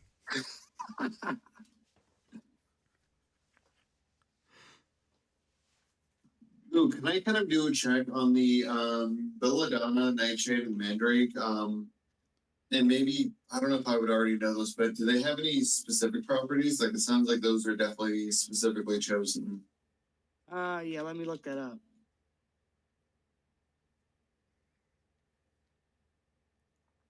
Belladonna is also known as Wolfsbane, and it's also a variant of Deadly Nightshade. It's a poisonous herb. It produces a delicate purple flower. Belladonna has the ability to cure lycanthropy. However, it's also toxic, and anyone eating the plant was likely to find themselves physically weakened. Consumption of the flowers is capable of inducing a state of death-like sleep.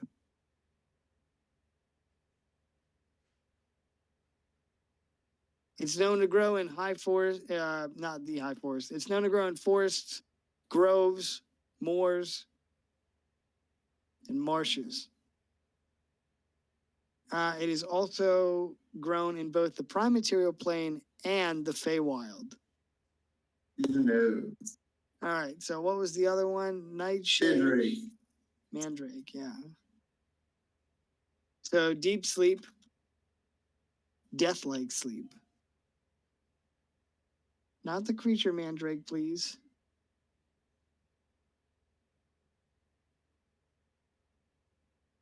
All right, mandrake is also known by the colloquial witch root. It is often used as an anesthetic.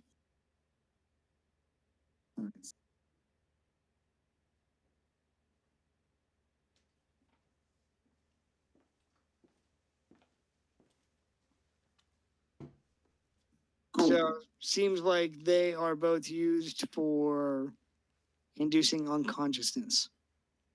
All right, but the lycanthropy could be pretty important. So Good. cool. Good to know. Made notes. Okay, so yeah, so you tell the guard there's some janky shit going on at the Siren Song, and he just kind of looks at you and he's like, "What are you on about?" I will say there's been a murder. He raises an eyebrow and says, "What do you mean a murder?" And there is a corpse in this inner room that has been brutally murdered. And it seems to be some sort of cult ritual. He looks at you kind of flabbergasted and he says, "Wait, stay right there." And he goes inside the gate and into the barracks, and you can hear some shouting. And after a few moments, whole squadrons of Dawn Wardens leave the barracks. And let's try this again. 69. 53 Dawn Wardens leave the barracks. Fuck yeah, follow me, people. They're in various states of assembly. You know, some are wearing their armor, some are dressed in just a padded gambeson, and, you know, they threw on whatever they could. And they march on down to the Siren Song with you. And, you know, at this point, like, the patrons are leaving very confusedly, and Gulliver's standing outside with his arms crossed, tapping his foot nervously at your approach. He kind of slackens his posture as he sees the small army moving behind you. And he says, "Oh, thank the gods." I'll say, well, I'll leave this in your capable hand. I'll check in later. Meanwhile, my meta knowledge is tingling. I see tokens. All right. Oh, is that Orlon game? Yes. Okay, Yeah, hold so- on. It's Or been team about, up. I'm sorry. Yeah, it's been about an hour in game time. So while this is going on, you see a large ship bearing, you know, the banner of the Timoria and the TTC sailing into the harbor. It's a large galleon that moves down here towards the docks here to scoop them up. And give me a second. I'm gonna have to reuse my dock map because I don't have one. I thought I had another one, but I don't. So All good, but apologies. I'm just gonna delete all the tokens, and it's like it never even happened. talk about breaking immersion. Stop it. Look in here, you little shit. Yeah, listen here.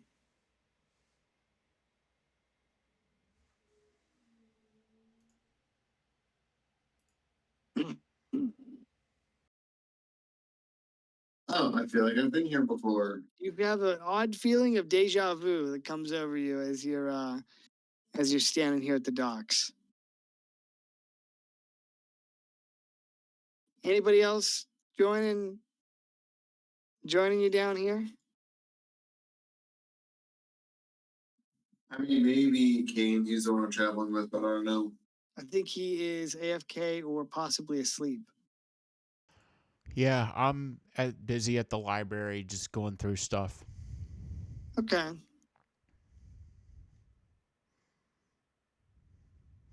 The library. Library. I'll piss on your goddamn Oh, library. I know. I should have asked for the book on Lyle the Dinosaur. The dinosaurs. Lyle the Dinosaur. The book on how to kill the dinosaurs. Book on Lyle the Dinosaur. Oh, Lyle the dinosaur. The book on how to take pictures with your friends. He commented on I made a post about playing D&D with my family, and he was like, "Thanks for the invite." Hey, you're welcome. Fuck you mean, bro? All right. Yeah, bro. What'd you say? No, keep going. Oh, sorry.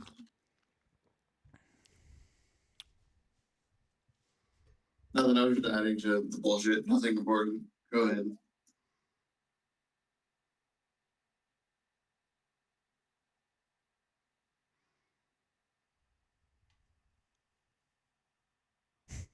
The library.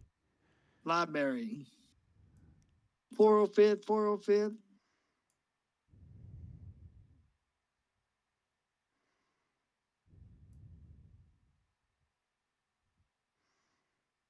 All right, so you come to the docks here and you see your companions from the TTC, Rudo.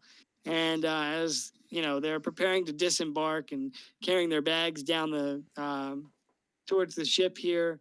Orla spots you and turns around and waves. And Viliev here, he nods and says, "I'm going to get these bags on board here, Rudo." And Ildi and Orla come back to speak to you and say, "Well, did you find out what you were looking for?" Got some answers, but they raise more questions. But I guess you could say we found something. Well, whatever it is, you be safe out here. I will do my best. And seriously, best of luck to you guys. Safe travels. Sure. She hugs you again and she says, "I'm overdue to see Percy Longclaw soon. I'll tell him what you're up to." Yes, please send him my regards. She said, "I certainly will. Will you be returning to Timoria anytime soon?" I certainly hope so, but there's some things that looks like we gotta quell here first, so that remains to be seen. She nods and I gotta kill my arch nemesis. Yeah.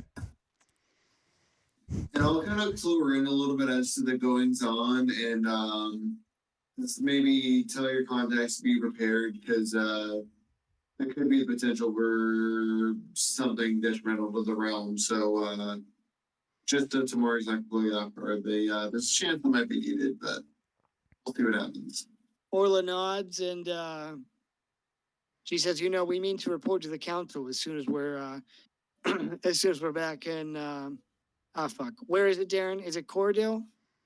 Yes. Yes. Okay, that's what I thought. She says, we mean to report to the council as soon as we reach Cordell.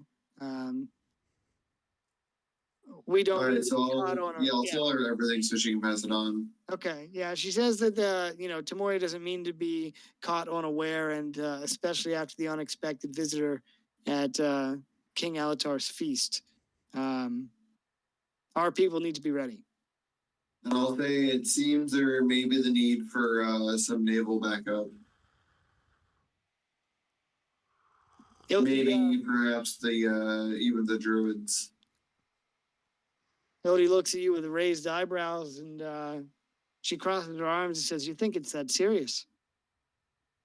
Potentially, who knows? There's some threats from overseas, and if they're confident of bringing over that larger army, then we might need all the naval mitigation that we can muster. She nods and says, "I'll send some of the acolytes to the World Tree to discuss with them. I'm sure they'll be eager to help." Do you think Thank you. Do you think that Aurelius can hold out? I guess it remains to be seen. I haven't seen too much of the military might. They speak very highly of it, but I've yet to see them prove themselves. So I don't really know if it's if they have as much bite as they do bark. But one should hope that they do. She nods at that and says, "Other than a few scraps here and there on their border, I don't think they fought a war in 25 years. Meaning no disrespect to them, they have heart, but times of peace make soft men." I've heard. Be safe. And she says, "We will." And she moves to give you like a half hug, you know. Yeah, I'll give it the old grasp. All right. So as you're doing that, Vuliev's up here and he's moving towards the gangplank. And make a perception check. Gladly, what do I have? Okay.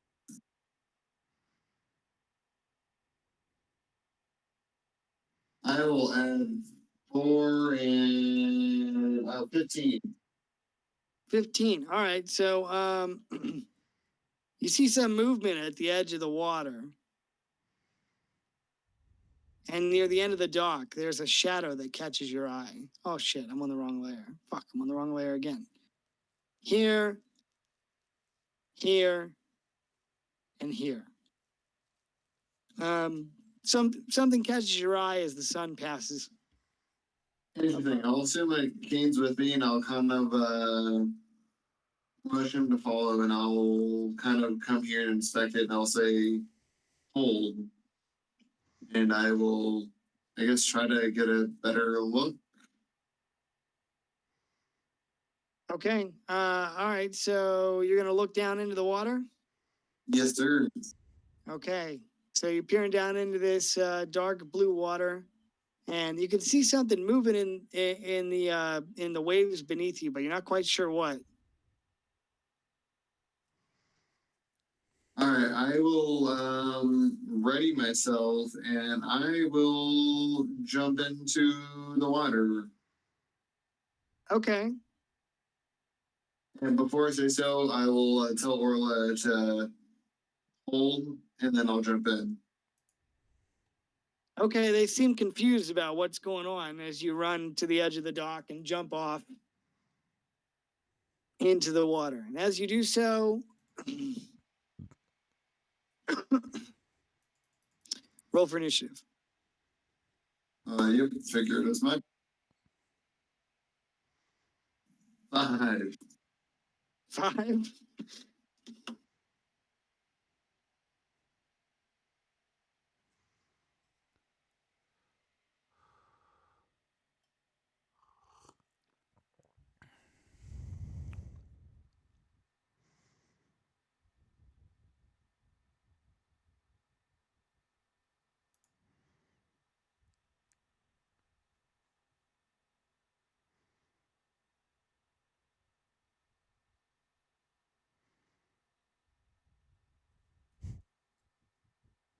Oh boy. Hey, I asked if you were sure. I would do anything for Orla. So Rudo wasn't feeling super confident, but he's like, I can't let anything happen to this person. All right, so here's what happens. You jump into the water, and as you do so, you see this figure in a dark cloak swimming towards you with a knife. Actually, it's a short sword, excuse me. And as you hit the water, he's going to attack you. I don't know if you're surprised because technically you spotted him in the water. Damn straight. So he's just going to make 2 regular attacks. Kapow, kapow. 23 and 23. Shield. What's that? Shield. That's a hit? Miss. Shield. Oh, shield. Okay. Sorry, I couldn't hear you. All right, Okay. so these 2 attacks. So you see this blade coming towards you, and you cast shield, and the blade bounces harmlessly off this magical barrier. And your attacker seems surprised by that. All right, so here's what happens. At the same time, so this guy goes first, right? Yeah.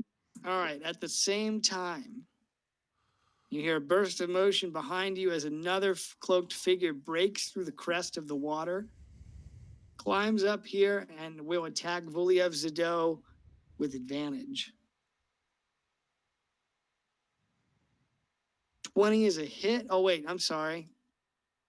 Yeah, 20 and 23 both hit. So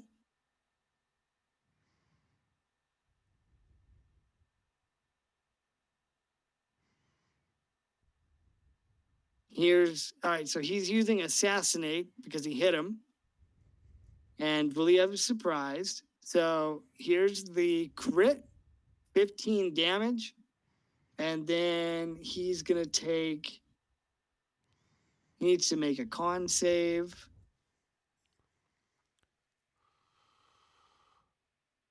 Ooh, 17 is good. 17 is success. So he's going to take half of this damage.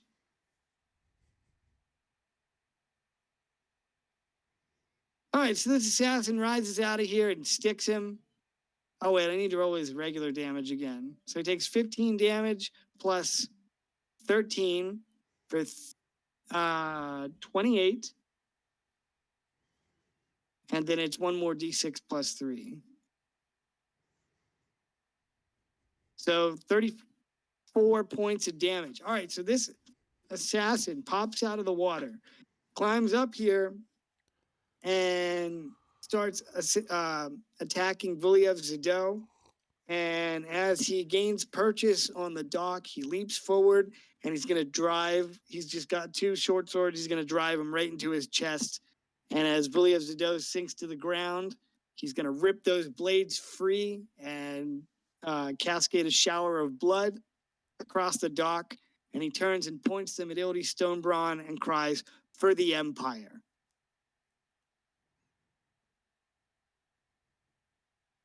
And he dead. Oh shit. So he pops up, assassinates him, and then since you're in the water, he's going to go ahead and move the rest of his movement speed.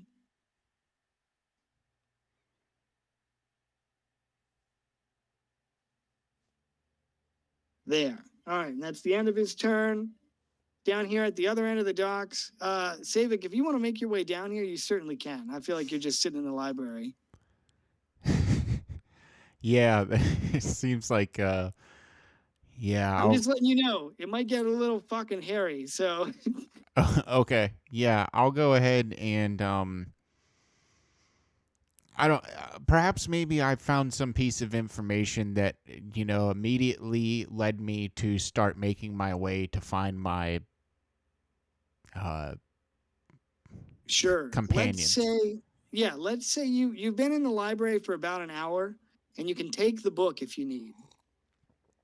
So I'm going to Okay. put you and Torque right here, and I'm sorry, but I need to go pee just real quick. So can you guys wait for 20 seconds? Yep. Oh, wait. I'll have this guy go, and then it'll be your turn, Rudo, and then you can figure out what you want to do, and we'll go from there. All right, so this guy pops out from behind this barrel, and he's going to come over here, and he sees you down in the water, and he laughs and takes out his light crossbow, and he's going to shoot at you. He says something to you in Elvish. You speak Elvish? No? I do not. 24 versus AC. All right, if he's shooting into the water, that gives crossbows disadvantage, thankfully. 24 versus AC. Oh, yeah. Actually, I still have shield, Wow. which brings me from 21 to 25. I'm sorry. I was laughing at Weston's joke. Can you say that again? No, I still have shield up, which brings me up to 25. Oh, yes. Okay. All right. So he comes up there and he makes some quip in Elvish and fires his crossbow bolt, and it deflects off your shield. When it would have hit, it deflects. It And definitely would have. he reaches his left hand up and scratches the back of his head, confused. And he's going to pull another bolt from his quiver and begin to reload. And that will be the end of his turn. It's going to be your turn. I'm just going to go pee just real quick. I'm sorry. You're good.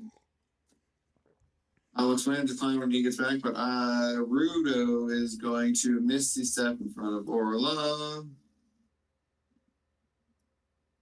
Actually, might as well Misty Step. Oh, yeah, he probably didn't get it. And attack him.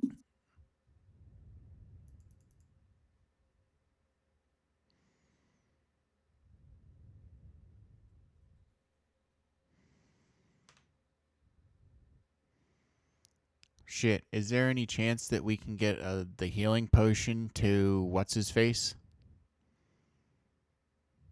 That is a good question.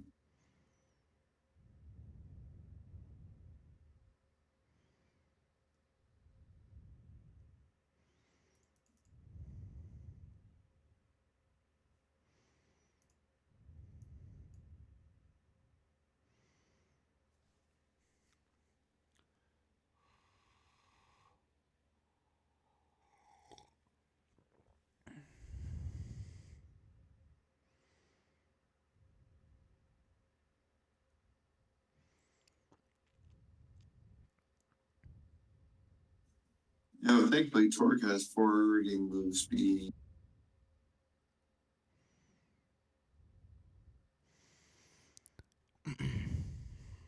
Oh, 16 hits.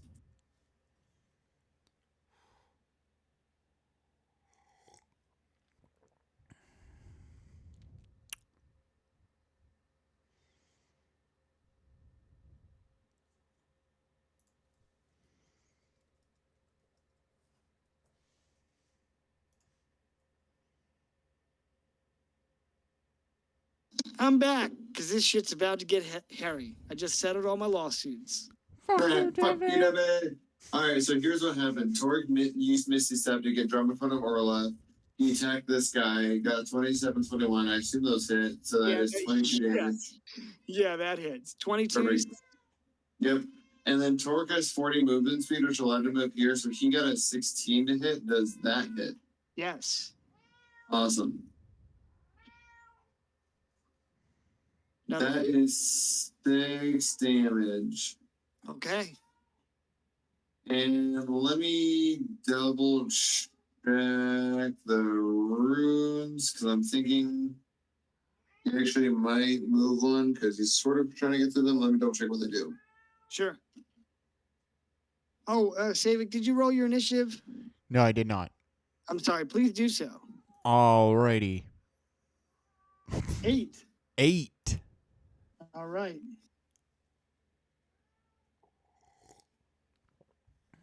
Boy, an initiative like that can wait. Well, apparently so can Kane Highwind. So I think he got hit He with... will. How is this first shadow looking? he's lost about a third of his health. All right, so he will use Impaling Strike to do an additional 2d10. Using up the living room. So he takes an additional 13 damage, and then he will take an additional 2d10 at the start of each of his turns. Okay, I'm gonna mark him. I don't know. What's this? That looks good. Whatever. Okay. Anything else for you, Rudo? Sorry for the delay.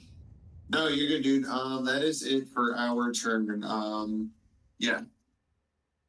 Okay. All right. After you, Rudo, it's a round down, so we'll be back at the top with it was this guy. All right, he's gonna use 15 feet of his 10. What did I say? That was 10 feet. He's gonna use 10 feet of his movement to climb up. And what is he gonna do? I think. Yep. All right. He's gonna run up here after you, Rudo, and attack you. Cool. His first attack will have disadvantage thanks to torque. 20. Miss. Second attack. 19. Miss. Son of a bitch. All right. Well, he ends his turn. All right. Second guy's gonna attack, and I think he's gonna attack Torque. Same thing. Oh my God. 8 and 12. Miss. Yes. All right. These guys suck. You're Easy to the kill ultimate old man, isn't bulwark. it? Yeah. All right. So we're back here, and this guy is going to take the body. And I guess, does he have to make a strength check to pick up the body? Probably. I think he's going to do some acrobatic stuff.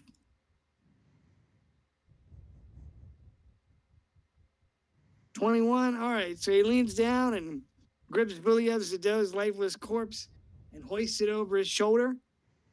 And he can probably only move about half speed. I mean, for an old man, he probably still weighed like at least 100 pounds. And he's going to start slinking off in this direction.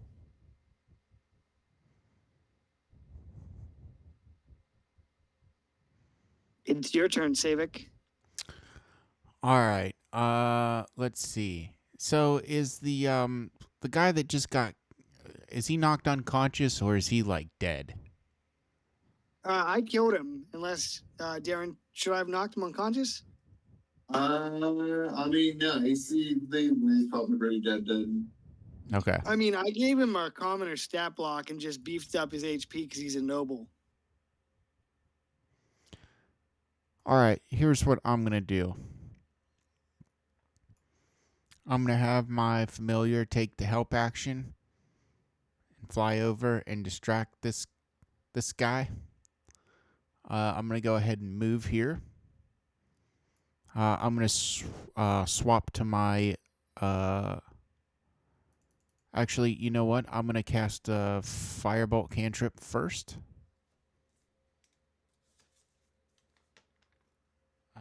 Yes. Firebolt cantrip first. 20.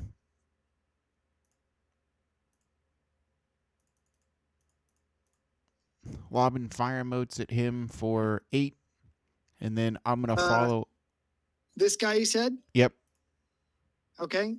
And then I'm going to go ahead and follow up with a crossbow bolt attack for 14 versus AC.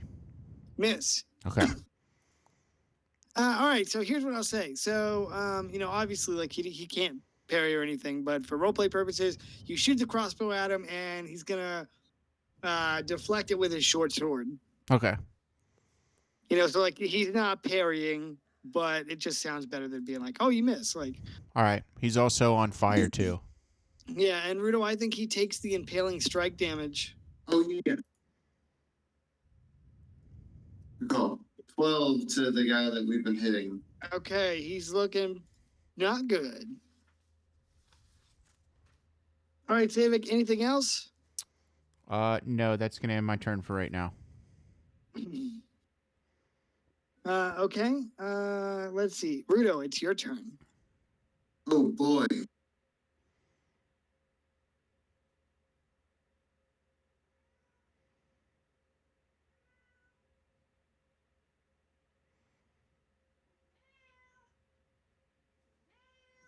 All right, Bruto is going to attempt to attack the first guy. Ready to hit. Yeah, that hits. 10 damage. This guy? Yeah, that one we've been hitting. Yep. Yeah. All right, cool. You know, they're both exactly alike, so you know. Yeah, fair enough. All right, if he's still standing, he will attack him again. The 12 probably doesn't hit. That is a miss. All right, so Cool. maybe you stab at him with your katana, and he just kind of deftly bats your strike away with his short sword. Word. All right, so Torque will attempt to finish him off Yeah, with 12, and probably will do no such thing. yeah, that's a big old whiff. Whiffy with. All right, that is our turn. Okay, that is a round down. So we're back up at the top. It'll be this guy. Nope, it was this guy's turn first. Okay, Rudo, he's going to attack you. Cool. First attack will have disadvantage. Man, do I hope he hits. Okay, well, he doesn't, so. Woohoo! All right, well, the guy next to him is going to go, and it's probably his last turn, so I think he will also attack. So he's going to attack you once, and then Torque. Oh, man, 23 versus AC on Torque. Oh, yep, he hits Torque. All right, so Torque is going to take D6 plus 3. So 5 slashing damage. Piercing, excuse me. And then, can Torque get poisoned? Yeah, I'm so glad you asked. He's in the poison. I figured, but I also wanted to ask, so. Yeah, well, let me double see. Yep, damage immunity is poison. So, yeah, he's good. Okay, cool. Well, then in that case, he only takes 5 damage. Perfect. Okay.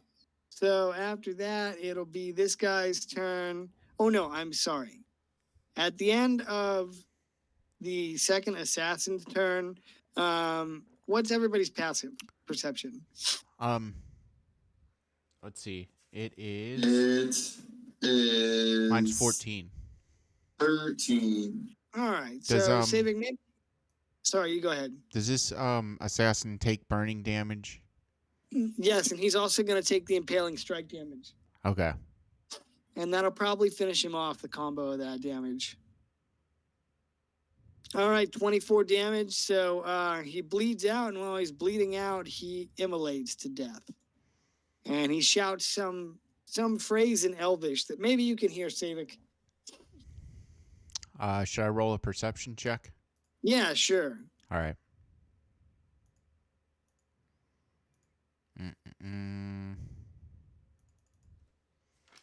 Let's see here. Actually, shouldn't my familiar be able to see or hear? Oh, yes, you're right. Yeah, Thank he you. gets. I think my familiar gets advantage on that then too. Yeah. Okay, yeah. So 11. he would be able to hear, and it is in a language that you can comprehend. So as this assassin is immolating, he cries out in Elvish that, Emperor, I've done my duty. And he falls over dead.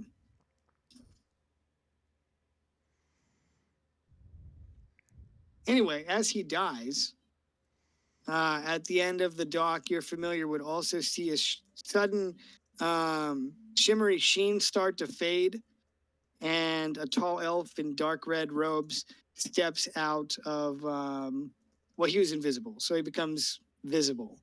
And you see this elf in red robes speaking to this hooded figure, and after a moment, so this elf actually goes on the second 10 for initiative roll, just so you know. I'm not just throwing it in here. Like, he's the other 10. So they're going to converse for a moment, and then you see this elf start to move his hands and issue the verbal components of a spell. And all at once, this assassin and Viliev Zadot's lifeless body disappear. Hey, Yeah.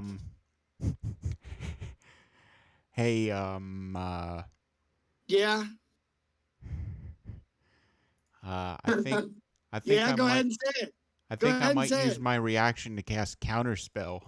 Yeah, go ahead. Go ahead and say it. Oh, you already said it.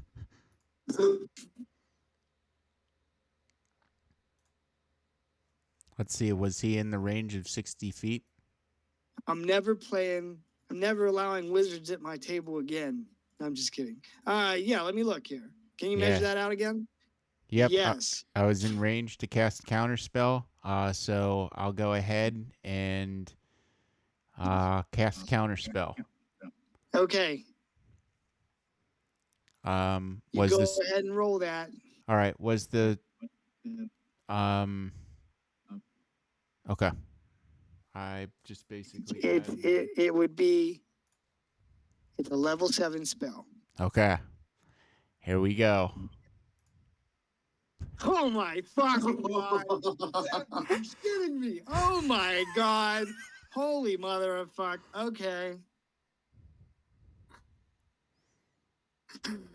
Wow. Okay. Well, that's awesome. First of all, that's the crit when you need it. But yeah, so as he's starting to cast this spell, you can see this assassin and Vulya of Zadot's bodies kind of melding out of our reality, and then all at once they snap back and the spell fizzles. Back to reality. Back to reality. So this elf wizard is going to turn and start scanning the horizon for who might have dismissed his spell.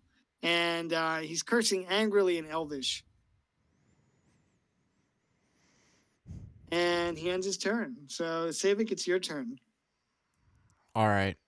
Let's see here.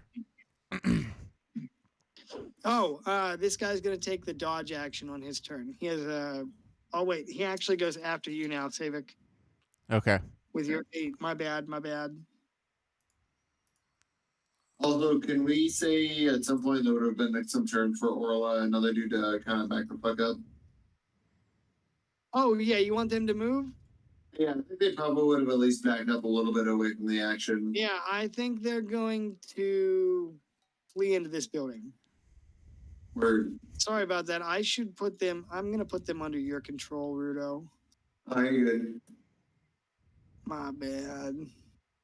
I just didn't want them to be caught in any AoE bullshit. I feel you. I once had a horse I cared a lot about, but he got eaten by orcs. It's kind of the same thing if you think about it. Yep. All right, Savik, you're up. All right. I think I'm going to go ahead and bonus action Blade Song, and I am going to let's see here. I'm going to move down to the docks here. Have my familiar. Actually, you know what? I'm going to have my familiar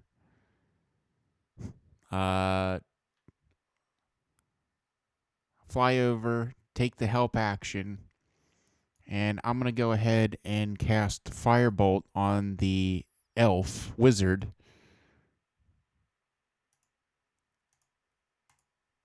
Uh, 23 versus AC. Yeah. Okay. Yeah, bro, he's not a fancy blade singer with this high stat block stuff. He's just a wizard. Okay. So I'm going to shoot a firebolt at him and burn him for 13. And then Okay. I'm going to go ahead and then, you know what? I'm going to go ahead and slash at the assassin for my second attack. Let's see. That's plus 8 now. Okay. 11 versus AC. 11 is going to miss. All right. Then I'm going to go ahead and move back and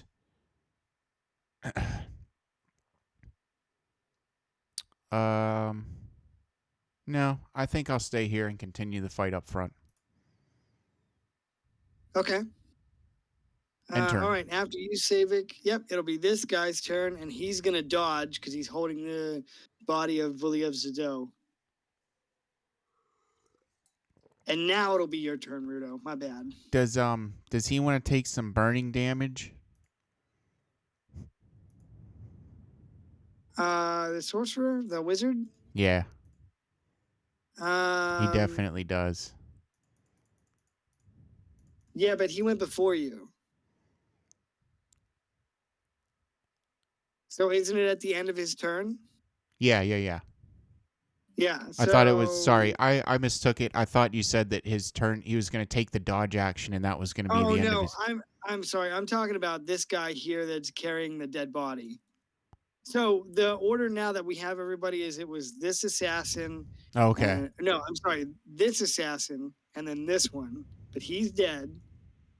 And then the wizard who appeared after 4 rounds, and then you, and then this assassin, and then Okay. Rudo and Tor. My bad. That's all good. But rest assured, I'm sure he will happily take fire damage. Rudo, are you there? Yes, sir. All right, so Torque's gonna move over here to set up like a nice, easy peasy flank, and Rudo will start by attacking him. With a crit. Oh, nice. Honestly, I would have done better if I wouldn't have flanked you myself advantage, so that's fine. 1 hit. So let's do that. All right, so that is 15 plus an additional 12, so 17 damage. No, sorry. Plus 12. Oh, 27. Okay, got it. 27 damage, and then Torque will attack him for 28 to hit and 6 damage. Got it. We're gonna give him the old Razzle Dazzle. We're gonna each I'm gonna sing it at the front, he's gonna sing it at the back, and we're gonna double them. Wow.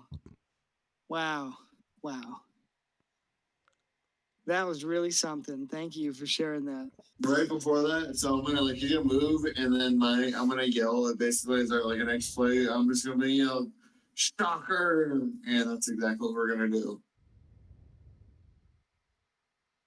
And that is our turn. Okay. With the end of your turn, it's a round down. So we're gonna be back at the top with this assassin who just got the shocker.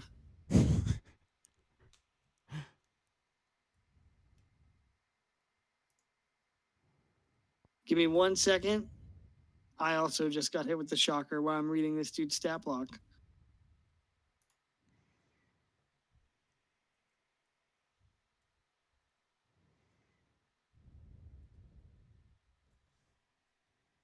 Yeah.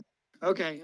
Let me see. So assassin, I think he's gonna do some assassin stuff. And Rudo, he's gonna try and hit you.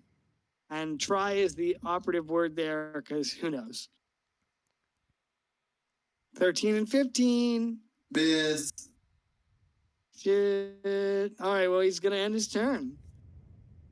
The other assassin is dead. So it'll be the mage's turn now. You sure he doesn't want to try to move? This guy? He's good. Go ahead. Yeah, I'm sure right now. Ask me at the start of his turn next round. All right, so it'll be the mage's turn, and he's going to look at his robes that are starting to catch fire, and he doesn't shake it off right away, but instead reaches into his components pouch, reaches down, and draws a circle on the ground, and is muttering an incantation, and will end his turn. Savik, it's your turn. Oh, homeboy takes fire damage. Yes, he does. He's going to take 16. Damn, that's okay. Let's see here. I am going to, let's see, what am I going to do here? I need that in my back pocket in case I need that.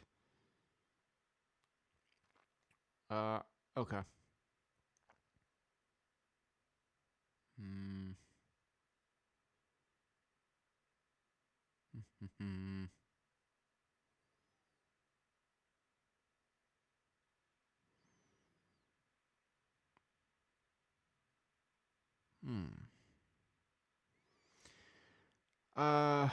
Let's see. I am. Let's see. This dude is 40 feet in range.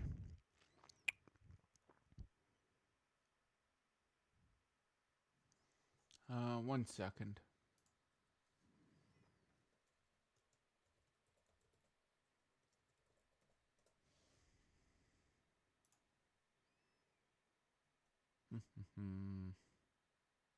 I'm going to have my familiar take the help action and fly towards the spellcaster here.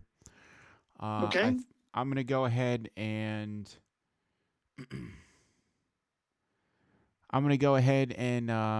cast a second level Shadow Blade. And I am going to go ahead and let's see, 20 to 60. All right.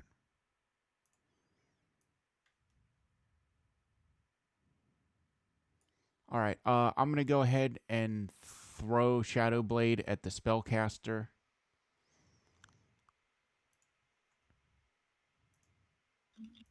Okay. Let's see. That's 7.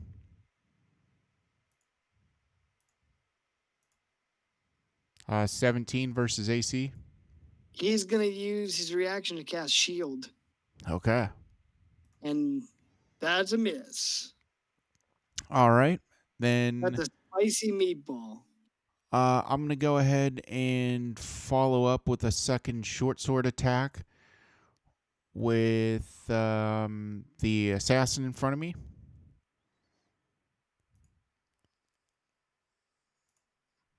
Uh, 21. D6 plus. Yes, 21 hits. All right. That's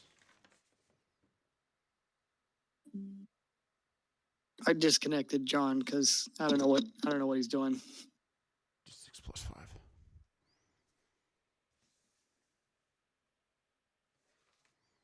That'll learn them. What? That'll learn them. I didn't do it to be a jerk. I just, he's not here, so He's gonna take 7 slashing damage, and he's gonna then take an additional booming blade damage for another 5. I'm gonna go ahead and move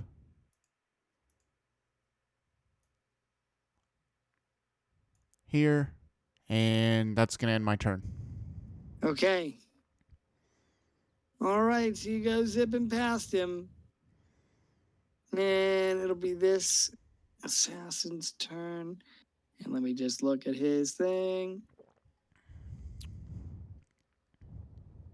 All right, so he sees you zipping past his companion, Savik, and he's going to level his hand crossbow and fire it at you. Oh, man. 16? For a miss. God damn it. All right. All right, well, that's the risk you take with the tiny crossbow. All right, so it's Rudo's turn. Oh boy, I want to attack him. That's my first hit. Second hit, 26. Yeah, both of those will hit. And in case with advantage, anything that okay. All right, I will roll for it. 22 total from me. Oh, If he's still alive, that Torque all? will do. Yeah, What's up? he's still alive. I said, is that all? And yes, he's still alive. Motherfucker. 26 to hit. 8 damage. Okay. Think he's still alive. Yes, barely. Fucker. All right. What can I add? I'll tell you what. Why don't I? Can I retcon a branding smite? How much damage does that add back to his health? 36. 36? 2d6. I heard 36, so let's go with that. No, I'm just kidding. Perfect. No, that's okay. I will maybe expend a rune as soon as I double check them because I want this fucker dead. And also to free this. Oh, and the insurance rune detonates. Okay. 2D. Oh, it's at the end of its turn. Motherfucker. That's okay. All right. I will expend one charge to give an explosive rune. So at the end of his next turn, he detonates, Okay. taking 2d10 damage. Damn. All right. He's on the clock. I literally. TikTok on the clock. All right. Is that for you and Torque? For me and Tor. All right. Excellent. That's a round down. It's this guy's turn. Oh boy. All right, Savik, he sees you running by, and he's gonna try to attack you. If I ever needed a big roll, it was that one. Son of a gun. Okay. He's gonna miss. Yeah, I'm gathering that. I'm gathering that he's gonna miss. He's gonna miss the rest of his life here for being so dumb. It's just so dumb. Oh boy, he gets to make a.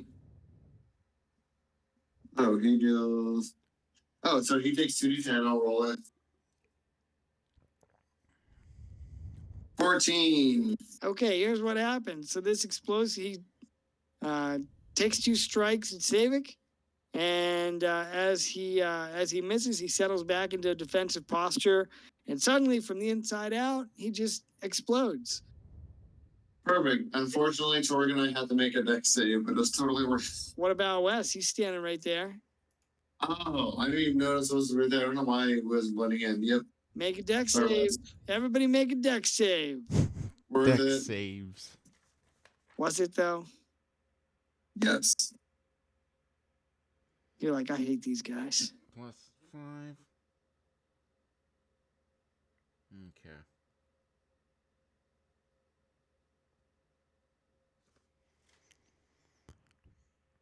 Well, Torg succeeds. Oh my god, no way. No way. All right, so then additional 2d10. So we'll roll 2d10, and then we'll take half. Bruto will take full. 8 damage. Man. All right, so this guy explodes and sends a shower of blood and guts and everything else, kind of cascading over the docks here.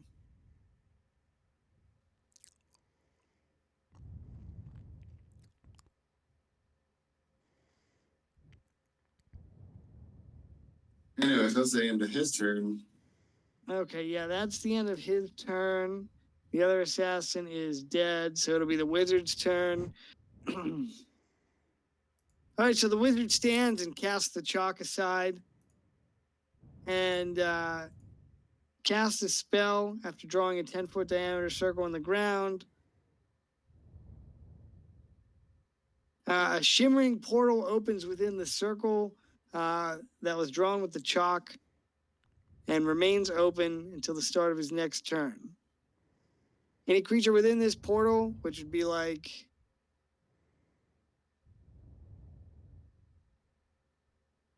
Oops, I didn't mean to put that other one there, but whatever. There we go.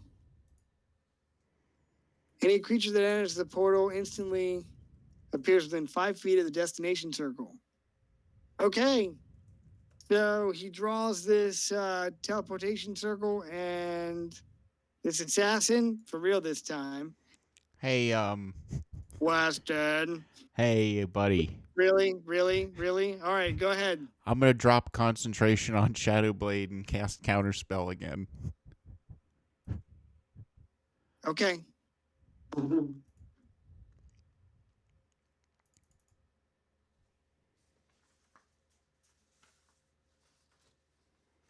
Let's see here. Go ahead and roll. I get all right. If this counterspell succeeds, I'm drinking every beer in the fridge. Geronimo. Oh my God! No fucking way! Yeah, there's something I can do to help you there, but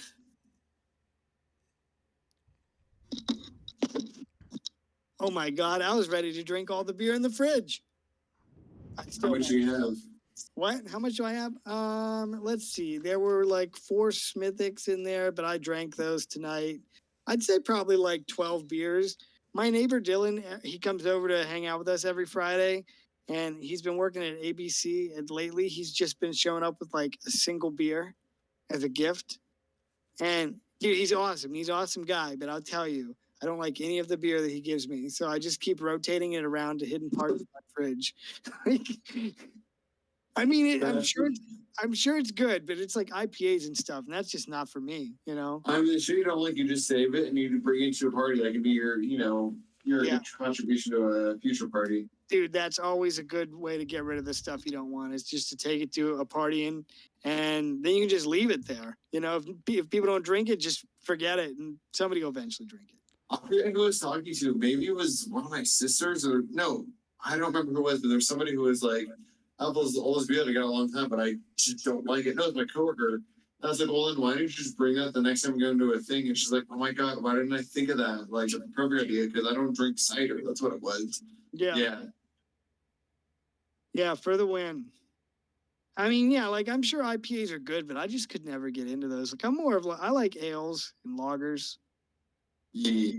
So anyway, sorry, I'm detracting a little bit from the fact that was a critical fail on Counterspell. Not rubbing it in, just saying. Yep. And they disappear.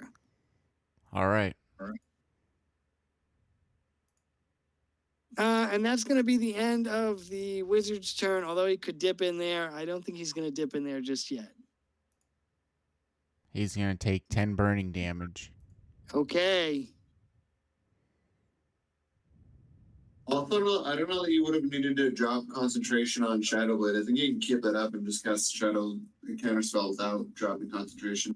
Okay.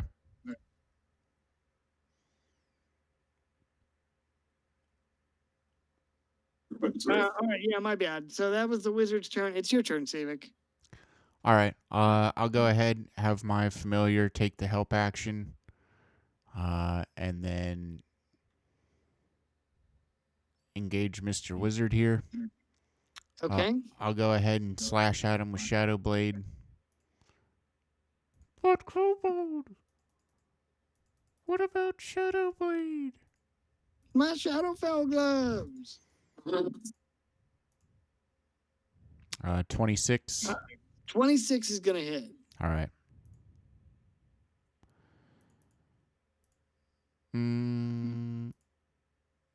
For 11. And then I'll go ahead and follow that up with a Booming Blade, which will be a plus. Oh, dude, no way. That spell is not concentration. What's not concentration? Teleportation circle. Yeah. 17 versus AC. Yes, sir. That will also hit. All right. Let's see here if I can find that. It's a D6 plus 5 and then a D8. Another 2? Yep. 26. Got it. End turn. Okay. Rudo, you're after Savik. Awesome. I kind of just want to cast a web so he can't go into the He's on fire, so I don't know if that's going to make any difference on the web or Oh not. shit, you're right. Disregard. All right. Fuck, I shouldn't have said that. I mean, Rudo would have noticed that he was on fire. All right, so here's what's gonna happen.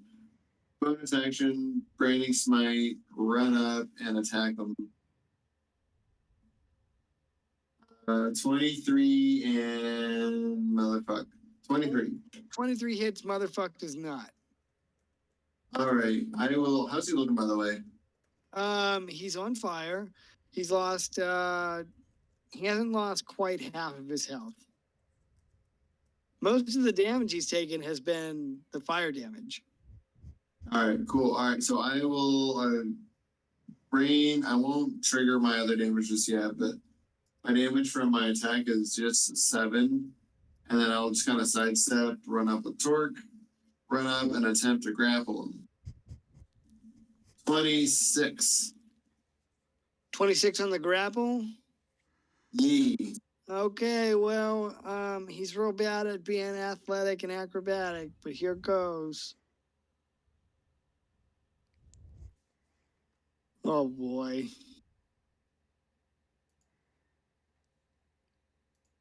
There's no fucking way he would have been able to get that anyway. 14. Damn, he is grappled. He's hugged by Torque. Yeah. Is Torque immune to fire damage? Excellent question. He is not immune to fire damage. Okay. I put the panic icon up there because he's panicking right now. All right, well, I guess if Torque is still hugging him at the end of his turn, Torque's going to take some fire damage. Okay. All right, if that is the end of your turn, then it'll be a round down, and it would be the wizard's turn first. So all you can do is try to escape the grapple. 13.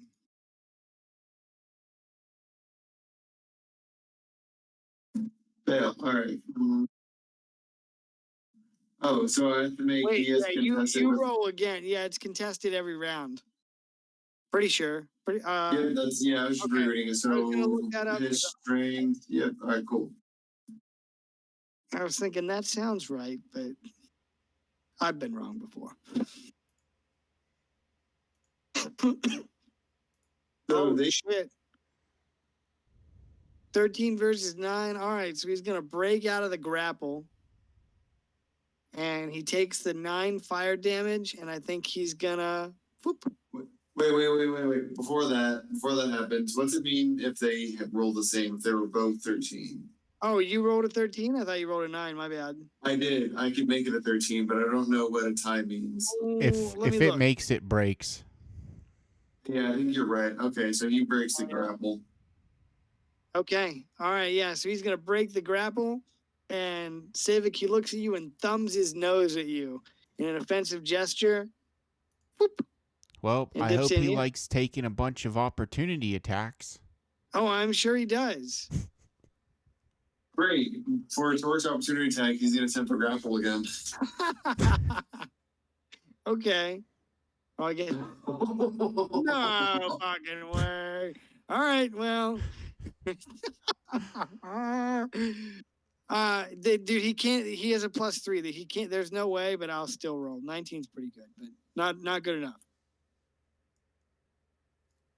All right. Well, he's held. So does that mean that you guys? Well, if he's I think Savik still gets an attack of opportunity. I think we both get an opportunity, but his opportunity is damage. My opportunity is a hold. Yeah. So I was wondering if because he's held, does that? That's not the same as if it hits, it crits, right? No, yeah, I think crit is only an attack roll. So, I mean, it's still Yeah. just like a 29 for that check or whatever. Okay, yeah, I just wanted to double check. All right, go ahead and roll your opportunity attack. All right. Savik. Let's see here. It's +8 and then a +5.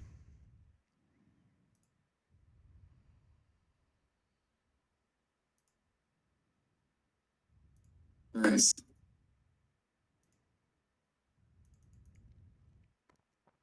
Yeah, that's a hit. For 11. Okay.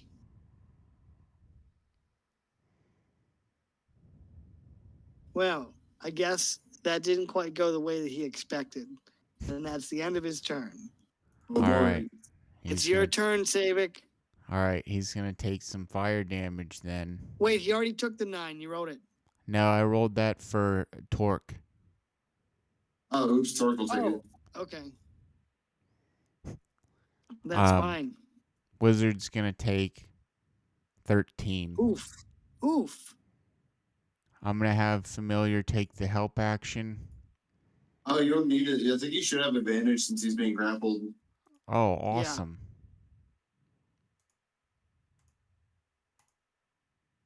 21. Hit. 21 to win.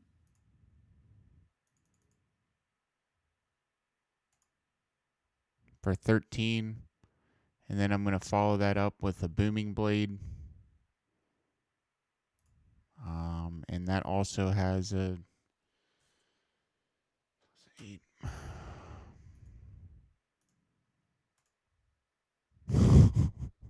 12.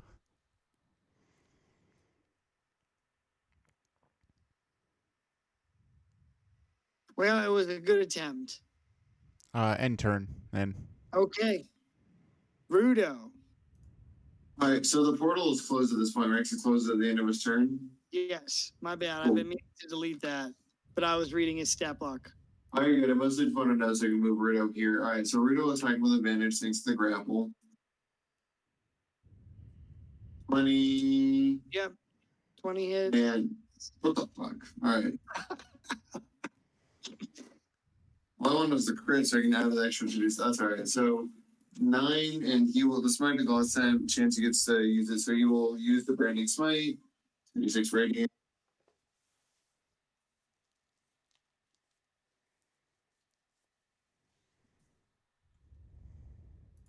So that's plus the 9. Yeah. All right, so it's 9 plus 6, so it is 15 total. And for what it's worth, he can't become invisible for as long as the spell lasts. Okay. Well, Ooh, for what it's worth, you killed him. damn it. How do you want to kill him? I don't. I want to subdue him. Okay, well, he's on fire, so I will Just dunk him in the water. yeah, I'll pour water on him. all right, so you want to do non-lethal damage. Yes. All right, well then in that case, he's unconscious.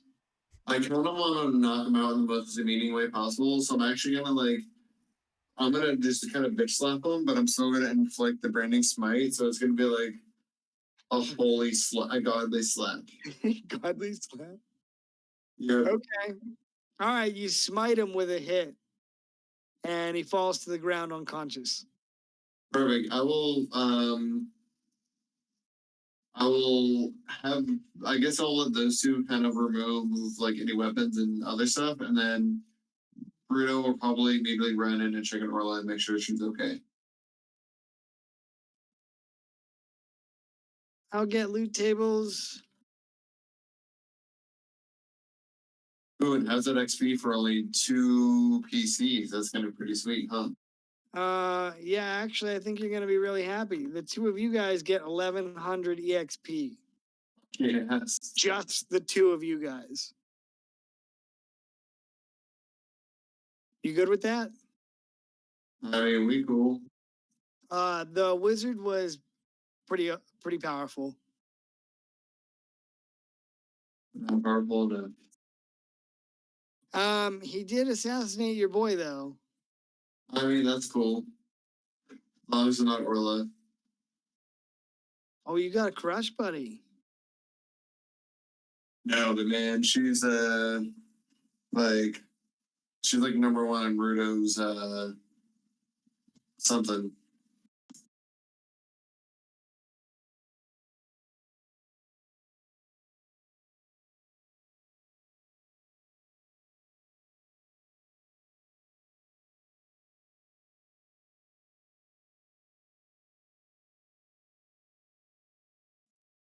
All right, so I'm assuming Rudo runs in to check on him. Does he see anything alarming? On Orla or Ildi. Yeah. No, so sorry, I was looking at the loot tables real quick. Oh, sorry. You can do that first if you No, want. it's okay. I'll just say you come in here and Orla's kind of hiding behind the bar, and Ildi. Sorry, excuse me, I yawned. Ildi is crouched down she's got her warhammer and her shield off her back, and she's got like an eagle eye on the door. And as you come in, she raises her hammer high and then lowers it when she sees that it's you. And she turns to Orla and says, "It's Rudo." And Orla jumps up from behind the counter and she says, "Oh, Rudo, I'm so glad you're okay." And runs over and she gives you a hug and puts her hands on your shoulders and puts you back at arm's length and says, "Where's Vuliev?" Good question. I don't know that he's dead, but he's not alive anymore. She looks back at Ildi, who wears a concerned look on her face. Dead? Where's his body? We were unable to recover it. They took him with them somewhere and closed the portal behind him. She covers her mouth and looks at Ildi Stonebraun again and says, they took him. And her bottom lip quivers and you see tears well up in her eyes. She says, what will I tell his family in Zeltenia?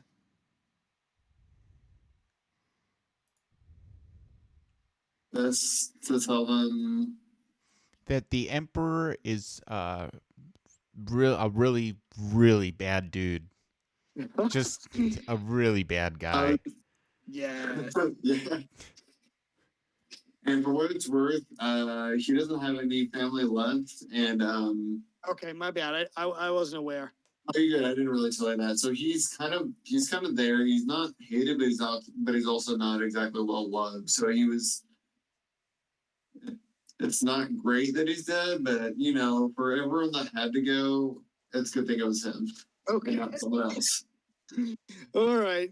Well, then I'm going to retcon what she says. I think she's going to change it to, what will I tell the council? And she looks at you, Rudo, and says, do you think this will be an international incident? I think, as far as the these two realms are concerned, I mean they're fine, but I think you better tell the council what to expect from this emperor that I told you about, that we spoke of. So everyone best be on their guard. She nods determinedly and wipes the tears from her eyes and looks at Ildi and says, we must go. And as she passes you by, she squeezes you on the shoulder and says, we'll rally all the help that we can. The Navy will be on high alert, and I'll send representatives to speak with the Druids. I want to ask her, how long is it? How long is the boat ride from here to where she's going into Moria? Probably Okay. 2 days. I want to ask you that because I don't know.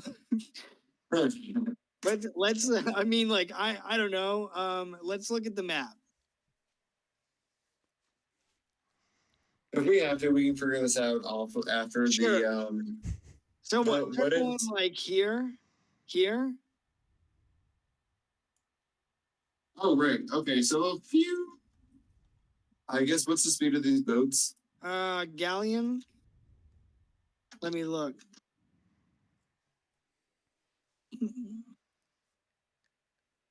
Okay.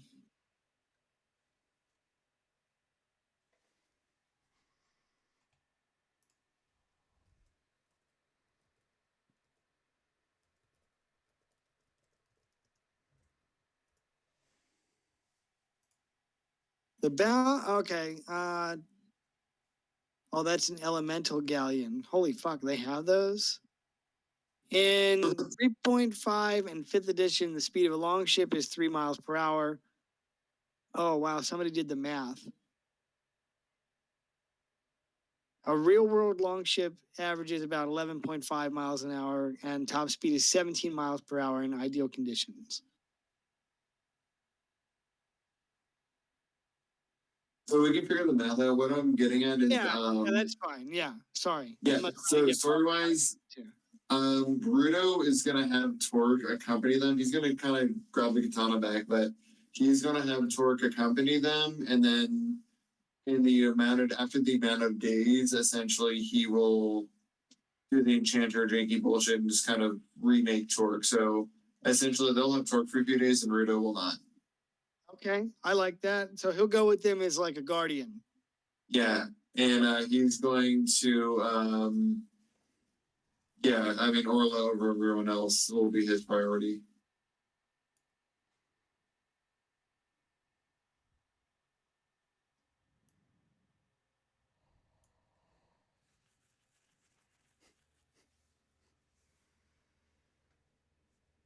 Roll those separately, please. And yeah, that's fine, Rudo. Sorry, I wasn't trying to get too detailed with the ship speed. All right, dude. No worries. I just figured I'd save you the trouble. All right. 9. 40 and 17. Okay, I thought you were naming numbers just to give me shit.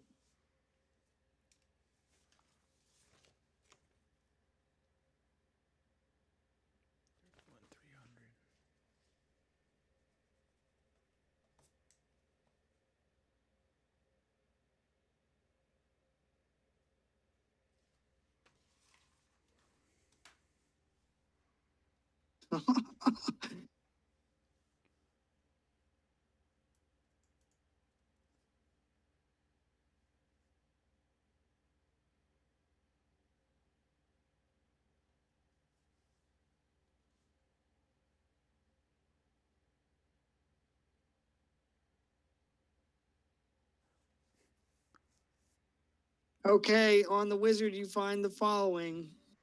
You're gonna Oh like boy. the whispering wand. The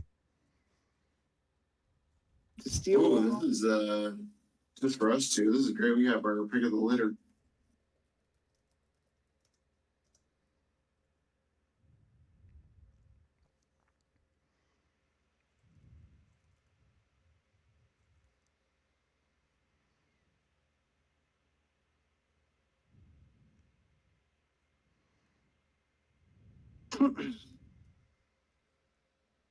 You also find a monstrous collar.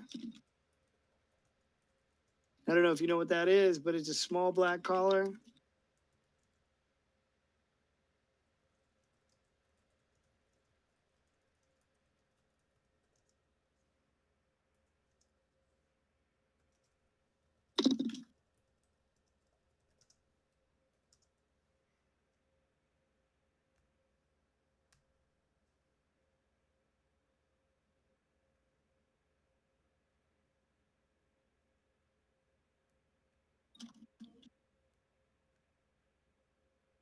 That's pretty fucking good. Holy shit. Yep.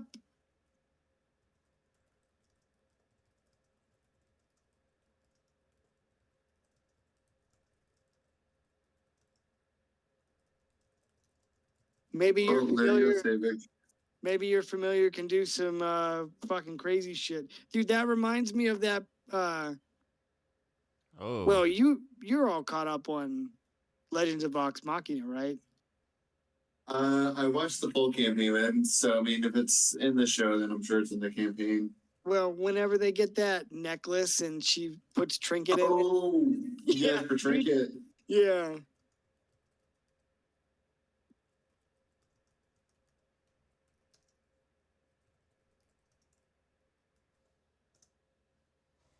That's pretty cool.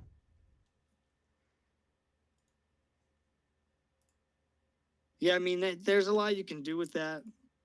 Yeah. It was pretty cool. I don't know if they did it in the show, but did you see the whole bit with Grog's storyline and him killing his uncle?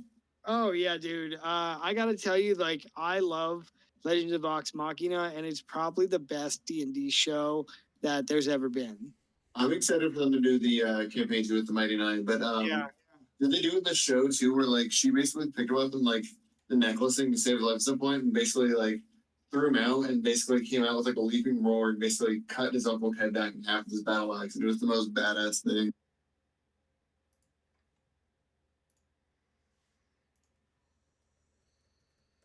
Anyway, Oh, you're good. I'm just typing up loot. I'm sorry. no, you're good.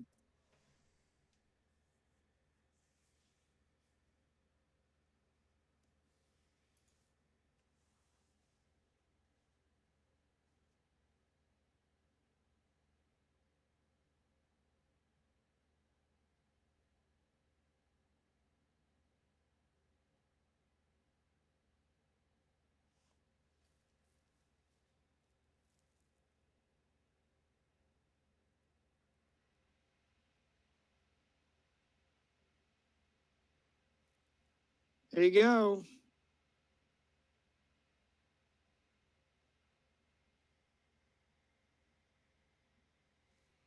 Nice. You guys got all Nice. that? Yep. I think that is some pretty good loot, and it's just for you guys.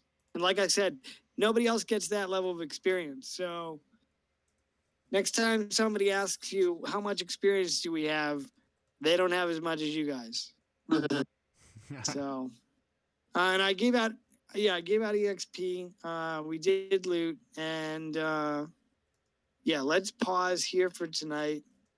But what did you guys think? Was it fun? Was it too much, or?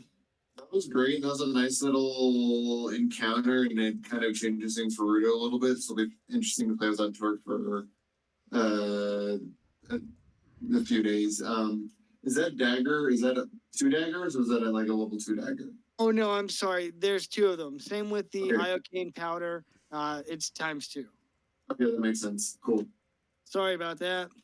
I agree, dude. Just want to confirm. And Good. the iocane powder I need to look up, but the guide says that it's one of the deadlier poisons. I'll just look it up and put it in the chat in case I forget. Wow, it must be a real thing. That's cool. Yeah, I guess Rudo will kind of look into all that with his poisoner's kit. Well, thanks to his super awesome artificer thing, he'll turn it into a poisoner's kit and look at it. All right, well, this is all I could find. I might have to sub in some other deadly poison stats for that, but yeah. That's cool. So, yeah, I'm glad you guys had fun. Wes, was it fun for you? A lot of downtime, I know. But Oh, I gotta say, like, I had fun Well, go ahead. between finally finishing up some of those like cursed item things and doing the master class. That was pretty cool for me. That was a cool character moment. And then, just going into Eversmead to do the detective work was good. And then, the dock encounter was pretty nice at the end. I wasn't expecting that. yeah, it's like a nice little bow there. And honestly, it's probably good that you showed up because I don't know, Rudo. Like, it could have gone much differently. Like, It for example, would have been tough. if he would have got that teleport off before he took if the wizard would have got the teleportation spell off before he took damage, dude, he would have been able to just pivot right into offensive spells. Yeah. So Yeah, I definitely would have. If it wasn't for West coming, I definitely would have cast Blurred. It would have been a more defensive. Interesting. I know Orla has some combat capabilities, and I guess Repardo does too. But otherwise, that would have been an interesting encounter. yeah, I've been thinking about this encounter for a long time. Pretty much ever since you sent me the Yeah. like your acquaintances that you know from the TTC. I was like, well, I'm gonna work them in here. If they end up at the same place, great. And if not, if you guys would have just bypassed Eversmead, maybe that would have been like news that you heard later on. Right. So I was trying to figure out a way to work it in, and then you guys were at the end, and I was like, oh, this is perfect, and that'll be a nice, like, we'll just have a completely social evening. But Right. And I'm glad West showed up. Otherwise, my other thing, honestly, my other idea would have just been to Vortex Warp Orla out of there and then just try to hold them back for a little bit. But yeah, Rudo probably would have gone down fighting to protect them. So I'm glad that didn't happen. yeah, me too. But yeah, it was good, and I'm glad we started on this road here. So, and Wes, you had me cracking up laughing. You're like, the Emperor is a bad man. He's a bad fellow. Yeah. Just not nice. Cool. And then I'll keep track of how long it'll take. And then, yeah, I guess we won't have Torque for a few days. So that'll be kind of different but fun. Yeah, I mean, it'll change things up a little bit for you. Yep. But hey, it's definitely what my character would do. Nice. Yeah, I'm now that this has occurred, I'm interested to discuss some just some international relation stuff. Like I want to delve it more into like what Tamorio would do when faced with threat of invasion. So we'll have to chat about that throughout They will join the Emperor and declare war on Aurelus. Well, I mean, I'm honest. Anything goes at this point, right? So Right. it's honestly hard to. I mean, it's hard to say. If the Emperor's as strong as they say, like it's gonna be it could be a real problem. So Right. No, they have a pretty good relationship with the Rolls, so that will you'll see what happens. yeah. Shit. All good. Thought I spilled something. All right, boys. Oh, what were you gonna say, buddy? I would say cool. Yep. No, I'm gonna drop, but thanks, man. It was fun. Yeah, pal. Yeah. I'll chat with you guys tomorrow, and thanks for coming. I'm glad it was fun. Yeah. Later, dudes. See you guys. I mean. Bye.